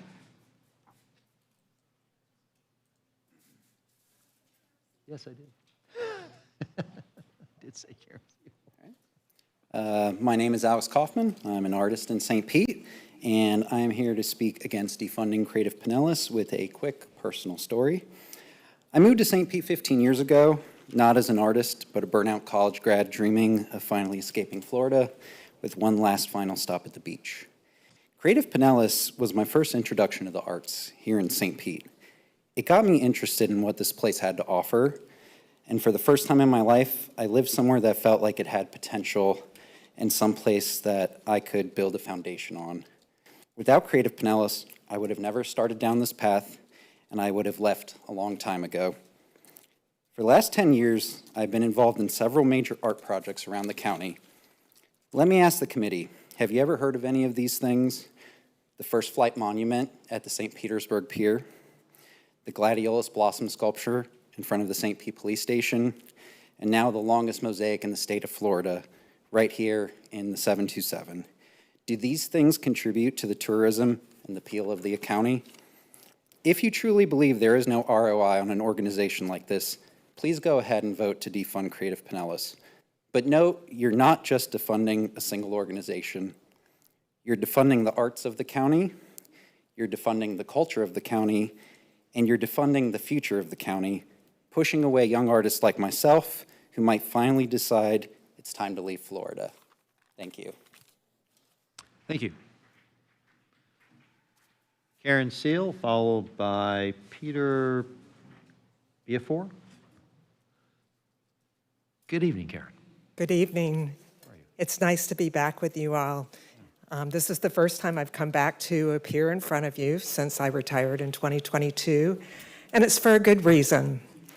I am recently back on the Creative Pinellas board, and as you know, since 1999, I have been a passionate advocate for the arts. And in 2015, when we went through the robust public hearings that Barbara St. Clair mentioned, we heard from hundreds of people how important it was to have an independent arts council and organization and a cultural plan. So tonight, you've heard from your citizens, eloquent, inspirational, and personal testimonials. You've heard facts about economic impact, the personal impact to their lives and to their children, the impact to tourism development, education, and so on. It's a good investment. I respectfully ask you all to please continue funding Creative Pinellas and become even more engaged and involved with Creative Pinellas. Thank you. I was short, wasn't I? You were. Thank you, Karen. Pete Biafor, followed by Rita Relkis, and I apologize if I didn't get that name correct. Good evening, Commissioners. I've been a resident of Pinellas County since 1976. I'm not an artist. I've never received a grant. But I've lived here all these years, and I believe that Creative Pinellas encourages tourism to come to this county. And on a personal note, I'd like to say I have extended family in the UK and Scotland. And I hear from them that people in Europe are not vacationing in America. They're choosing to pick their vacation spots overseas rather than come here because of the climate in this country. Creative Pinellas is, I believe, produces more revenue than it takes. I believe it's a wonderful program. I think that we need this in this county. We need this in this country. The arts are valuable. I'm not an artist, but I can appreciate art. The work they do with children is wonderful. Please fund Creative Pinellas. Thank you. Thank you.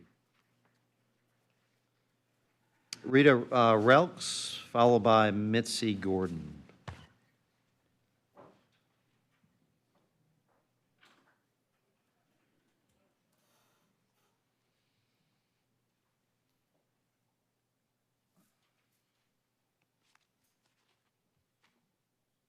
Rita Relks. Okay, is Rita? Okay, so no Rita Relks. Okay. All right, Mitzi. Followed by Tina Parachi. Good evening. Mitzi Gordon. I'm a two-time former employee of Creative Pinellas, where I served a term as executive director in the early inception of the agency. In 2015, I stood before the commission to request the funding that Barbara St. Clair and Karen Seal referenced. The agency, as I had inherited it, had to change. I knew that. And that change began with your investment at that time. I'm here today to urge you to continue that investment. I'm also a two-time grant recipient of the agency. I know this agency well and the path it took to arrive at the level of sustainability it's achieved today, supporting a countywide cultural network that includes visitors and locals with a low draw, high leverage, and measurable value. Creative Pinellas remains a sound investment. Defunding the agency would destabilize our cultural infrastructure. They are partners to VSPC. The agencies are not interchangeable. Visit St. Pete Clearwater excels at promoting our beaches and hospitality, but is not positioned to address collectors, arts patrons, and the local artist constituency. Supporting a Creative Pinellas Visit St. Pete Clearwater partnership delivers far greater impact than shifting arts funding into tourism marketing alone. As an agency staffed with longtime arts professionals, Creative Pinellas is singularly qualified to administer these initiatives, and they are deeply embedded in our community, as you can see by the turnout here today. Under Margaret Murray, the agency delivers strong outcomes with a minimal and well-leveraged draw on county funds. Thank you for your hearing. Thank you. Tina Parachi, followed by Michael Oberlander.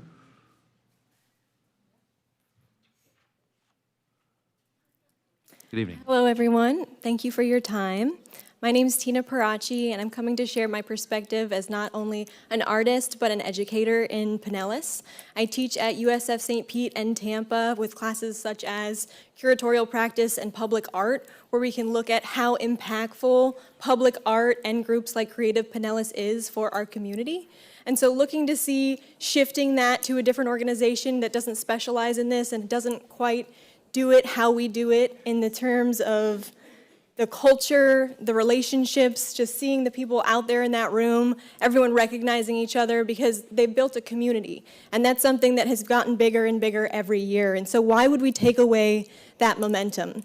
And so from my artist's perspective, I've been funded by some of their grants for some of the projects that we're doing, and we'd like to host this at Making Waves, where we're 3D printing. This is just a model, but we're using clay 3D printing to restore our oyster habitat here in the Bay Area. These outplants are looking at seawall areas because they're being replaced by synthetic materials and oysters can't live there. Our water's getting worse. Red tide's a huge issue. People want to come to our beaches. If they have red tide, they don't want to come. If they want to share in our events that we'll be hosting at these outplants, where we'll have dancers, visual artists, sculptors, and all sorts of performances coming together to celebrate the arts and to celebrate our beautiful environment that we here at St. Pete. When I was teaching at UC Berkeley, I would hear from the students that visited this county and say it was because of the arts that they would go there every year. It was because of the culture that they had. And so looking to see coming back to Florida, moving back and seeing what kinds of great projects they're holding now and seeing the wonderful leadership that Margaret has put forward, I just want to urge you to not only consider continuing this beyond this year with the short site that we've had, but to also continue to fund Creative Pinellas because of all of its outreach between the arts, between experimental research, and thank you for your time. Thank you very much. Michael Oberlander, followed by Barbara Cordova. Or Michaela, I'm sorry about that. Good evening. My name is Michaela Oberlander, and I'm from Tarpon Springs, Florida. I'm here to speak on behalf of my husband, the visual artist Kevin Grass. Kevin would have been here, but he was killed on February 5th while riding his bicycle to work on Drew Street in Clearwater. But talking about how unsafe Pinellas County is for cyclists is a topic for another time. I am here to speak on behalf of continuing full funding for Creative Pinellas. Kevin received a grant from Creative Pinellas so he could create a 14-foot by 7-foot tall easel painting that dealt with the Me Too movement. He painted the piece for Art Prize 2018, and it was exhibited in the Ford Presidential Library for a month, where more than 140,000 people saw it. He was competing for $200,000, the largest art prize on earth. And out of 1,267 entries, he made it into the top 25 among the popular vote. His painting represented our area well in this international competition. Right before the pandemic, Kevin was assigned to mentor the figurative artist Zoe Pappas via Creative Pinellas. Kevin met Zoe and taught her in our garage to maintain social distancing. When Kevin died, Zoe was able to take over 2 of the drawing classes he was teaching at St. Pete College in Clearwater because Creative Pinellas mentoring program led to a passing of the torch. One of Kevin's beach landscapes was selected for a signal box in Largo via Creative Pinellas. Kevin also participated in several arts annual exhibitions at Creative Pinellas over the years. As you can see, Creative Pinellas has been a positive force for our family and for Kevin's artistic endeavors. When Kevin died tragically, Creative Pinellas showed that it is an organization with heart. They had large photos made of him for his celebration of life at the Lipa Ratner Museum of Arts. I look at them every single day and find comfort in them. I think defunding Creative Pinellas would be a serious mistake. If you would refer to the Arts and Economic Prosperity Survey, AEP 6, you will find many details about why continuing funding for Creative Pinellas is a good idea. On behalf of Kevin Grass and our family, I implore you to reconsider defunding this important and vibrant organization. Creative Pinellas makes our lives better, and it deserves your full financial support. Thank you. Barbara Cordova, followed by Ash Alonso, I believe.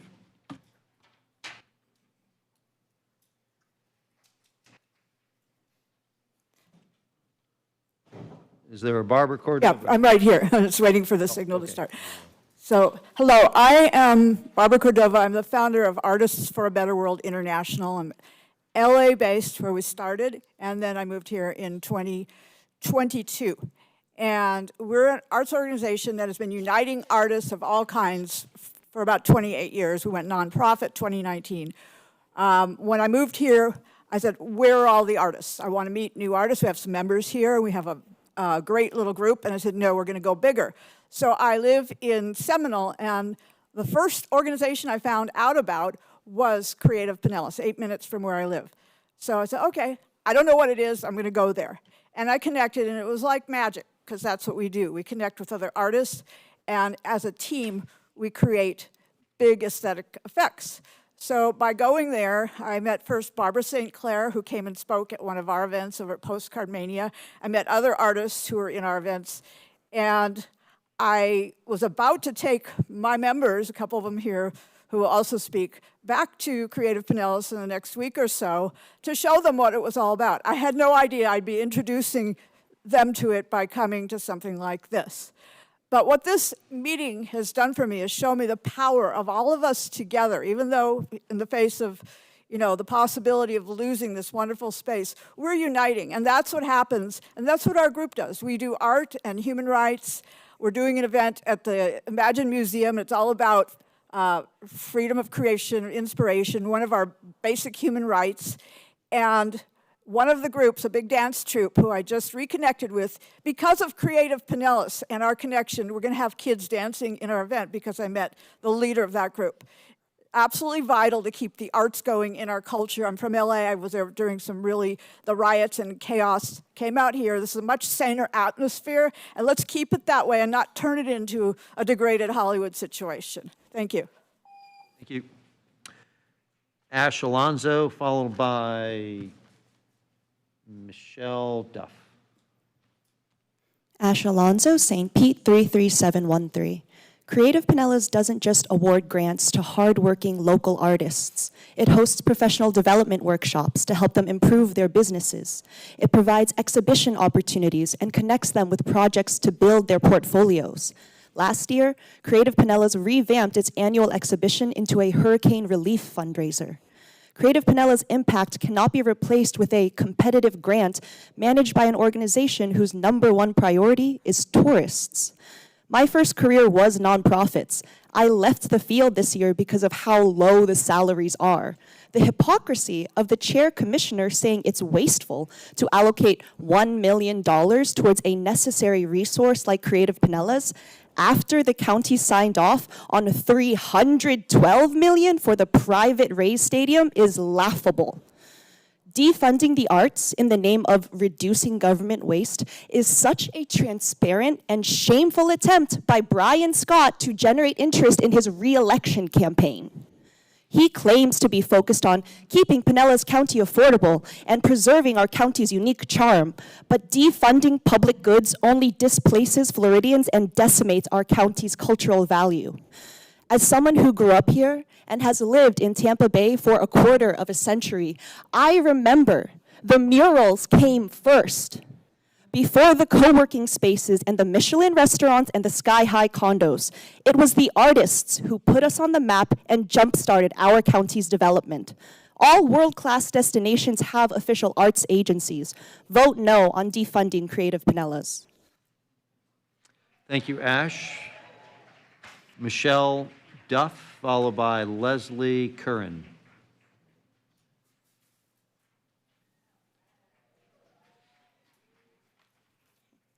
Hi, I'm Rochelle Levette. I am a photographer, is what I do full-time. I also run the Artists for Better World Florida chapter. I'm the director of that. And I just wanted to say a short couple of things.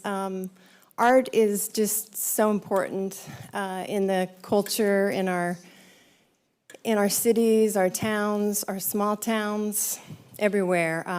It uplifts society. Art just is so important. And my daughter, who is also a painter, we also have things actually in the Imagine Museum, if you'd like to ever go see those. But art is just so important, and if you take away this funding, I just think it would really, we'd have a lot less art around. We wouldn't have all those beautiful murals. I know a lot of you have seen those just all over the place. Have less of those. We'd have less people creating things out there that are beautiful, whether it's statues or whatever it is. It's like Creative Pinellas. I don't know a lot about the group, but I do know that they have supported so many art projects, and probably even, I'm in Safety Harbor, probably even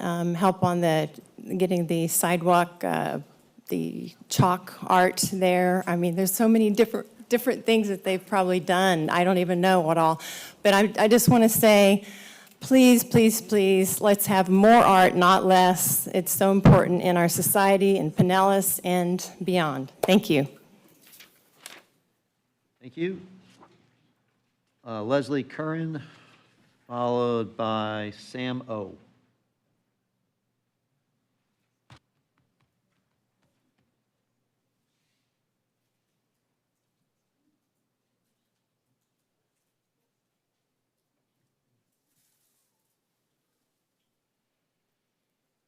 Hello. Well, this is a little different setup than I remember it. Thank you all for holding this hearing. There are, as you know, a lot of very enthusiastic artists in the other room. I just want to just say everyone that spoke really spoke from the heart very eloquently. It rewrote what I was going to say 4 times. I just wanted to talk to you about the aspect of the Visit St. Pete Clearwater taking over, really, the Creative Pinellas, and it really concerned me. I have Articles Gallery and Fine Art Services in St. Petersburg. I've been open for about 23 years, a for-profit organization. I'm not nonprofit. And I know what the Visit St. Pete Clearwater does. I sat on the TDC board for a number of years, and just want to say that once I heard this about defunding Creative Pinellas, I looked on the website, looked up arts and culture to just see, what was new, and there was my gallery. So I was very happy to see that, of course, but then I looked at the image of the gallery, which was about 14 years old, and then it also, the verbiage said that Leslie Curran chairs the St. Pete City Council. Well, that was 14 years ago. So it left me thinking, how can that organization really take Creative Pinellas to the level that it needs to be? Visit St. Pete Clearwater does an award-winning job with their marketing the beaches and hospitality, and unfortunately, arts and culture is kind of second tier, and they should be equal. You market to international visitors, go to Basel, set up a booth, promote in the domestic and international markets, wrap the buses and subway like we did one time up in New York City, which was a huge marketing award-winning promotion. Artists need visitors, the beaches need visitors, but most importantly, Thank you. artists need buyers. Support. Pam O, followed by John Stewart.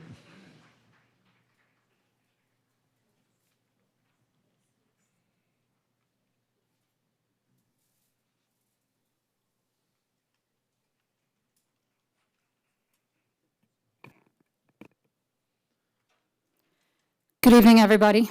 My name is Sam Obaid. I'm a full-time, internationally renowned local spoken word poet, a teaching artist, and an advocate for youth voice. I've lived in Pinellas County for 3 years, worked in Pinellas County for over 15 years. I've called Tampa Bay my home for 17 years now. As a teaching artist, my kids and I function on two principles: high affirmation and high accountability. My colleagues will take care of the high affirmation to Creative Pinellas. I, however, am here to hold you accountable to the sudden disdain you seem to have found overnight for an organization that you created. See, the thing is, I know, and I think all of you know, that the arts are a force of culture. The arts change you fundamentally, at your core. The arts give the public knowledge, and knowledge is power.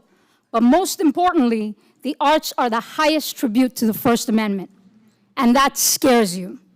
It is no surprise to anybody in the arts community that this attack comes on the heels of street art from our crosswalks being unceremoniously erased. Creative Pinellas has been doing their job, and that scares you. The arts community is doing their job, and that scares you. We hear you loud and clear. As an artist, it appalls me that you think an entire organization can be dumbed down into 1 or 2 staff members inside a tourism organization. That in itself tells us about the respect that you have for the arts. Do you not think that we deserve to be courted? Do you not think that we deserve to be cultivated and supported? Did you really think that you would dangle a few dollars in front of our face and we would forego our principles and run after you? We won't. Unlike you, we are not afraid. We are clear about our principles. We are clear in our mission. Politicians come and go, but artists, we are legacy. We stay forever. And just so you know, yes, people do travel to see me perform. Come to a show, maybe 2. Without question, you are the proof necessary that we definitely need more of the arts in our lives. John Stewart, followed by Keaton Fox.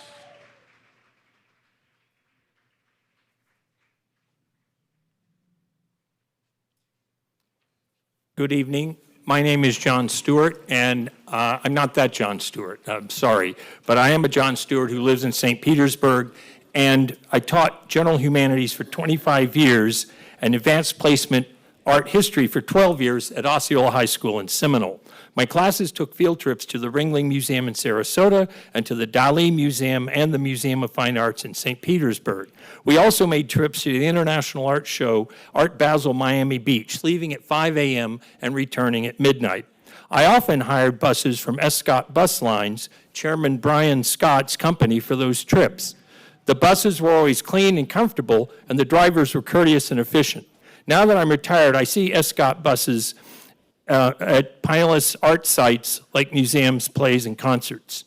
Chairman Scott has proposed eliminated funding for Creative Pinellas as a cost-cutting measure.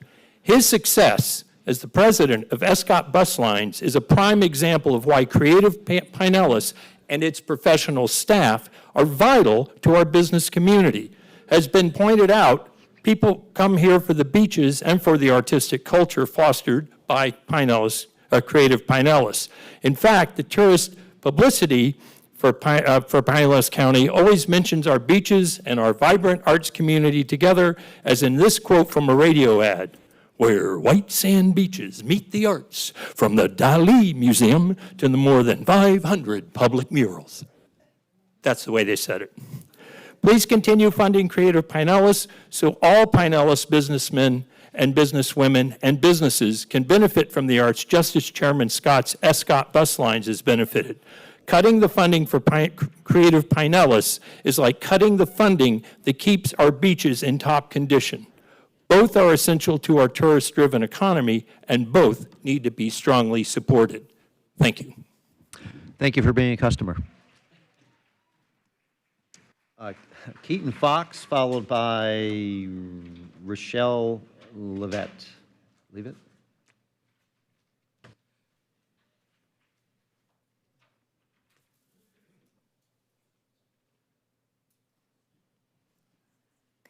Good evening, everyone. My name is Keaton Fox. I'm an artist living and working in St. Pete, and I want to use my time tonight to talk about connections. As artists, our work does not exist in isolation. We need connections to audiences, to opportunities, and to each other in order to thrive. Creative Pinellas is the organization that makes those connections possible. This year, for the first time, I've been able to rely solely on my art practice for income, and that is in no small part because of the connections Creative Pinellas has made possible. Some concrete examples. In 2023, Creative Pinellas awarded me a scholarship to attend Co-Starters, a business development program for artists in partnership with the Tampa Bay Innovation Center.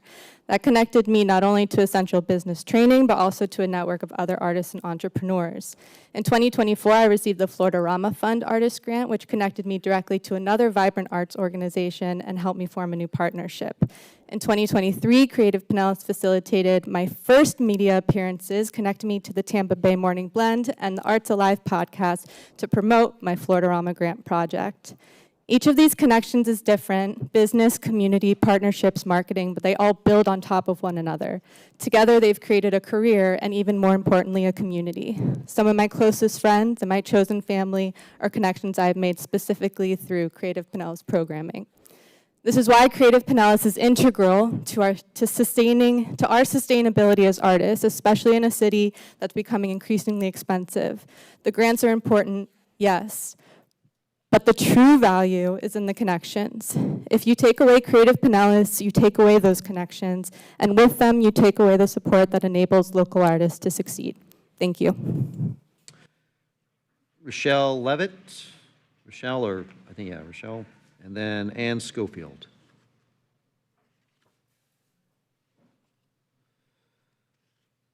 Good evening.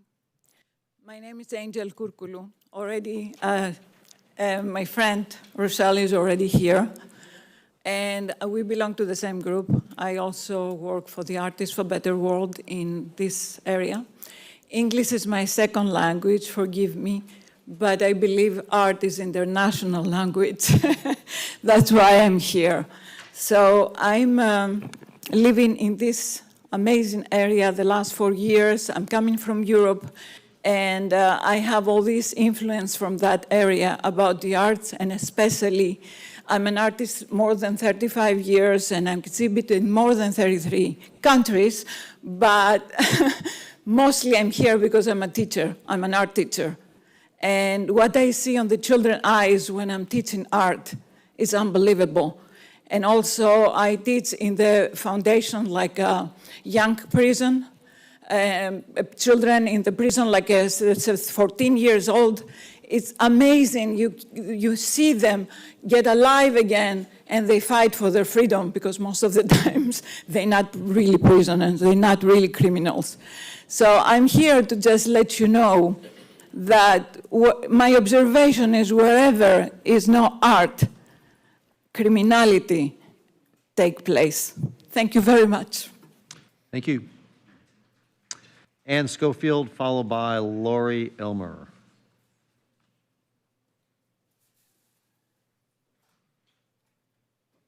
Good evening, ladies and gentlemen. Thank you very much for allowing me this opportunity to give you 2 minutes of information in support of Art for Youth.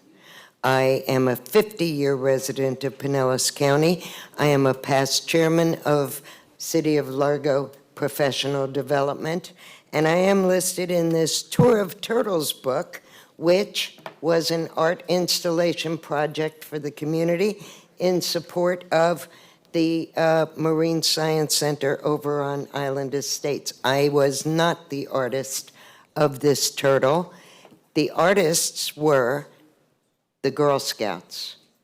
The troop of 7 to 11-year-olds created the designs, executed the art, and took pride in their community. If you drive around, you will see dolphins in various places. That's an art installation. Largo Library has a turtle in the youth section. You will see the electric boxes along the side of the road, which are decorated and not just plain gray. That is art. That is exposing the community to art. And the next generation, which were the 5 and 7-year-old that just had to go home because their bedtime is earlier than ours, had a message. Ocean, the 7-year-old, wanted to tell you art is beautiful. And Victor wanted to tell you it's important to honor creativity. I don't want to be political, but I want to remind you, having been involved in municipal government, with the very small budget of 4% that you are overseeing and working with, the Creative Pinellas, which a lot of focus has been on tourism. It's very important to our economy, yes. Remember, though, the residents and the youth coming up. Art is very important to them, and culture, and to honoring the culture in their community.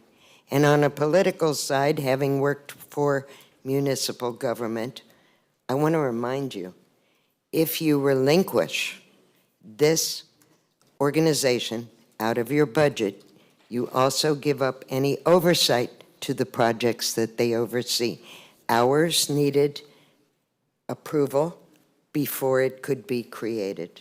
And that is how community can work together to keep everything in general acceptable to everyone. Thank you very much. Thank you. Lori Elmer, followed by Francine Sotomayor.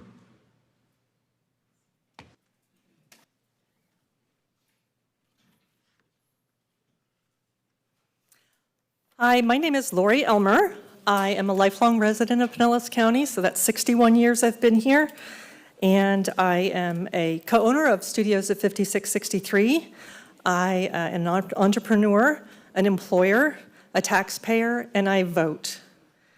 I'm here tonight to ask you to continue funding Creative Pinellas because without them, we lose the very heart of our arts community. What I want you to hear from me tonight is the human impact. When I received a $10,000 grant from Creative Pinellas, plus ongoing organizational support from them, I didn't buy easels and I didn't buy a camera. I used every single penny to bring free arts programming to kids who might never otherwise have had access. In 2024 alone, that grant allowed us to reach 450 underserved kids. The credibility of that summer program It helped us secure additional funding to serve another 450 kids this summer. That's 900 kids with that one grant. This is what Creative Pinellas makes possible. They don't just hand out grants, they provide ongoing support to make sure the grants have the greatest impact. They multiply impact that transforms lives. Defunding them would not only rob artists and the community of opportunity, it would strip our county of its arts identity, weaken small businesses, and make Pinellas a less vibrant, less attractive place to live and visit. It would be the first step in losing our credibility as an arts destination. I urge you, don't take away this gem that's a driving force for the arts in our community.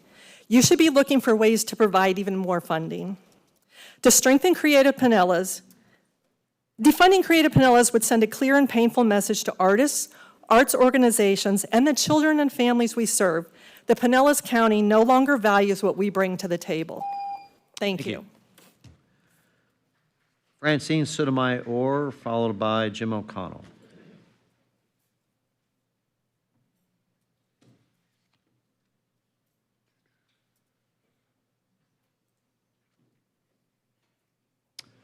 Do we have Francine in the house? Okay, we'll move on to Jim O'Connell, which will be followed by Lee Davis.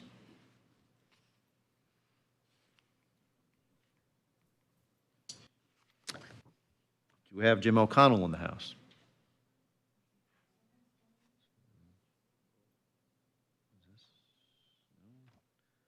Okay, we'll move on to Lee Davis.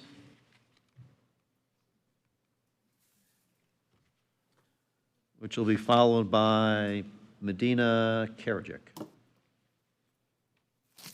Greetings, my name is Lee Davis. I'm an 8-year resident of St. Petersburg, a producer and former employee of Pinellas Community Foundation and Creative Pinellas. The people here tonight represent the neighborhoods, small businesses, entrepreneurs, civic groups, and nonprofits. Along with you, the commissioners, the representatives of and for the community are what makes Pinellas County, Pinellas County. In a state that is surrounded by beaches, the artists and the joy, the creativity, the community partnerships in schools, senior centers are what makes Pinellas County the arts coast. It is the reason people are buying $27 million condos in downtown St. Pete. The arts are what have made Pinellas County vital. When artists thrive, we all thrive. Creation and collaboration ripples through our identity, our sense of well-being, and our economy. Creative Pinellas is a place where the community comes together, free and open for all, residents and visitors alike. VSPC, while an important partner, is not connecting communities across the county. It is not a grant-making agency. It is not in the mission of partnering with schools, and they are not equipped to offer visitors something to do when they arrive. The budget line that supports elite events should also support celebrations like First Night, a regional, family-friendly, alcohol-free, art-centered tradition. Defunding Creative Pinellas is not a solution. It is a message that we are regressing, not progressing. Defunding Creative Pinellas is a message that visitors matter more than residents, that the commission values visitors more than they value their community's vitality, economic growth, and joy. That visitor experience is more important than the voice and the vote of Creative Pinellas and of Pinellas County residents, and I do not believe that is the case. I urge the commission to commit to a solution that helps sustain Creative Pinellas and keeps Pinellas County thriving. Thank you for your time. Thank you. Medina Karajic, followed by Jeremiah Woods.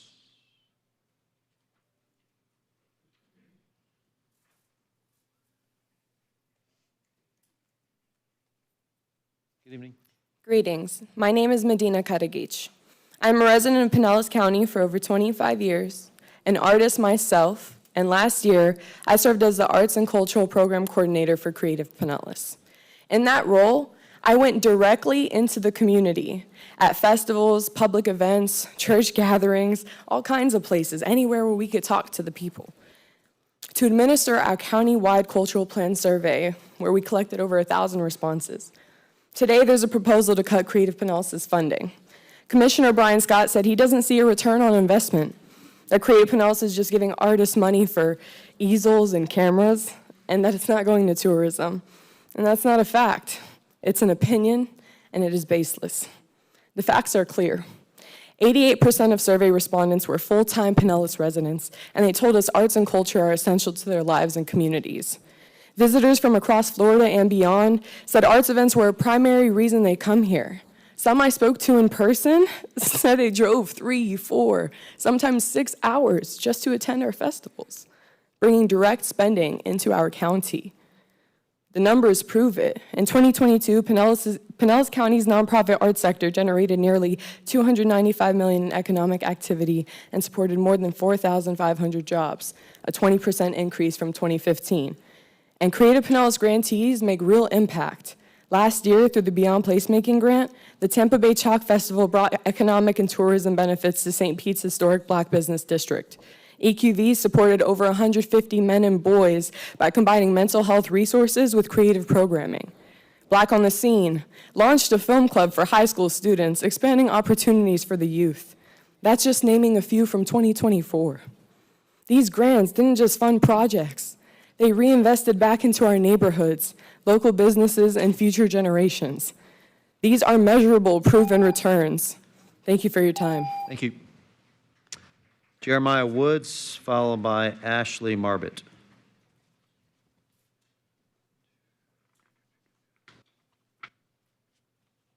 Do we have a Jeremiah Woods in the house? Okay, hearing none, we'll move on to Ashley Marbett.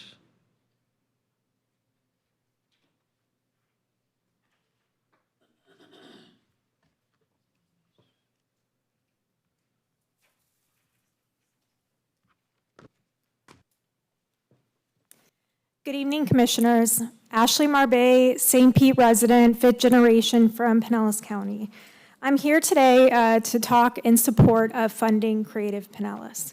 I grew up and there weren't a lot of opportunity for local artists. I saw a lot of people leave the county and then I saw a lot of people come back.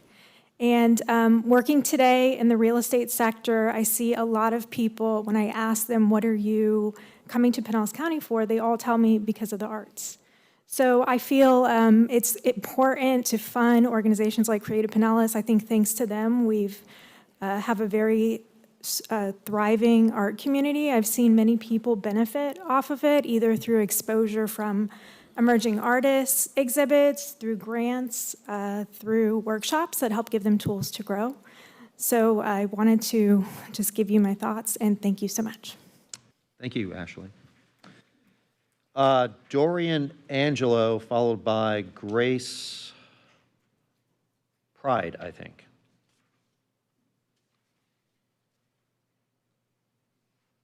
Do we have a Dorian Angelo in the house? Going once, going twice? Okay. Grace Pride, I think.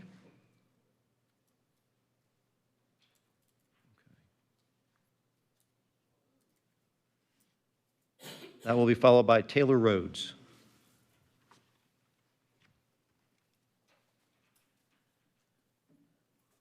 Hi, good evening. Thanks for having me here.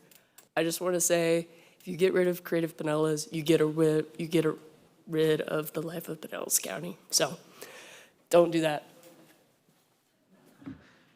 Appreciate your brevity. Thank you. Taylor Rhodes, followed by Tina, I think it's Yegi. Teggy, I'm not sure. Good evening. Hello, my name is Tay. Thank you so much for the opportunity of allowing us to speak today on behalf of Creative Pinellas. I wrote a brief speech on why Creative Pinellas matters to our community. To begin my speech, I would like to say art provides a unique and deep connection amongst people, reminding us of how rich humanity can be, wordlessly expressing thoughts, emotion, experience, potential, and perspective. Despite the division occurring within society today, art allows us to see through another person's lens, to understand life isn't all black and white, rather an entire spectrum of color with depth and dimension. I've had the pleasure of experiencing studios at 5663 in Pinellas Park as both vendor and visitor. Without Creative Pinellas, I would not have found my people, a place to belong and share artistic passion. Moving from Sarasota, another home to the arts, to Clearwater, made making friends a little difficult, but studios at 5663 has helped me greatly. John Gascott is an amazing artist and leader who's a big face in the St. Pete and Pinellas art community. If you defund Creative Pinellas, you'll be hurting communities like his. Artists will have a harder time finding work. Nobody will know of important events. And the art we are known for will cease to exist. Pinellas County is all about creative community. Why change that? Thank you. Thank you. Taylor Rhodes? Okay. So Tina Yegi? I apologize if I didn't get that right. Do we have a Tina in the house? Tina going once? Going twice? Okay. Heather Tenero, followed by Liz Dimmitt.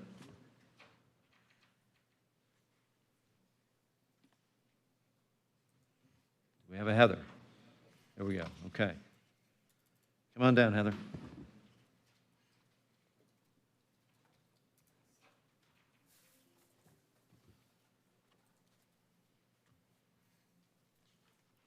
My name is Heather Tenero. I'm the owner and hive mother at the Hive Community Clay, a thriving ceramic community on 49th Street South. Excuse me.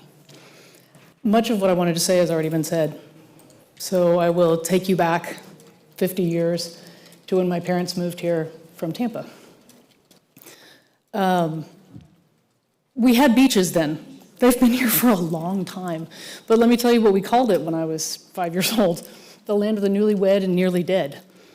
My parents were the newlyweds, and everyone who lived around us were really sweet old people. This town didn't start to thrive and grow until the arts blossomed here. I moved away. I lived in Asheville for a number of years. I lived in Boston and Seattle. And I came back here, not just because my family is wonderful and I love them, but because our arts community here is able to support and nurture the people in it. And Creative Pinellas is a huge part of that. So please don't take away the backbone of our community. Let us grow, and please don't send us back to the newlyweds and nearly deads. Thanks, y'all. Thank you. Liz Dimmitt, followed by Hal Friedman.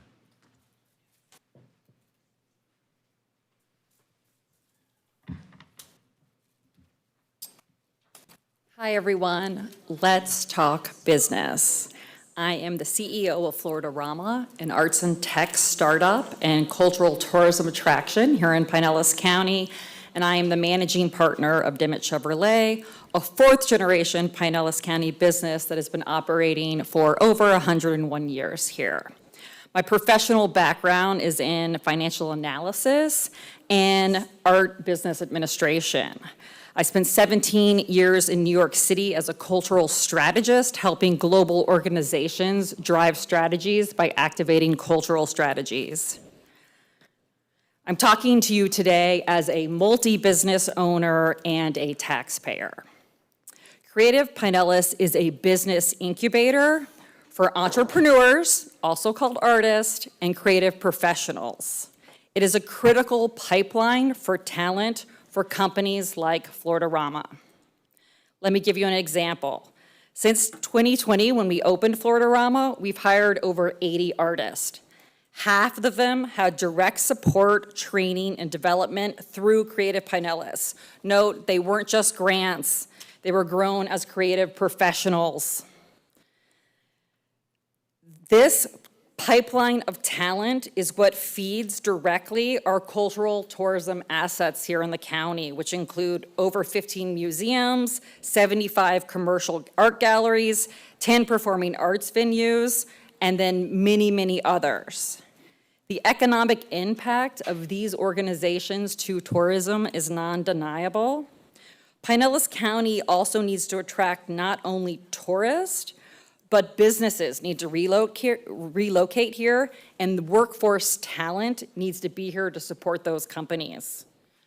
What businesses and workers care about isn't the beaches, it's housing, education, and culture.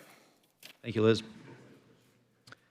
Hal Friedman, followed by Willie Rudowski. Good evening. Thank you for allowing us to speak. I'm going to be quick because most of what was said, most of what I was going to say has already been said. But I'm on the board of Creative Clay, which is an organization that teaches artists with disabilities. Creative Pinellas used to fund part of our mixed abilities summer camp for kids. So I have an immediate connection with them. Enough on that. You keep talking about Visit St. Pete Clearwater. And I would think if you ask them for their statistics, because they've got more statistics than you can shake a stick at, you'll understand how important the arts are to this community. And I think that would be a good place to start. And they're not the people to run it. They're the people to market it, to survey it, and basically sell it as a place to come. And finally, and this is for Commissioner Flowers, actually, because she asked the question earlier, which never got answered, and I think she was interested in what the effect is of that difference in the two millage rates. The difference in the $156,000 that Creative Pinellas needs to fund them is 15 cents a person for the people in Pinellas County. And if you went and asked anybody, would you give me 15% to have the vibrant arts community that you have? I don't think anybody would say no. So please, fund that 15 cents a person and keep Creative Pinellas going strong. Thank you. Willie Radowski, followed by Victoria Jorgensen. Good evening. I am not an artist. I am not a gallery owner. I am a registered voter. I am a patron of the arts. And I recognize that you've already heard about the impact that Creative Pinellas has on schools and on the artists themselves. I want to remind you, if you have ever traveled to countries that were formerly behind the Iron Curtain and have seen what gray looks like, you will see communities that do not have art. And the art that was put up was very brutalist. That's not what we want. That doesn't attract tourism. We need to fund Creative Pinellas to continue the vibrant communities that we have here in the county. I'm asking you, please, do not cut the already small amount that you give Creative Pinellas now. You need to increase it. Thank you.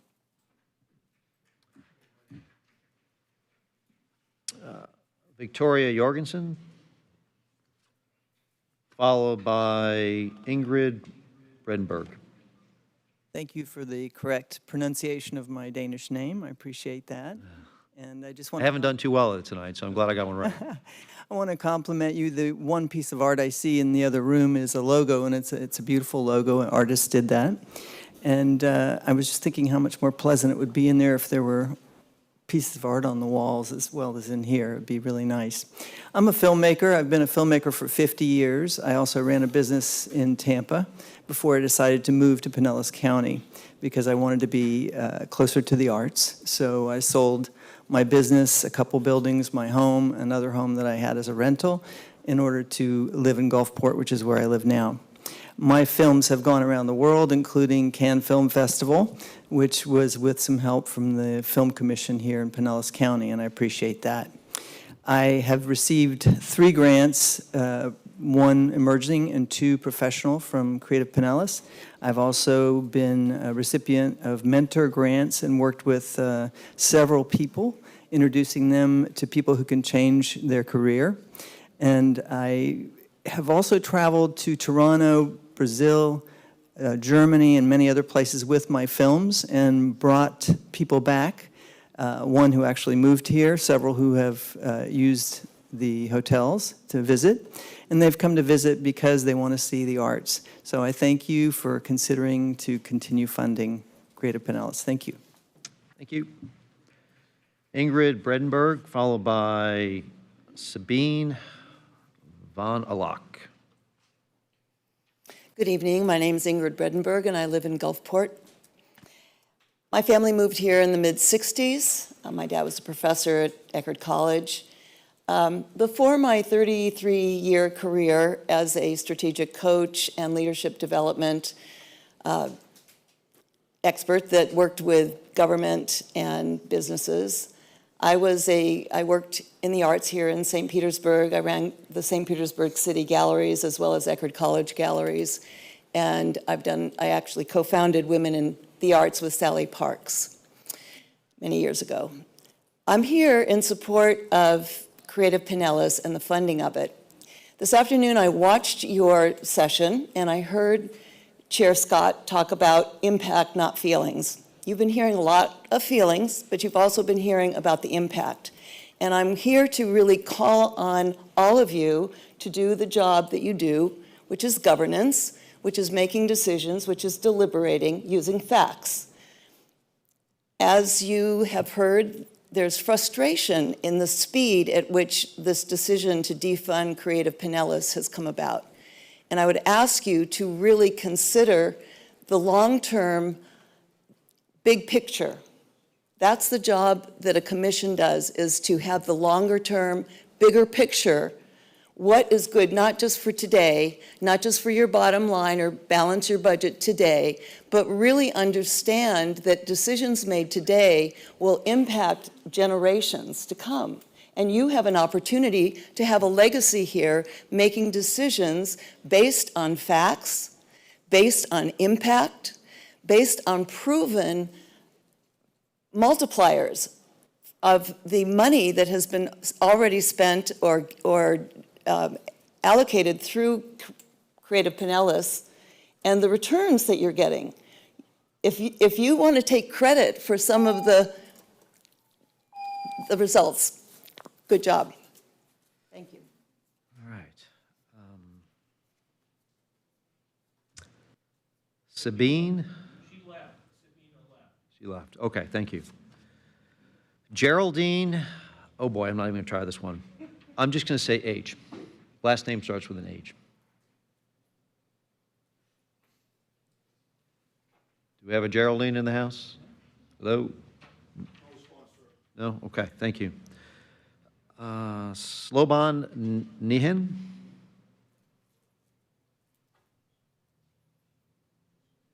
Going once? Going twice? Okay, thank you. Autumn Pearson.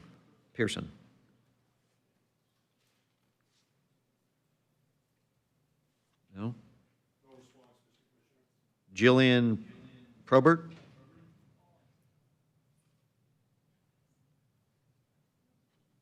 Shannon O'Leary? Joy Syret?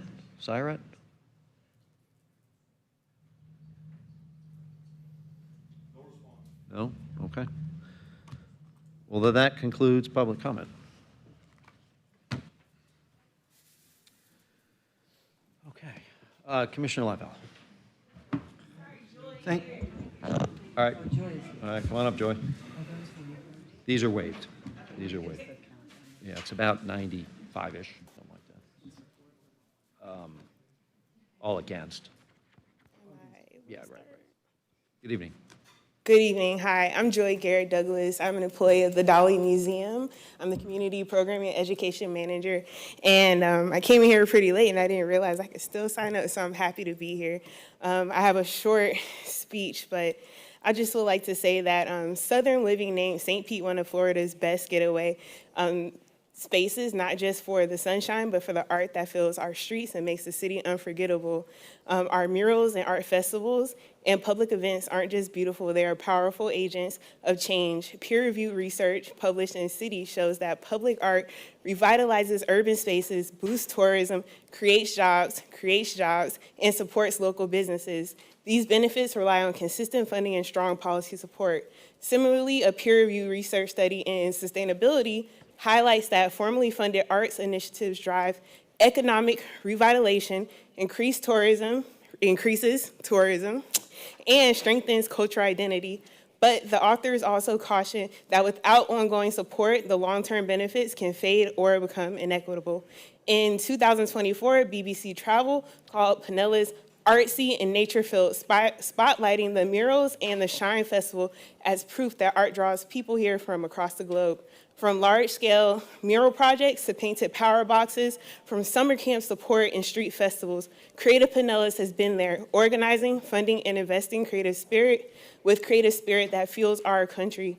Because of this support, we celebrate Creative Pinellas for putting our money where our art is and helping our city. Thank you. Thank you. Okay, we just had two more. Julie Wilson, followed by Aura Fraze.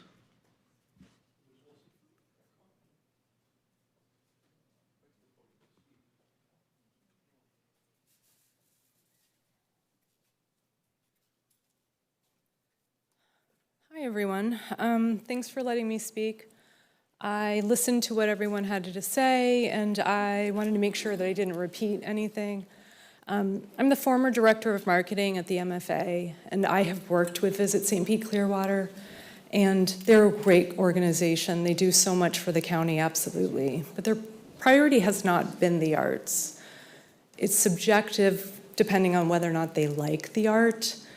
And when I think about them offering or being asked to do this grant distribution, grant allocation, yeah, they said yes, but what's the plan? Where's their experience? Where's the proposal? So yes, they said yes, but are they the best organization to do that? I myself have left the MFA. I'm a nonprofit consultant. I work with a lot of our countries or world's global charities. I work with Doctors Without Borders. I work with Save the Children. I'm used to people saying that nonprofits can be run by someone else, that work can be done by someone else. But when you look at whether the skill set's needed, is that the right skill set that's sitting at Visit St. Pete Clearwater? No. They do something else that's really great. Creative Pinellas has experts that do what they do as well. Also, as someone that works with millions of dollars of investments for nonprofits to serve a greater need, it's not a best practice to pull an investment without monitoring and measuring, doing what Margaret Murray has suggested, which is establishing the KPIs and monitoring it to make sure that everyone's on the same path moving forward. So I support that. I support revisiting the defunding and really thinking about what are the key performance indicators you're trying to establish. Is it a feeling or is it quantitative, qualitative? Thank you. Thank you. Aura Fraze.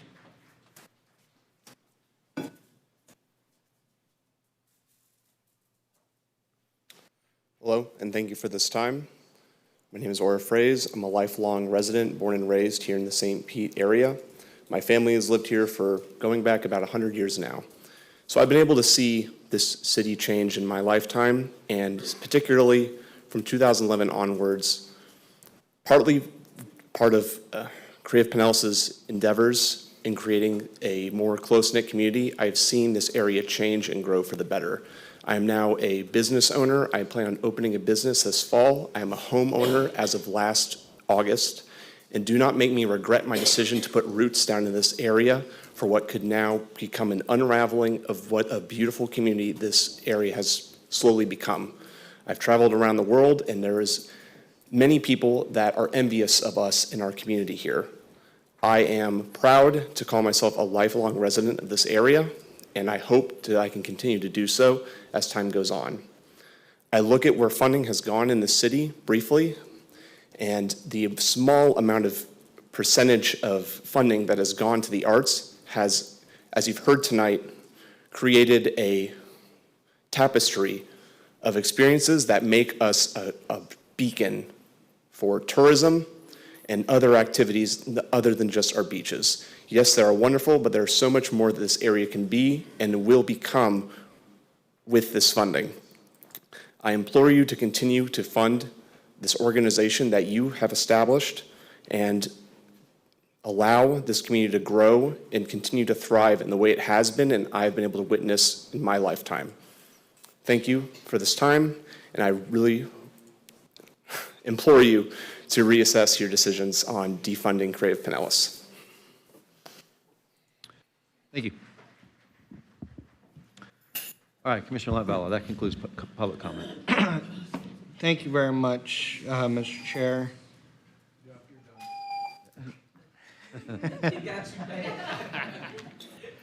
I'm just glad you're still awake because it's almost 9 o'clock. It's about your bedtime. And I do want to thank everybody that showed up tonight.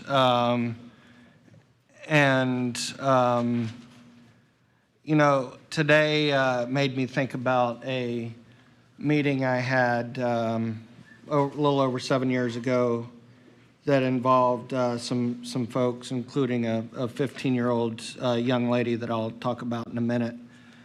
You know, there were some things that were said, some things where it felt like Creative Pinellas was taking credit for things that I don't really believe they should take credit for. One of the things that was mentioned was the Mural Festival. That's sponsored by the Visit St. Pete Clearwater folks. The folks that was said earlier, they didn't have the experience to know how to do those things.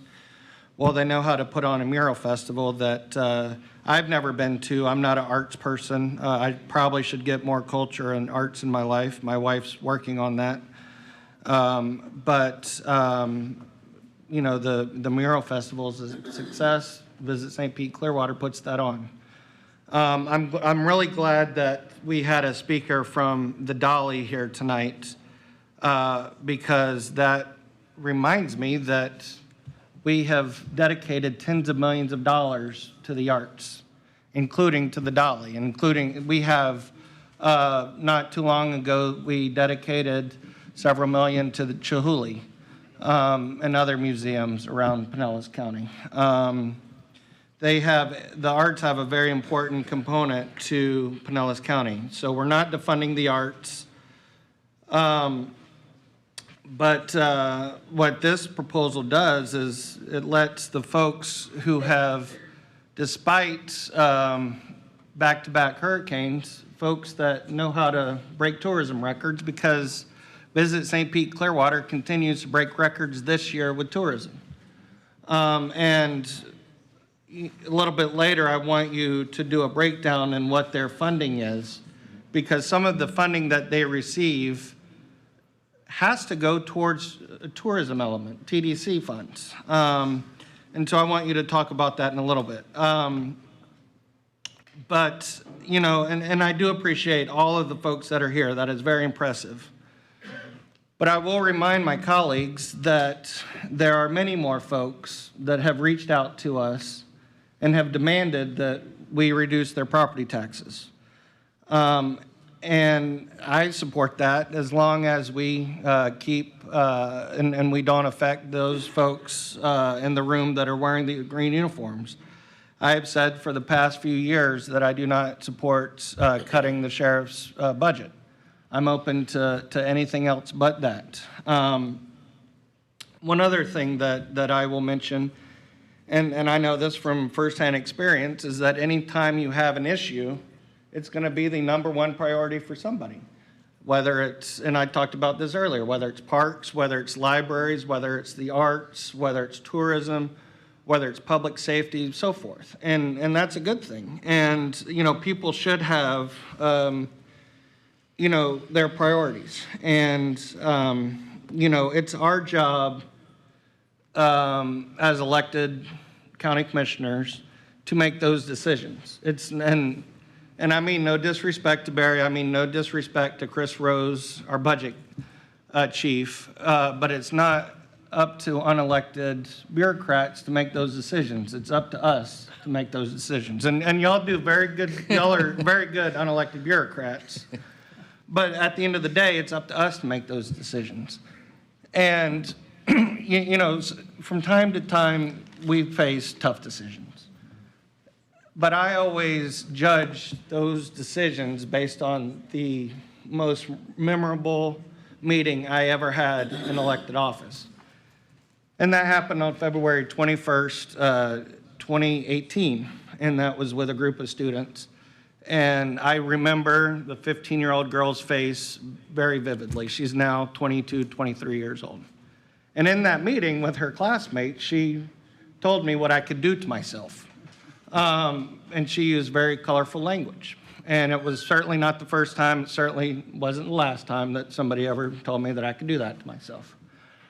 But what made that meeting more remarkable and stuck out in my mind was it was a week after she saw her classmate get shot right in front of her at Parkland High School. She was a Parkland High School student. And so I judge any decision that we make that could be even remotely controversial by meeting kids, meeting parents, meeting teachers who literally saw their friends who kissed their kids and whose spouses died that day, and who they kissed their kids goodbye, never saw them again. And yeah, this is tough decisions to some. Baseball stadiums may be tough decisions to some, but at the end of the day, and I mean no disrespect to the people sitting behind me or people in the other room, but this really is not life, it's not life or death. Arts will still be here. Pinellas County will still thrive. The sun will still shine. And people will still come and go to our art galleries. People will still go to our museums. And we will still thrive as a county. And so with that, I would like to make a motion to approve the budget amendment that includes the health plan breakdown, benefits, and the Creative Pinellas budget amendment that was mentioned earlier. That sets our mills at 4.5423. I appreciate that, but I got to read something first. Oh. State legislators put language in law we have to read. Well, do we have any other, let's do some comment first. Yeah. Okay.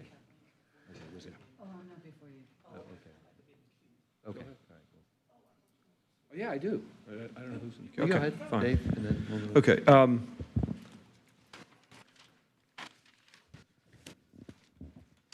So I have some notes here, and I just, this really isn't necessarily about choices. It's not really about priorities in terms of public safety versus anything else. I mean, that's certainly fully funded in our budget to the tune probably over 45% of our budget. So there's no question that that's a priority.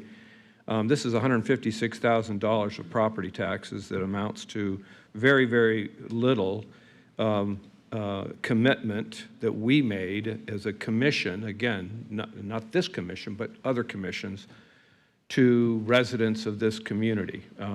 I appreciate the scrutiny around this table, trust me. I've been here a few years, and I've not had the same kind of scrutiny on budget items that we have now, and it's awesome to have. and you all are to be commended. And the new folks have brought good ideas to the table for consideration. But I will say this, I mean, as important as it is also important how we deal with the issue. It is not just simply to cut. It is to how do you unravel something that has become part of the community. And as I said the other day, I am not an artist. I am not the best spokesperson. The people that were here tonight were good spokespeople for the art community and shed some light on things for me. I don't know what that vision is going to look like for me going forward. I don't know if Visit St. Pete, the organization, has the talent to do that. They have their talents to market this area. We have the budget to provide for the historical museum or the museums in St. Petersburg. But who's going to do the work? Who's going to provide the expertise to do it? And what is our vision for that? What do we want out of it? What do we want to get done as far as the arts in our community? And I think that's a question we have to ask. Is it the group that we have in place now? Is it Visit St. Pete Clearwater? Is it some other model? I think that's a conversation that we need to have. And if that's the appetite for the commission, and I have no problem with that. I'd like to dive into it myself so I could firm that up. And just reminding everybody, again, we're not getting rid of the arts in this proposal. I get that. But remember what the national community, we had a community survey not too long ago, and it was clear that there was 5 findings in there. I mean, there's a whole lot of information, but one of those findings was the importance of the arts and culture to a community. It came from our visitors, it came from our residents alike. And that was as compared to other communities around the country, and it was compared to communities in this that are like-sized communities in this region of the country.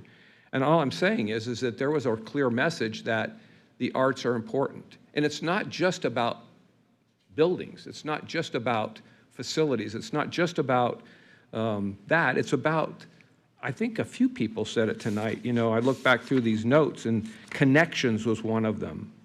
Arts, how important connections are between the community, between the businesses and the artists, between the schools and the artists. Connections was prevalent throughout a lot of the comments. That doesn't come from a budget of dollars that we give to a museum. It doesn't come from those kinds of things. So again, I think we need to decide what we want out of that group, out of our art representative. Remember, a long time ago, the county did their own stuff, and they decided that wasn't the way to go. We need to put it out and let an independent group do this.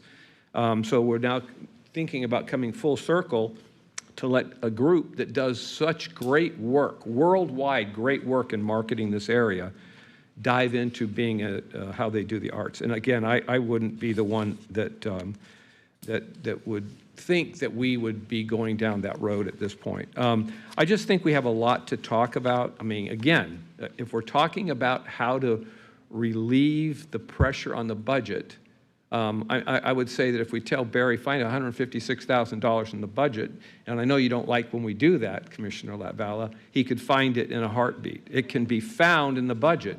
This thing that we're talking about is really a vision for the community. It's our vision, but the community vision about what we want this group to be. So that's all. I'm not going to go into this anymore. I just think we ought to take a pause. If you want to talk about, rolling back 15%, 10% of the budget this year, whatever. But let's make a commitment to reaffirming the vision of the arts that we have for this community and what this community has for itself, and make it a part of what we have going forward. I just think it's a little quick, a little knee-jerk, and the knee-jerk reaction is Doge telling us how to run our lives down here, and we're all in that. We're all about getting more scrutiny and tax dollars. We're all about getting more tax dollars scrutiny for sure.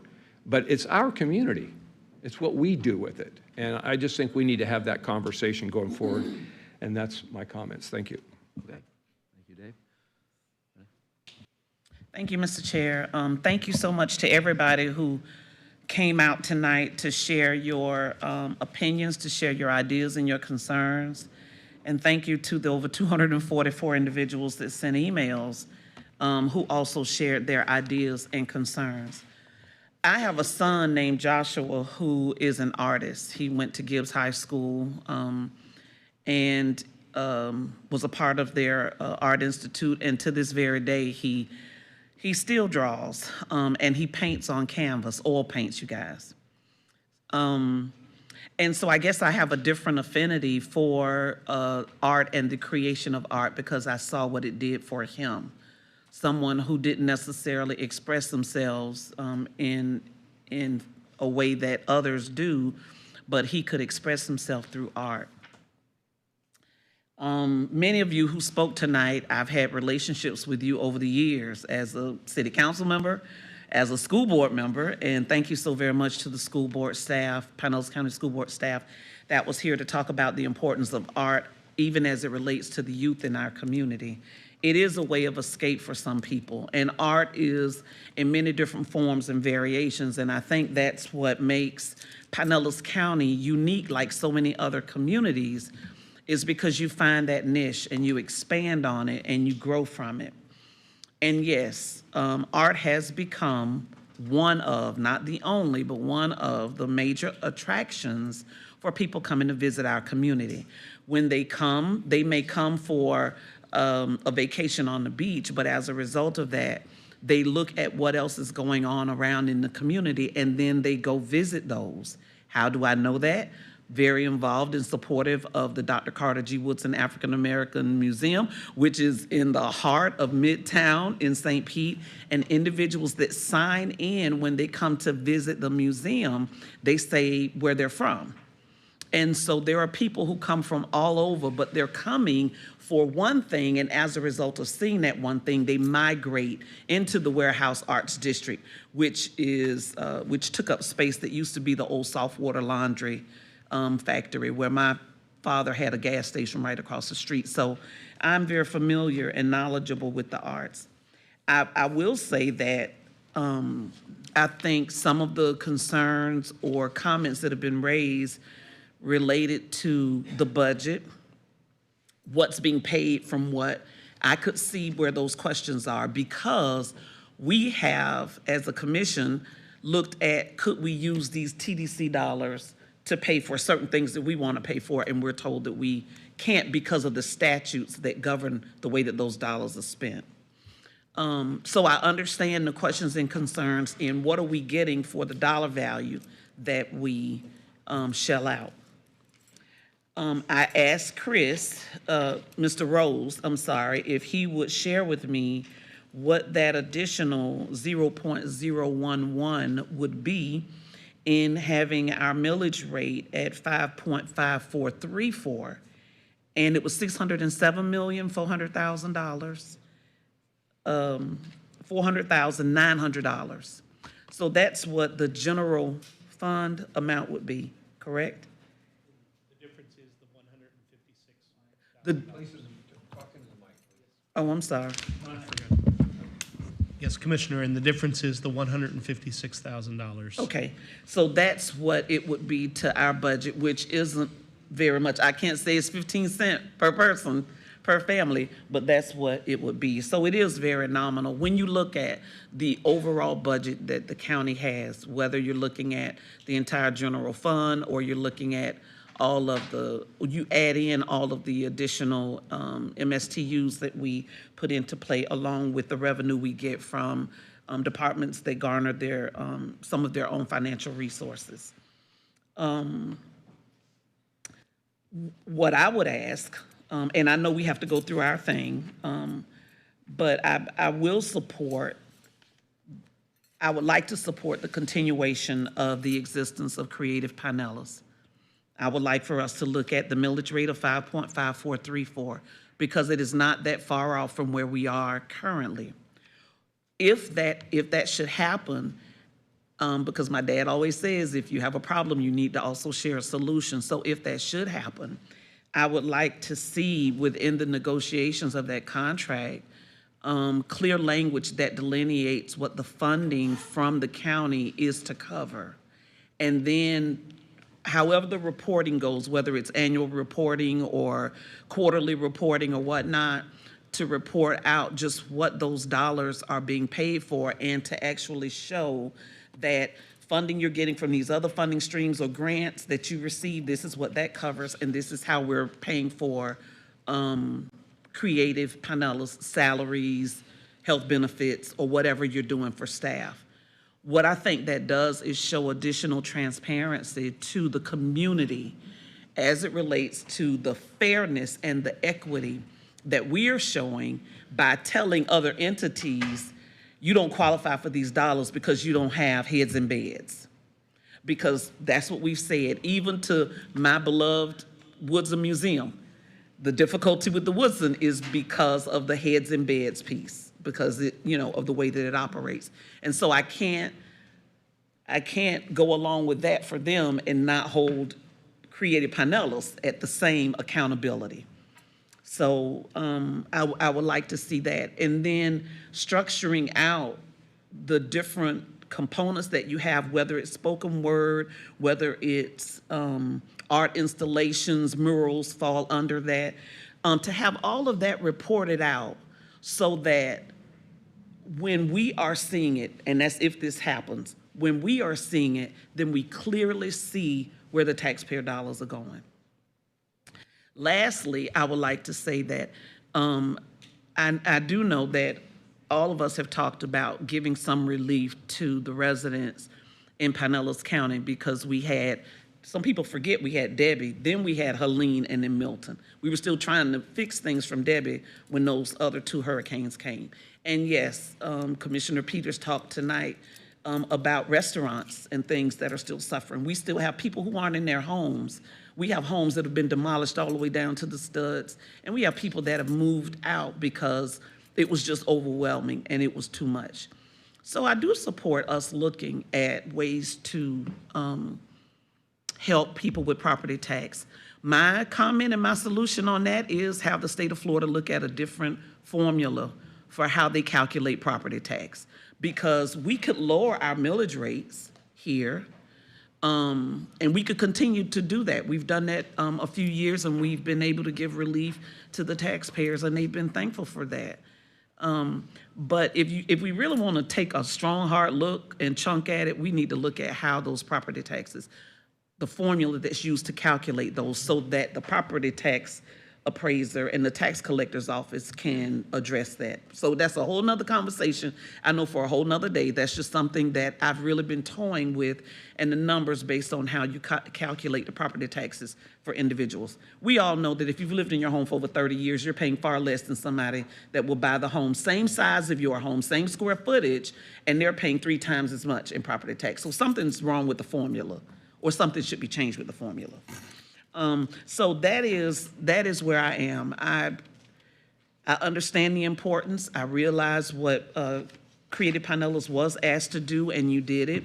I do understand the concern when it comes to how the dollars from the county, from the TDC and the CVB are being used, because really it's for heads and beds, and how are you helping to generate tourism within our county. So you need to be able to show that, you need to be able to show that. So I know we're not at that point yet, but I would ask for consideration, if you would, for the 4.5434 that would add Creative Pinellas back into the budget with all of those caveats, and I'm happy to repeat them again if need be, but with all of those caveats.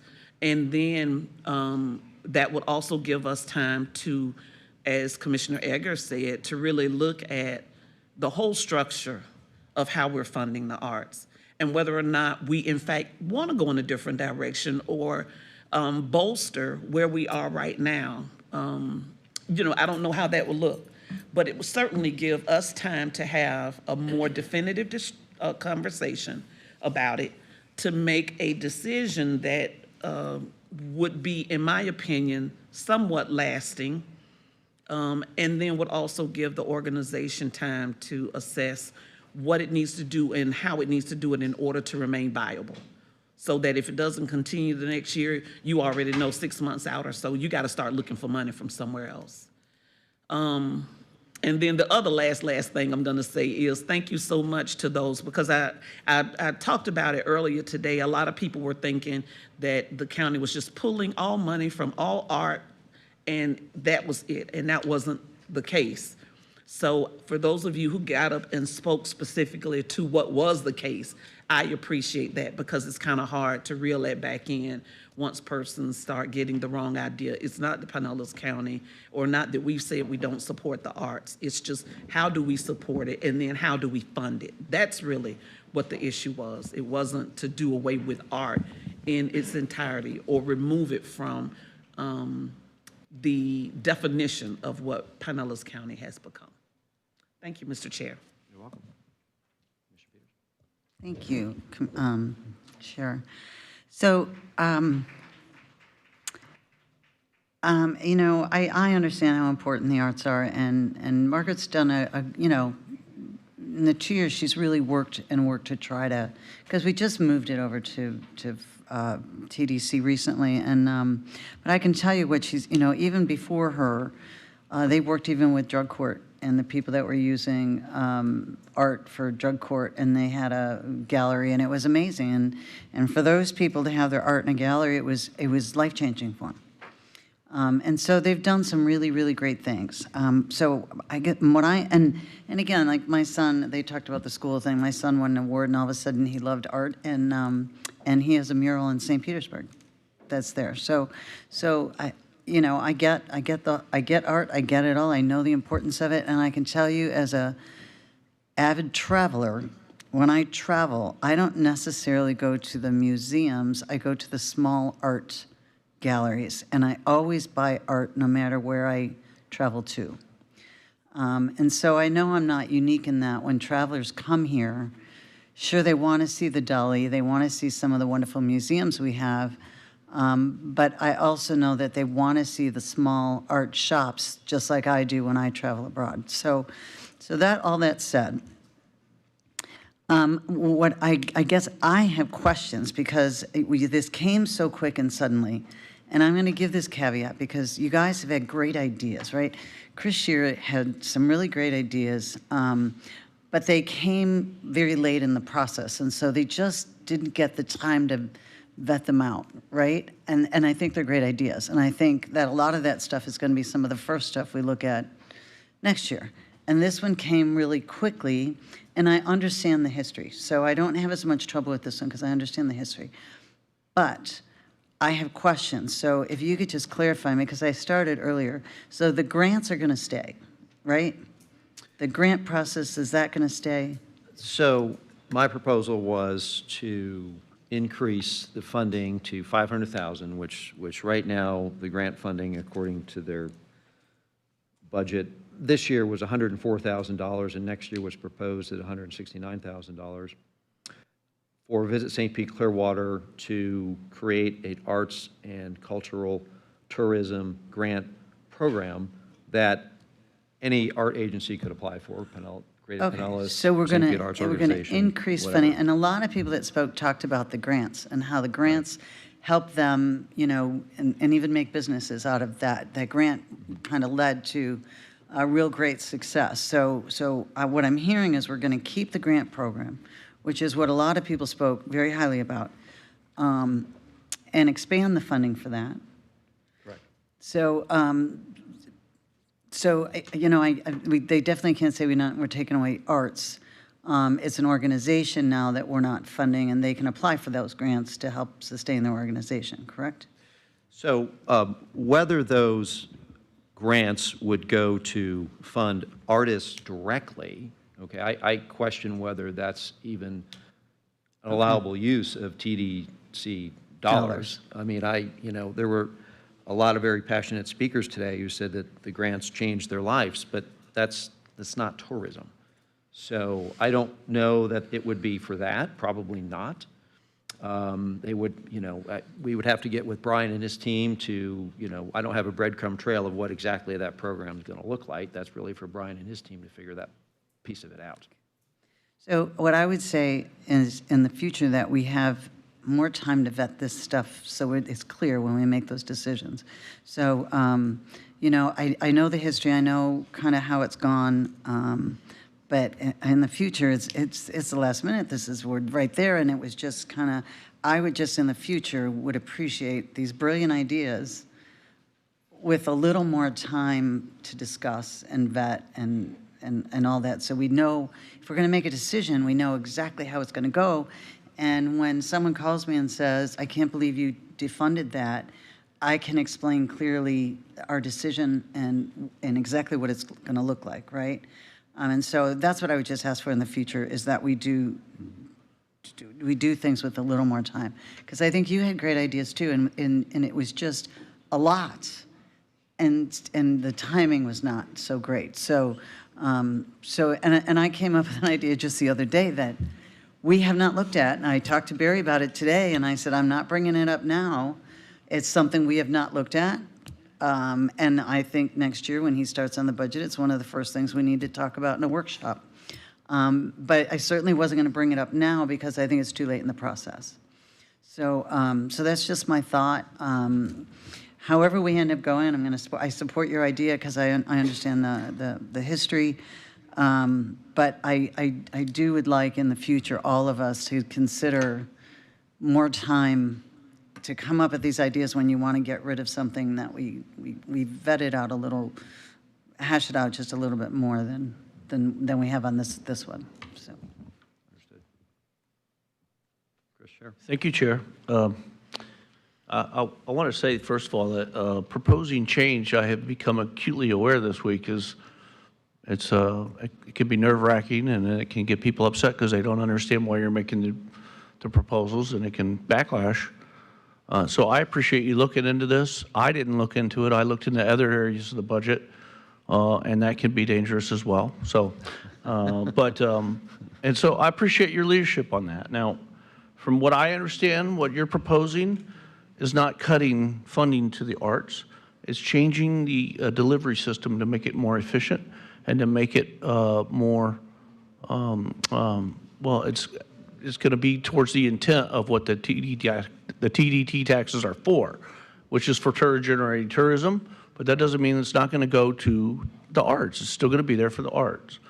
And I believe that what you're proposing cuts out the middleman, makes the system more efficient, and over the long run, that'll provide more funding for the arts than less, because we're not spending money on overhead, we're not spending money on office space. So I wanted you to know that, that's the way I see your proposal. I've studied the proposal. I don't need more time to think about it. I don't think I'm being knee-jerky. I was kind of in tune to what I was looking at earlier. I'm in favor of what you're proposing, but that doesn't mean I'm actually in favor of the millage rate, because I'd like to make changes to the millage rate proposal. But on that one, you got me. To talk about that. So we're not there yet. No, I know we're not there. We're almost, Commissioner Latvala spooked me by saying he's ready to. Almost at that point. We're not quite there yet. So anyway, I'm good with your proposals, because I think it'll be better for the art community. There'll be more dollars available for them in the future. I just have a real quick question. Have we checked with, I know on Jules' staff, there's one of your lawyers is on TDC. Have we asked about using the TDC funds for local artists, and if that's an allowable expense? I have not. So we have a lawyer who's not on the TDC, works Or with and like, provides legal support, Yeah, just to be clear. Yeah. And my understanding, and perhaps the budget people could explain it better, my understanding when Creative Pinellas was originally funded, you all are familiar with the 60-40 split. And so the 40% is capital. Correct me if I'm wrong. Creative Pinellas is funded out of the 60% side that goes to funding the Convention and Visitors Bureau, funding promotions, funding what I would call the soft costs. So, and I think your budget people could speak a little bit more directly, but it really comes out of the promotion side.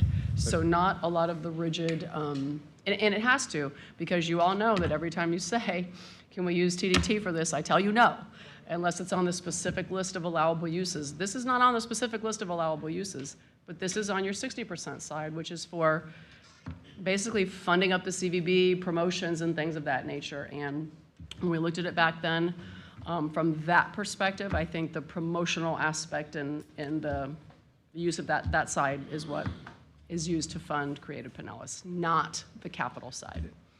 And I just want to follow up on that because my understanding in hearing some of the conversation, and I don't really know either, and I'd like to find out, but that there's other sources of income that they have received, some of which is being used for what we're talking about. So it wasn't necessarily TDT funds.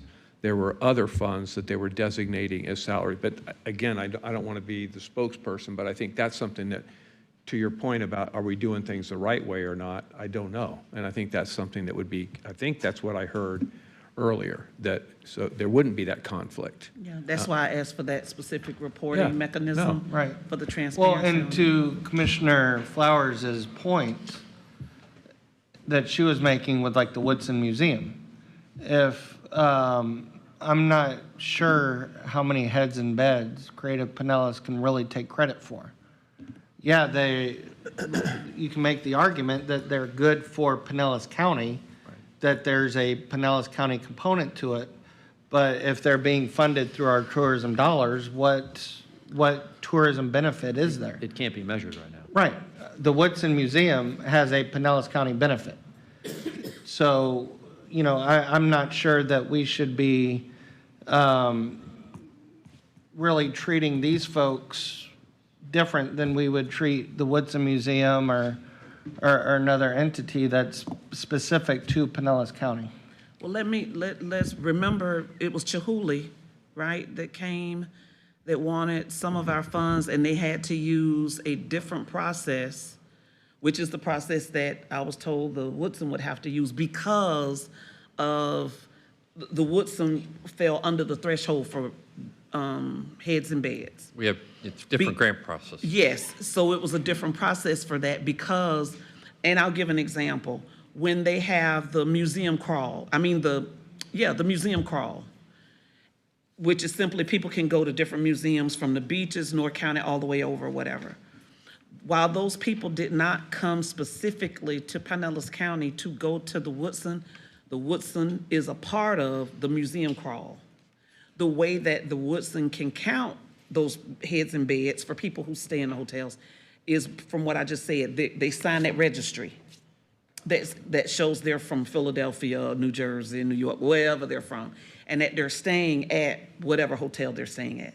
So that's how the Woodson's capturing people who are coming here for the arts may not be specifically to come see the Woodson, but they're coming here as a part of what has been advertised when it comes to the museum setting. That's why I was saying, if I get support for creative staying in, there should be that transparent process where you could see.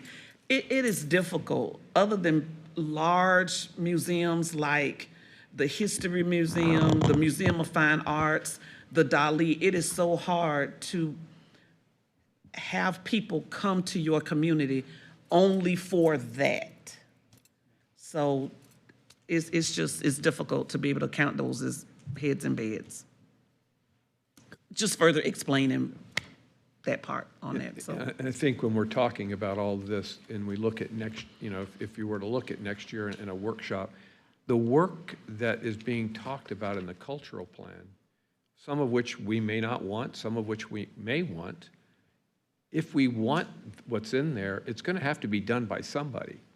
I liked when the county commission decided we didn't want our person on our floor to do boards and committees anymore.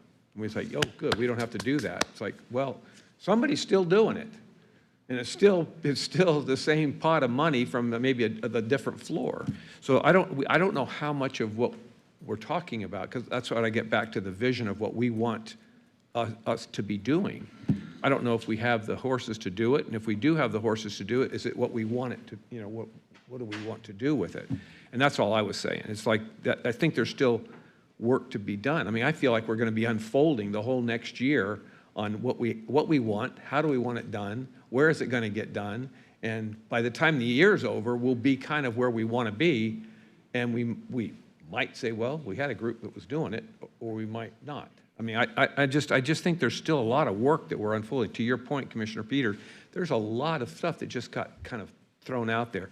And we're talking about $160,000 of property tax money. We're talking about the other being TDT money, some of which is, I'm guessing all of which is on the 60% side. So anyway, lots to think about. That's all I was saying. All right. Are we ready to make some progress here? All right. Now that we have heard all public comment from citizens, I will entertain a motion to amend the tentative budget as we discussed on August 28th at last week's work session on the budget, and as therefore recommended by the county administrator in the memo that was sent out yesterday on September 3rd. These changes are a planned drawdown from the Health Benefit Fund for tax relief, the discontinuation of funding for Creative Pinellas, the funding of one-time money for the ERP system, and something we haven't discussed yet but is necessary, a formulaic budgetary change for the tax collector that is offset by other fees. These changes total reductions of $1,856,000 and an increase of $423,500 that is offset by new revenues. The countywide general fund millage rate is reduced to 4.5423 mils. This is a 2.2% increase over the aggregate rollback rate of 6.0265. May I have a motion to amend the budget? Are we, excuse me, question. Are we going to be, are we making a motion to talk specifically about Visit St. Pete Clearwater, Creative Pinellas being in or not?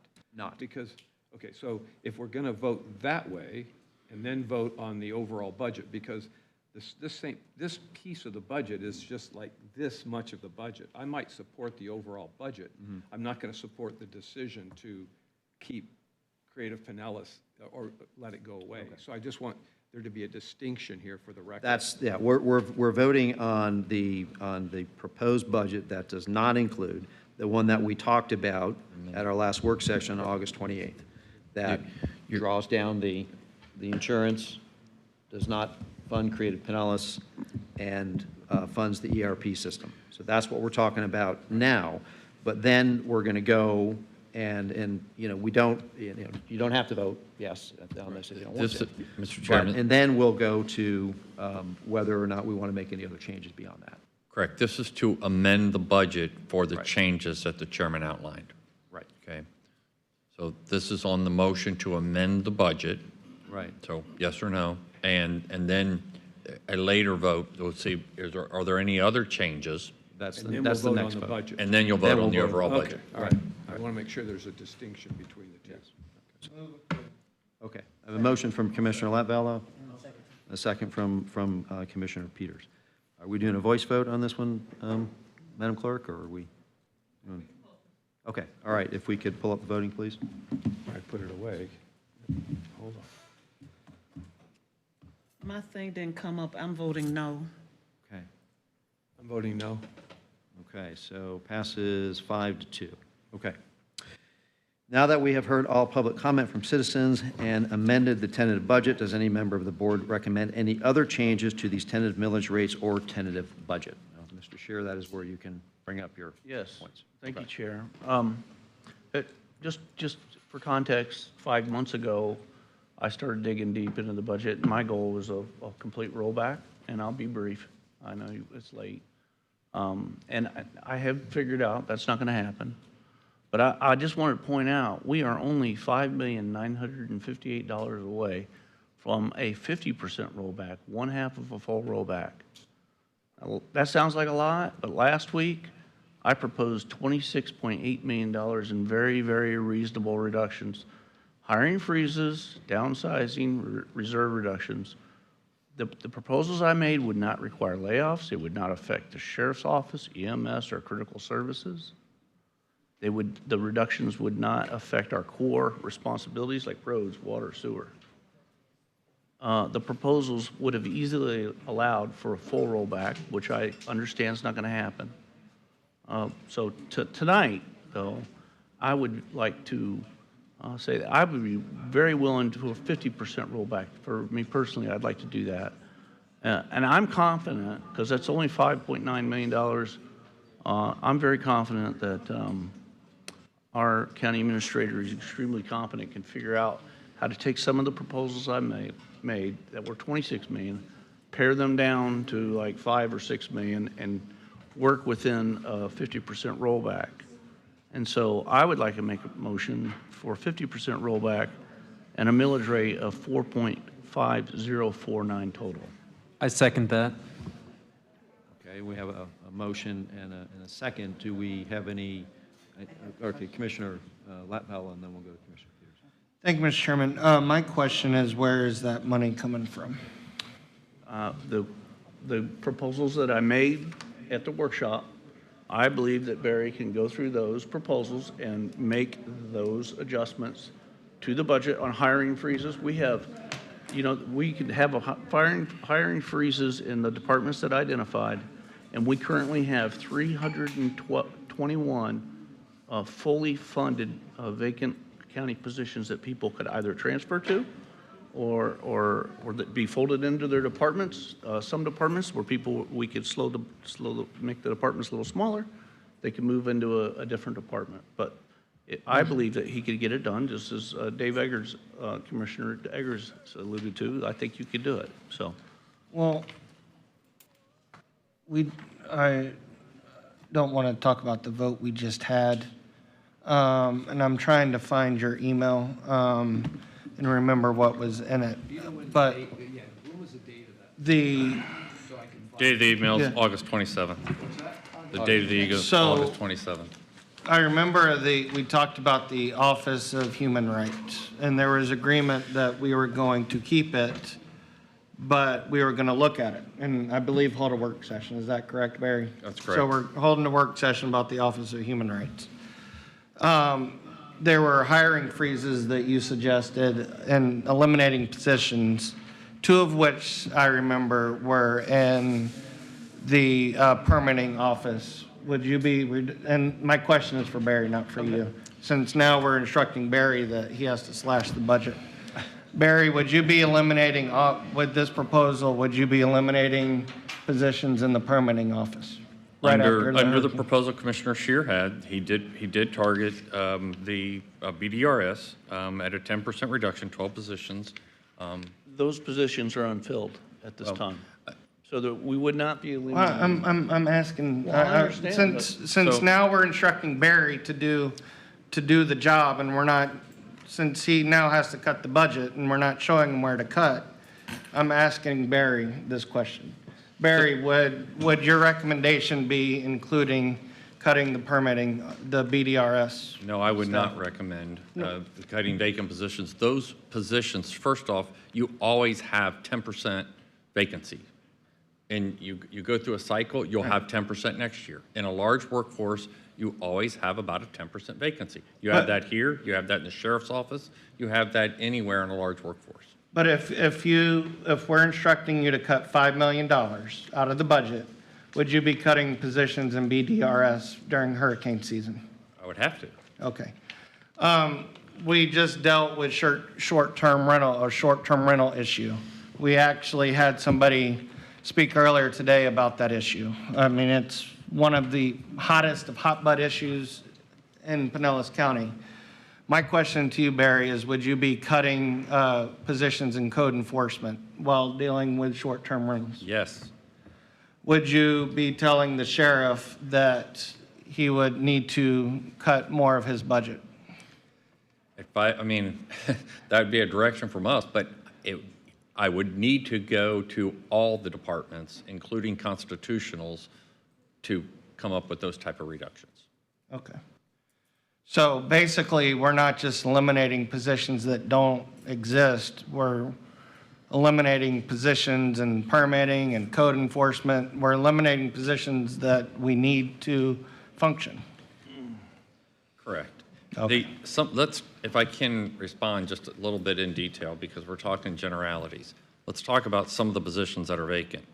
I have mechanics that's very hard to fill. So we outsource stuff when we don't have enough mechanics. We have HVAC and electrical technicians over in facilities. We're running massive amounts of overtime as a direct result. These are HVAC guys in the jail. If they have to perform those functions, or we outsource the work because we can't hire the technicians in those positions. Those are vacancy positions. A lot of the 300 positions are grant funded. These are 911 technicians. It's our EMS trainers that train all of our fire and EMS personnel. It's 13 parks positions. Down in Fort DeSoto, a lot of those, some of them were lifeguards, which we can't hire, but it's also park rangers. We just are trying to put to where we have a park ranger in each park. 50 positions are in public works, which includes people that fix our sidewalks, fix our roads, inspect our bridges, our engineers. They're very hard to fill for our engineers, and our project coordinators for all the capital projects that we ask them to do. That's 50 positions. 44 of them are in utilities, 22 in BDRS. 59 are in the clerk's office. Some of them are paid for by fees. So of the 300 positions identified, 59 are in the clerk's office. A lot of them are not general fund. 17 positions were in the property appraiser's office, SOE, and the tax collector. So I did not recommend any changes. So what do you recommend, Chris? I recommended this memo that I sent you last week, and we went over in the vote. And we talked about it, and we, Okay, well then. some you of can- it we took, well, I some made of a it we motion, didn't You can vote take. against the motion if you want to. But my point is, My point my point is that, and I appreciate you putting in the work. This is a. And this is I'm a speaking, attempt. I'm speaking. My point is that I appreciate you doing the work. Anybody can make a motion, oh, I propose a full rollback. That doesn't mean that, you know, if Brian does a motion for a full rollback, or Dave does a motion for a full rollback, that doesn't mean that they're more conservative than you are. And, you know, we had this discussion, and now you're going to rehash it.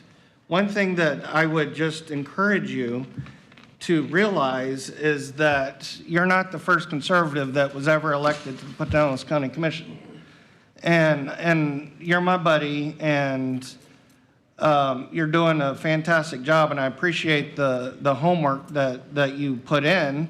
Some of your proposals we took, we just accepted one of them. But that doesn't mean that we're going to start slashing vacant positions during hurricane season. I mean, that's not something that I would support. And I'm not sure that my colleagues would support it either. Mr. Flowers. I shared when we had our last meeting, and perhaps I have a different perspective because I've worked in the human resource side where you, as I stated, you will never probably have a business that will not have vacancies because you have people that retire, you have people that get promoted, you have people that move laterally. You want to make sure that when you're interviewing individuals that you are hiring the best person, because it costs anywhere from $15,000 to $20,000, rough estimates, to bring a new person on board. That's orientation, that's the 90-day probationary period, getting them set up, everything that you need to do to get that person on board. So it's expensive to get an employee on board. So when you have consistent turnover because you are not being thoughtful or mindful when you are interviewing and hiring, then you will continue to have vacancies because that person's not going to work out. I also shared that, and I will never support a complete rollback, and I will never support zero-based budgeting, even though no one said zero-based. I will not do that because too many times in business, I own my own business as well, you will have circumstances and situations arise where your costs are going to increase, your expenses increase, and you need to be able to account for that. It's much how I run my household. I've got to put aside a certain amount of dollars because anything could happen and I need to be able to pay for and account for that. If I don't have it, then I got to go figure out where I'm going to get it, or I've got to wait until I can make the ends meet. We just got approved for our CDBG DR grant. I understand we're going to have someone over that and we're going to bring people on board, but there are also pieces of the CDBG GR that have to occur by our staff. If we don't have the staff to do it, we're still going to fall behind the 8 ball because we're not pushing those services out there. And those dollars help people who are still being hindered by the hurricanes. Commissioner Latvala, thank you so very much. I think you were very mindful when you talked about the positions relative to permitting, the positions relative to our emergency management department, and certainly the positions relative to BTS. So I'm not going to do that, nor would I say I want to cut $5 million and then Barry, you go find the $5 million. If we would do that, if someone would suggest that, then you need to be line by line specific. I understand that for my newer colleagues, this is the first budgetary process. So, there are questions that you have and maybe a process. Commissioner Peters said it best when she said, next time let's maybe look at these things a little sooner in the process so that they can be worked out as we go through the process. But again, I just account that to the fact that this is your first time going through a budgetary process. And so I understand probably, you provided it to us when you could get it to us in your thought process. Unfortunately, for me, that just is not good timing. So I'm not going to support a full rollback. I'm not going to suggest that Barry go try to find $5 million somewhere and pick and peel. I don't think he's saying it just to be arbitrary.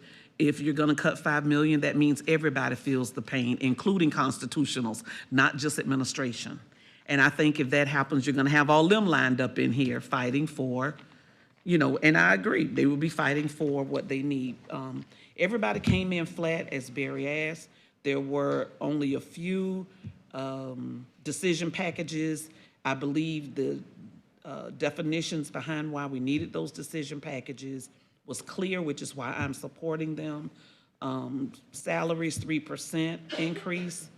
We need our employees. I think they've done a yeoman's job, and living here in Pinellas County where it's not cheap to live, I think they're doing the work they deserve, that pay increase. So I'm not going to support the request for the rollback. And I really wish we had kept Creative Pinellas. I'm gonna cry on the drive home, but I would have to go with the amended millage that was presented to us this evening that actually passed a minute ago. And if I could just make, Commissioner Peters, go ahead. Yep. Go ahead.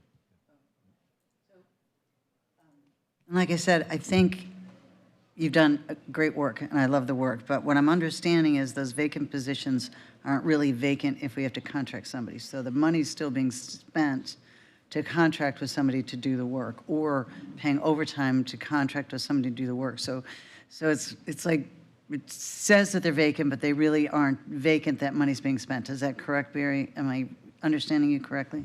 Certainly not on all of them, but the positions are needed, okay? And so, a park ranger, they may pay overtime to cover, certainly in HVAC technicians and things like that. But the positions are needed. Like one of the proposals was HR. Well, you heard Ken Burke when he talked about the ERP, we actually have to staff up for the implementation. We're running dual systems. So that's helpful. And so, and where I'm coming from too is that we've done this lower the millage rate 3 times, now 4 times. And when you do that 4 times in 5 years, you are finding so many efficiencies because we're taking a lot away and we're asking staff to stay flat and stay flat when we have inflation just rising and rising. We had it rising and rising, and the staff stayed flat. And so I think we've done an outstanding job, and I caution that if we did so much slashing and we did have an emergency, we couldn't handle it. We wouldn't have the ability to handle it.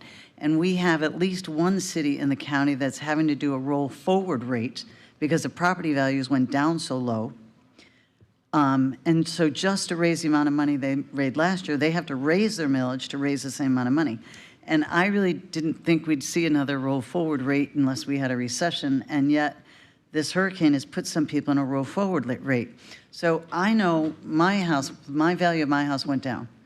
And so even though we're not going back as far, because of the declined value in properties from the houses that got damaged, it's not the same thing. It's not like my assessed value last year was higher than my assessed value is this year because of the damage I took. So, so some people are actually not, they're getting a bigger break because of that damage, right, that lower assessment. But I believe it's Treasure Island has to do a roll forward rate just to get the same amount of money. And so I think this year, because of the hurricane damage, it's not even apples to apples anymore compared from last year to this year, or the year before to this year, because that changes how much we can collect across the board for the houses that get damaged. So it's a little different.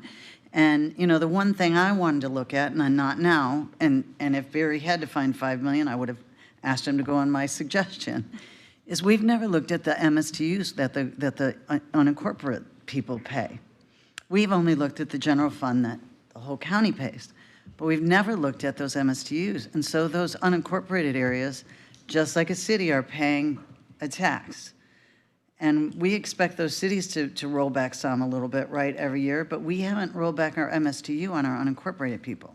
So, but if we do that, we're still going to be taking away people that we don't know where it would be going from. And so I want to know, if we're going to have to find $5 million, I want to know where it's coming from. But the one thing I don't want to do is just make a skeleton staff that if we had another emergency, we couldn't manage it. And that frightens me a lot.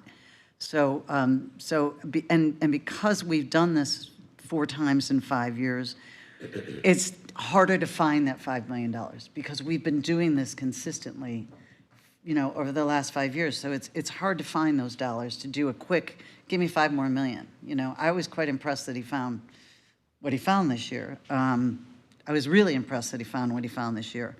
And I think next year, if we're going to look, I want to look at the MSTUs in those unincorporated areas because they've not had any relief. And so, but I wasn't going to bring that up here because I don't think we've had enough time to look at it and say, okay, well, if we're going to take it, what are we going to take it from? And when you do get your presentation on Terre Verde, you're going to love this, how they presented it to, when you see you're going to love it. It was really, really done well. And our staff are just doing an incredible job. And we watched them do, during that emergency, we watched them do, they were like Supermen. They did incredible work and didn't get time off for months. Months, they didn't get time off. And so I think at this point, if we devastated their staff, I just don't think we can do it. And so I wouldn't support that motion in a second. I know we have a motion and a second on the floor. I can't support it unless we know exactly where it's coming from. And my recommendations is next year we look at those MSTUs and see where we can come up with stuff. But I'm concerned about just eliminating staff when we're paying overtime to cover those vacant positions, or we're contracting with someone to cover those vacant positions. If we don't have that money to do that, then we're in trouble and we get a backlog. And the one thing I know is more than ever this year, I've heard the citizens say they do not want higher taxes. I've heard it very loud. But what I've also heard is they still want the same service. I can use Terre Verde as an example. They don't want it. They are very loud. They don't want those taxes raised, but they not only want the same service, they want enhanced services. So as much as the people are saying, I want my taxes low, they're also saying, but don't cut my services. And I've heard that just as loud as I've heard the tax thing. So I just think we don't decimate the departments and have no ability to even maintain the services we're already having. And so that's my concern. And what I would like to see us do is vote for the, one of the proposed millets that are in our presentation, and then next year really dive in and say, okay, if in fact if we find technology, we can get rid of some of those. Can we lower some of that stuff in the MSU and give our unincorporated people a break because they haven't gotten one? where some cities rolled their millage rate back, but MSTU wasn't. And so I think to me, that's where I want to start next year.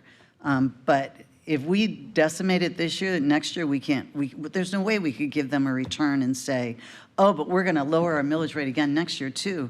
If we decimate our departments, then we can't next year either. And my goal is to do it next year as well, and pray we don't have another natural disaster and have our property values go down even more and be like Treasure Island, where we have to do a roll forward rate just to raise the same amount of money. So, I have concerns about that, and I would not support that.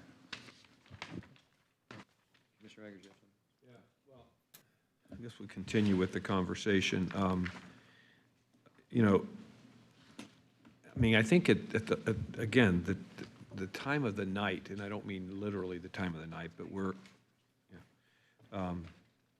I think we talked a lot about different issues that have come up during the year, and I think we need to start identifying those and setting them aside in a back burner issue, like, you know, some of the things that come up, and just say, we're going to deal with that in a workshop or 2 or 3, and maybe we need to expect longer workshops than 12 o'clock. Maybe go to 2 o'clock, 2:30 on some of the stuff, because some of this stuff this deep diving stuff takes time. But what happens is that we don't put it there to kindly remind us at every workshop, here's our list of back burner issues that we need to talk about before the last week in August on the budget. So I think that would help, because I know they come up. You know, Commissioner Scheer might have an idea, I might have an idea, Commissioner Val. Let's just make sure that we put it aside so we don't lose sight of it in the middle of a crazy schedules that we've got. But I'm not sure where that money's going to come from. I don't know at this time if we've got places to get it. And frankly, I think the comments that Commissioner Latvala talked about, I am really concerned about our EMS group. I'm really concerned about our BDRS group. I'm really about folk, and there's a lot of other folks that have worked during the storms, but I'm talking about their day-to-day job. I mean, they're overwhelmed. Now, one of the things that I brought up before, and I want to put it on the back burner issue because I want to talk about it next year where we're not in the throes of a budget approval, is looking at a structured increase in salaries that vary depending on where you are in the salary scale. I still haven't gotten the breakdown on where the salaries are in each level, 110 to 120, 120 to 130. What are the salaries? How many people do we have in those? I don't care where they are. Put the departments down here. Let's find out what we've got, because a 3% increase on somebody that's making $150,000 is $4,500. If you're making $50,000, it's only $1,500, and they need more dollars than the folks that are making the big money. So I just think it's a conversation to have, and it's not unique. It happens in many places where you have a different set of increases. But and again, I'm not saying that that's the way to go, but we need to look at it, because when we're trying to find money, and I don't even know what kind of money we're talking about, because I've not gotten the totals on each of those categories and what it means to your 5 million or your 3 million, or maybe it's only 50,000, or again, there's an awful lot of things, and I think we're not going to get to all of them this year, obviously, but I don't want to lose sight of them early in the year, so that all of a sudden we get into the budget process in January, we get our retreat, then the staff start working on it, we have those our hearings in June, and that's a lot of work.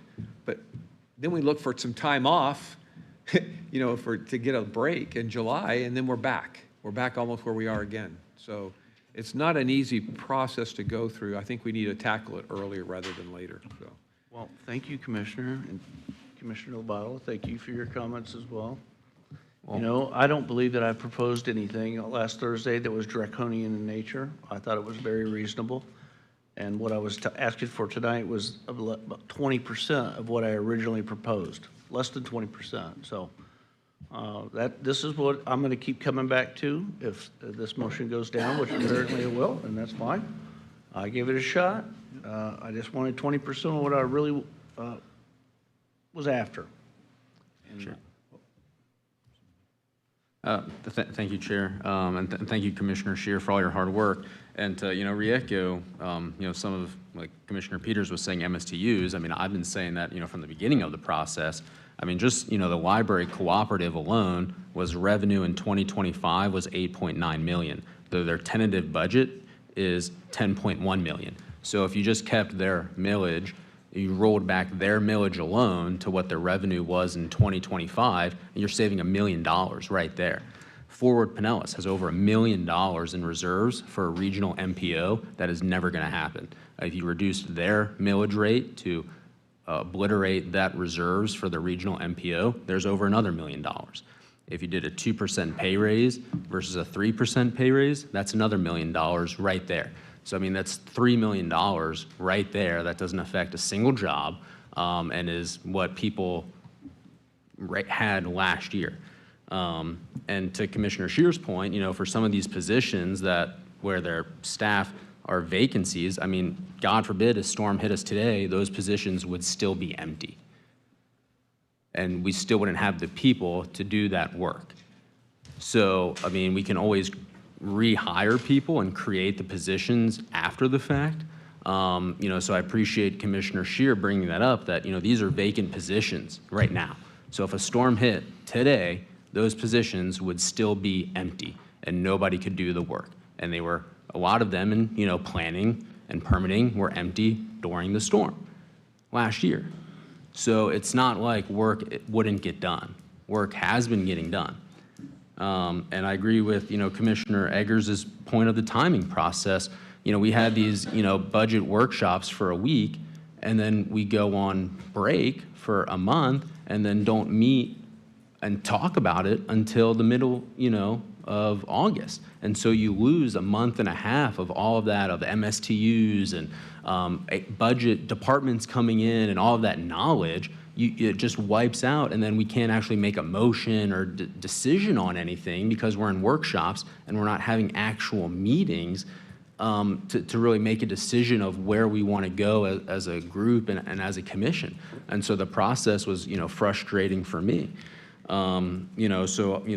I'm in dues and subscriptions. 10% cut was also in Commissioner Scheer's email, which was $225, which we didn't really talk about in the workshop. So I mean, you have over $3 million, I mean, right there.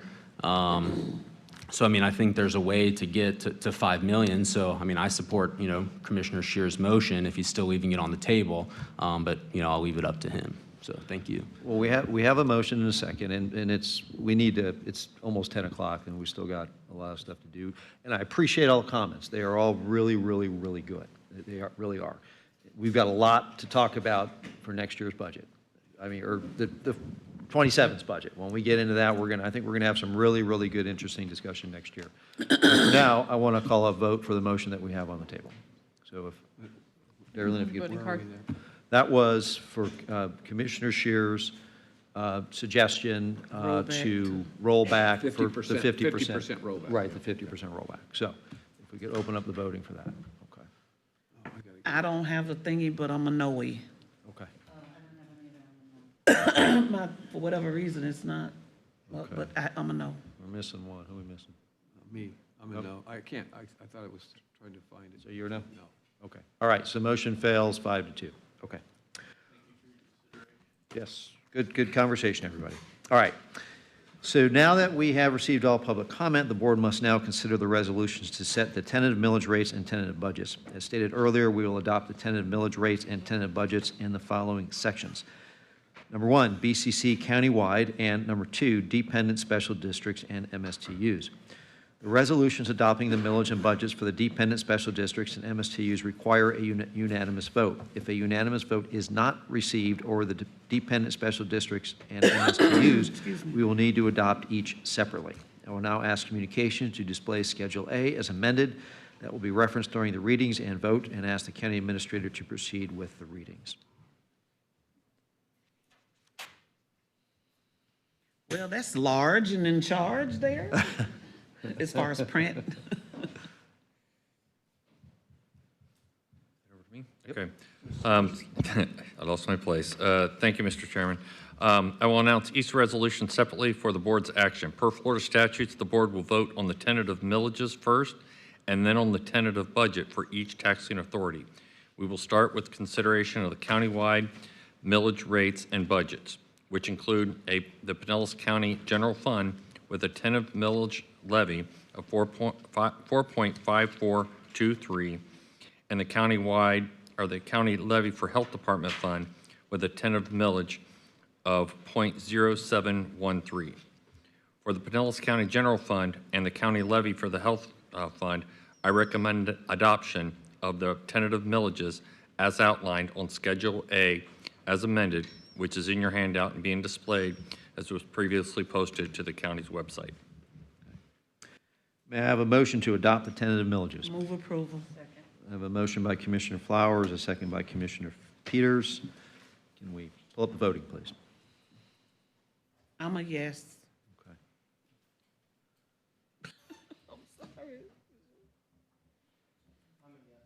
Okay.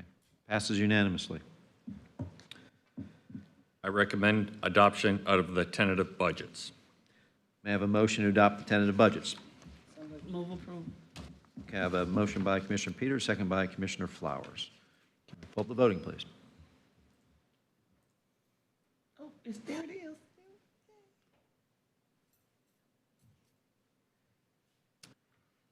Okay, passed unanimously. Thank you.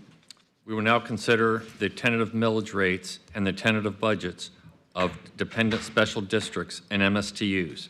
I recommend adoption of the tentative millage rates for the dependent special districts and MSTUs as detailed on Schedule A as amended, which is in your paper handout, being displayed, and was previously posted to the county's website. May I have a motion to adopt the tentative millages? Second. Okay, I have a motion by Commissioner Peters, second by Commissioner Flowers. Can we pull up the voting, please? Okay, we have 6-1. Okay, motion passes.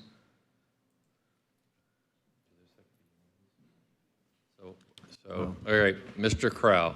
So Yeah, since that one was not unanimous, we may have to. Since it's not unanimous. We have to make a detour here. One by one now? Okay, so- Yep. Yeah, this was my first year on the board when. Yep, that's what I'm saying, yeah. That was my first year. All right, so All right, Don, help me out here. Well, I just wanted to let you know, because there was not a unanimous vote received, we need to shift.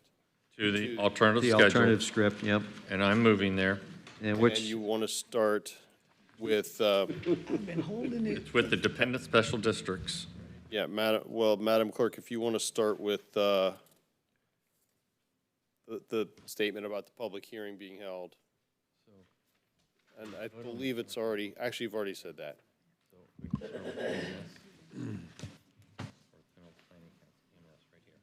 Okay, so I've got it. which box am I going to, Don? You're going to page 6 of the alternative script. Page 6, that's correct. Okay, Under the, okay, Emergency Medical Services Authority? that's correct. Okay. So this is the Emergency Medical Services Authority. I recommend adoption of the tentative millage levy of .8050, which reflects a 4.18 increase over the rollback rate of .7727. May I have a motion to adopt the tentative millage rate? Okay, motion by Commissioner Flowers, second by Commissioner Peters. Can we open up the voting, please? Okay, passed unanimously. I recommend adoption of the tentative budget. May I have a motion to adopt the tentative budget? Motion by Commissioner Peters, second by Commissioner Flowers. Can we open up the voting, please?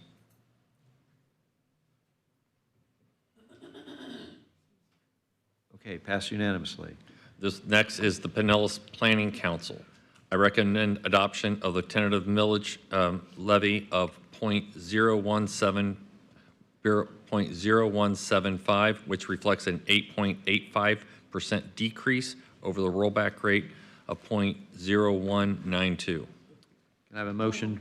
Second. Okay, motion by Commissioner Flowers, second by Commissioner Eggers. Can we open up the voting, please?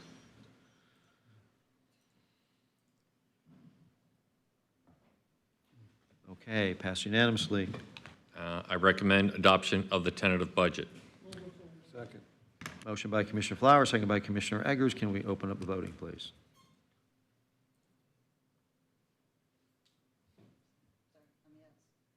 Okay. Hello. Passed unanimously. Next is the unincorporated area MSTU. I recommend adoption of the tentative millage levy of 2.0857, which reflects a 5.14% increase over the rollback rate of 1.9838. I have a motion to adopt the tentative millage. Move approval. Motion by Commissioner Eggers, second by Commissioner Flowers. Can we open up the voting, please?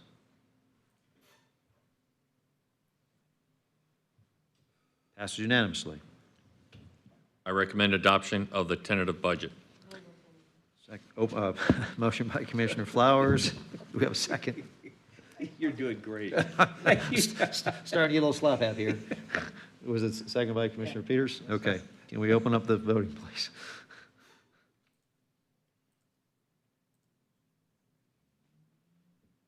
Motion passes unanimously. Thank you. Next is the Public Library Services District. I recommend adoption of the tentative millage levy of 0.5000, which reflects a 5.64% increase over the rollback rate of 0.4733. I have a motion to adopt the tentative millage. Okay. That was a motion by Commissioner Peters, second by Commissioner Flowers. Okay. So, open up the voting, please. Okay. Uh-oh. There we go.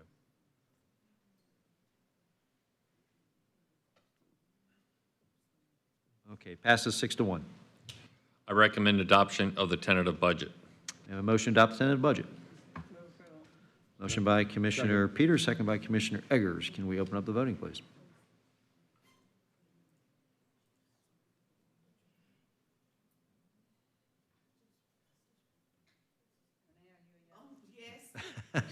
Passes unanimously. Okay. Next is the Palm Harbor Community Services District. This will require 5 of 7 votes, a 2/3 majority at the final public hearing. So I recommend adoption of the tentative millage levy of 0.5000, which reflects a 5.73% increase over the rollback rate of 0.4729. We have a motion. Okay, motion by Commissioner Eggers, second by Commissioner Peters. Can we open up the voting, please?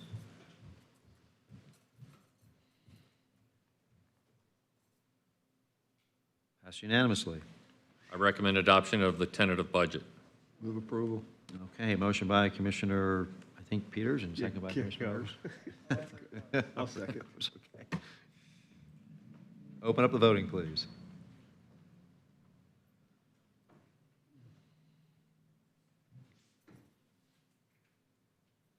Who are we waiting on? Renee. Oh, okay. All right, passes unanimously. Next is the Feather Sound Community Services District. I recommend adoption of the tentative millage levy of 0.7000, which reflects a 1.71% increase over the rollback rate of 0.6882. Hey, Barry, did you do the community services one? Palm Harbor Communities? You Yes, did that one? we did. Okay, I thought we just did the library. And we did the library We did that. and Palm Harbor. Did you want to Yeah, I change your guess I vote, was Dave? sleeping. Okay. No, we don't want to change it. Did you want to change your No, vote I'm on not that one? voting. I'm not changing, no. Where are we now? All right, so we're on the Feather Sound. Feather Community. Sound. All right, can I have a motion? All right, motion by Commissioner Wiki, second by, Millage. is it Commissioner Eggers? Or- Okay. All right, can we open up voting? Damn, I had to kill the momentum, didn't I? Yeah, it's Dave. We'll start back up. You could go back to public comment. All right, pass unanimously. I recommend adoption of the tentative budget. Motion by Commissioner Flowers, second by Commissioner Nowicki. Can we open up the voting, please?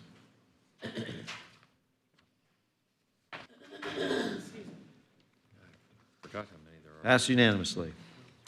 On the Okay. East Lake Library. Next is East Lake Library Services District. Again, at the final public hearing, it will require 5 of 7 votes. I recommend adoption of the tentative millage levy of 0.2500, which reflects a 4.87% increase over the rollback rate of 0.2384. Move approval.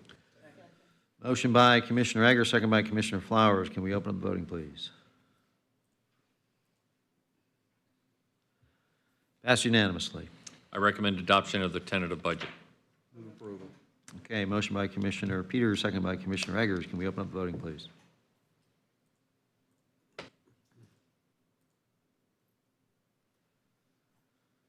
Passed unanimously. Next is the East Lake Recreation Services District, same vote at the final. I recommend adoption of the tentative millage levy of .2500, which reflects a 4.87% increase over the rollback rate of .2384.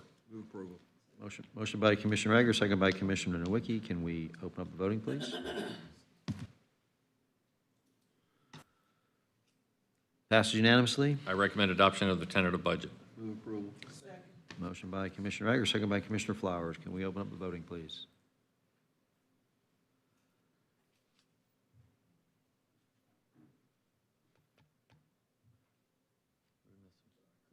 All right, pass unanimously. All right, stay away, Chris. Okay, Greater Seminole Recreation, MSTU, I recommend adoption of tentative millage levy of .2500, which reflects a 5.89% increase over the rollback rate of .2361. I have a motion? Move approval, or motion by Commissioner Peters, second by Commissioner Nowicki. Can we open up the voting, please? All right, pass unanimously. I recommend adoption of the tentative budget. Okay, motion by Commissioner Peters, second by Commissioner Flowers. Open up the voting, please. Pass unanimously. Next is Bel Air Bluffs Fire District. I recommend adoption of the tentative millage levy of 1.3000, which reflects a 0.80% increase over the rollback rate of 1.2897. Motion by Commissioner Peters, second by Commissioner Nowicki. Can we open up the voting, please?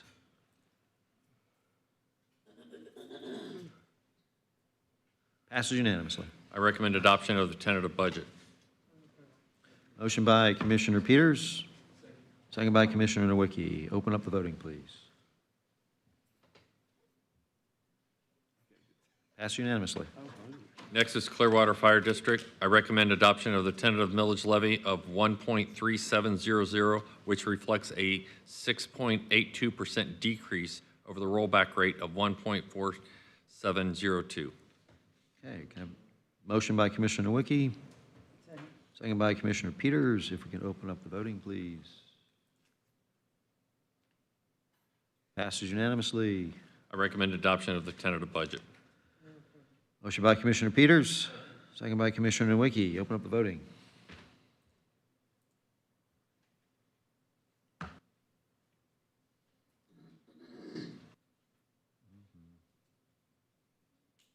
All right, who did pop up there?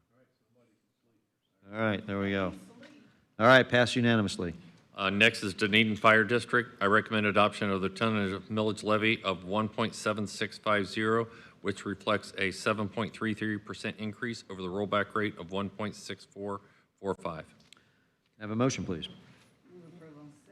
Motion by Commissioner Peters, second by Commissioner Flowers. Please open up the voting.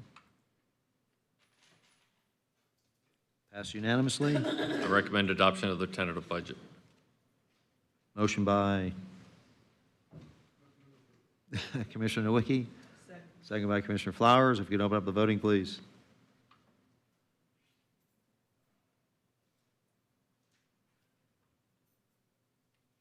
All right, pass unanimously on the Gandy Fire District. Yeah, in Gandy Fire District, I recommend adoption of the tentative millage levy of 0.7800, which reflects a 9.72% decrease over the rollback rate of 0.8640. Motion by Commissioner Peters, second by Commissioner Nowicki. If we could open up the voting, please.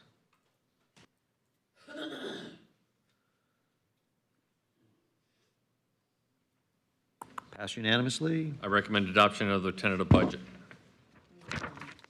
Motion by Commissioner Peters, second by Commissioner Nowicki. If we could open up the voting, please. I should just put myself on tape and just hit repeat. All right, High Point Fire District. I recommend adoption of the tentative millage levy of 2.3000, which reflects a 3.85% increase over the rollback rate of 2.2147. Motion by Commissioner Peters, second by Commissioner Nowicki. Open up the voting, please. Passes unanimously. I recommend adoption of the tentative budget. Motion by Commissioner Peters, second by Commissioner Nowicki. We can open up the voting, please.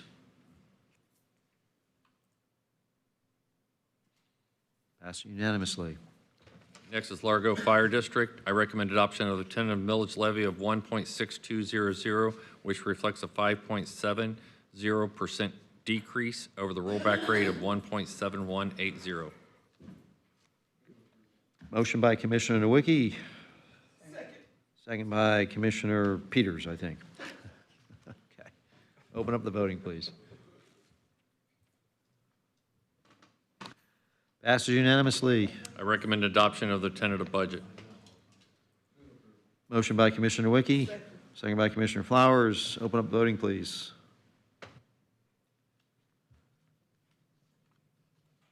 Passes unanimously. Pinellas Park Fire District, I recommend adoption of the tentative millage levy of 2.5700, which reflects a 7.26% increase over the rollback rate of 2.3961. Motion by Commissioner Nowicki, second by Commissioner Peters. Open up the voting, please.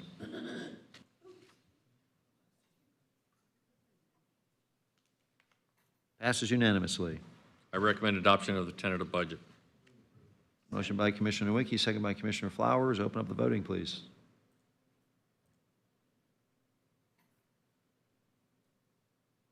Passes unanimously. Next, Safety Harbor Fire District, I recommend adoption of the tentative millage levy of 1.2500, which reflects an 8.18% decrease over the rollback rate of 1.3613. Motion by Commissioner Peters, second by Commissioner Eggers. Open up the voting, please. I recommend adoption Passes of the unanimously. tentative budget. Okay. Motion by Commissioner Peters, second by Got ahead of the Commissioner Nowicki. chairman. Open up the voting, please.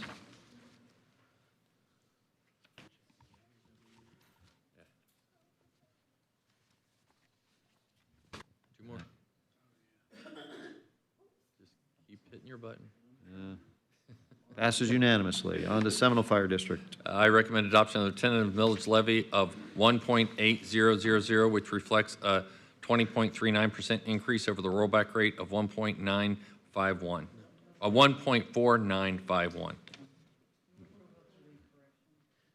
Okay.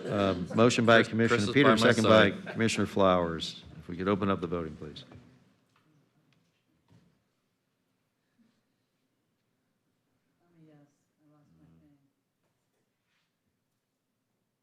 Missing two. We're missing. Okay, there we are. All right. Sure, wake up. Passes unanimously. I recommend adoption of the tentative budget. Second. Motion by Commissioner Peters, second by Commissioner Nowicki. Open up the voting, please. Passes unanimously. South Pasadena Fire District. There you go. I recommend adoption of the tentative millage levy of 0.2900, which reflects a 1.16% decrease over the rollback rate of 0.2934. Motion by Commissioner Nowicki, second by Commissioner Peters. You can open up the voting. Okay, passes unanimously. Recommend adoption of the tentative budget. Okay, motion by Commissioner Peters, second by Commissioner Nowicki. Open up the voting, please. Passes unanimously. Next is Tarpon Springs Fire District. I recommend adoption of the tentative millage levy of 2.0250, which reflects a 5.42% increase over the rollback rate of 1.9209. Motion by Commissioner Eggers, second by Commissioner Nowicki. Open up the voting, please. Moving right along. Passes unanimously. I recommend adoption of the tentative budget. Motion by Commissioner Nowicki, second by Commissioner Flowers. Open up the voting, please.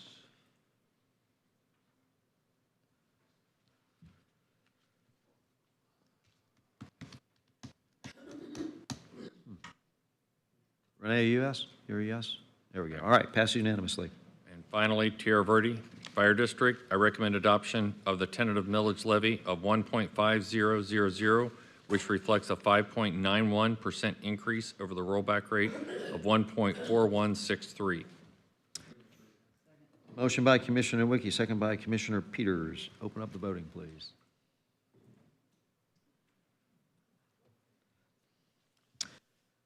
Okay, passes unanimously. I recommend adoption of the tentative budget.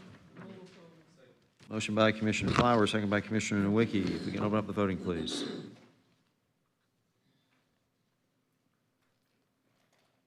Passes unanimously. And now the moment we thought we would never get to. With that, unless the board members have any further comments, the first public hearing for the FY26 budget is now closed. Commissioners, please note that the county will advertise the budget summary and notice of tax increases in advance of the second public hearing in accordance with Florida statutes. This notice will be published in the Tampa Bay Times on September 14th. The second and final budget hearing will be on Thursday, September 18th at 6 p.m. And with that, everybody, we are adjourned.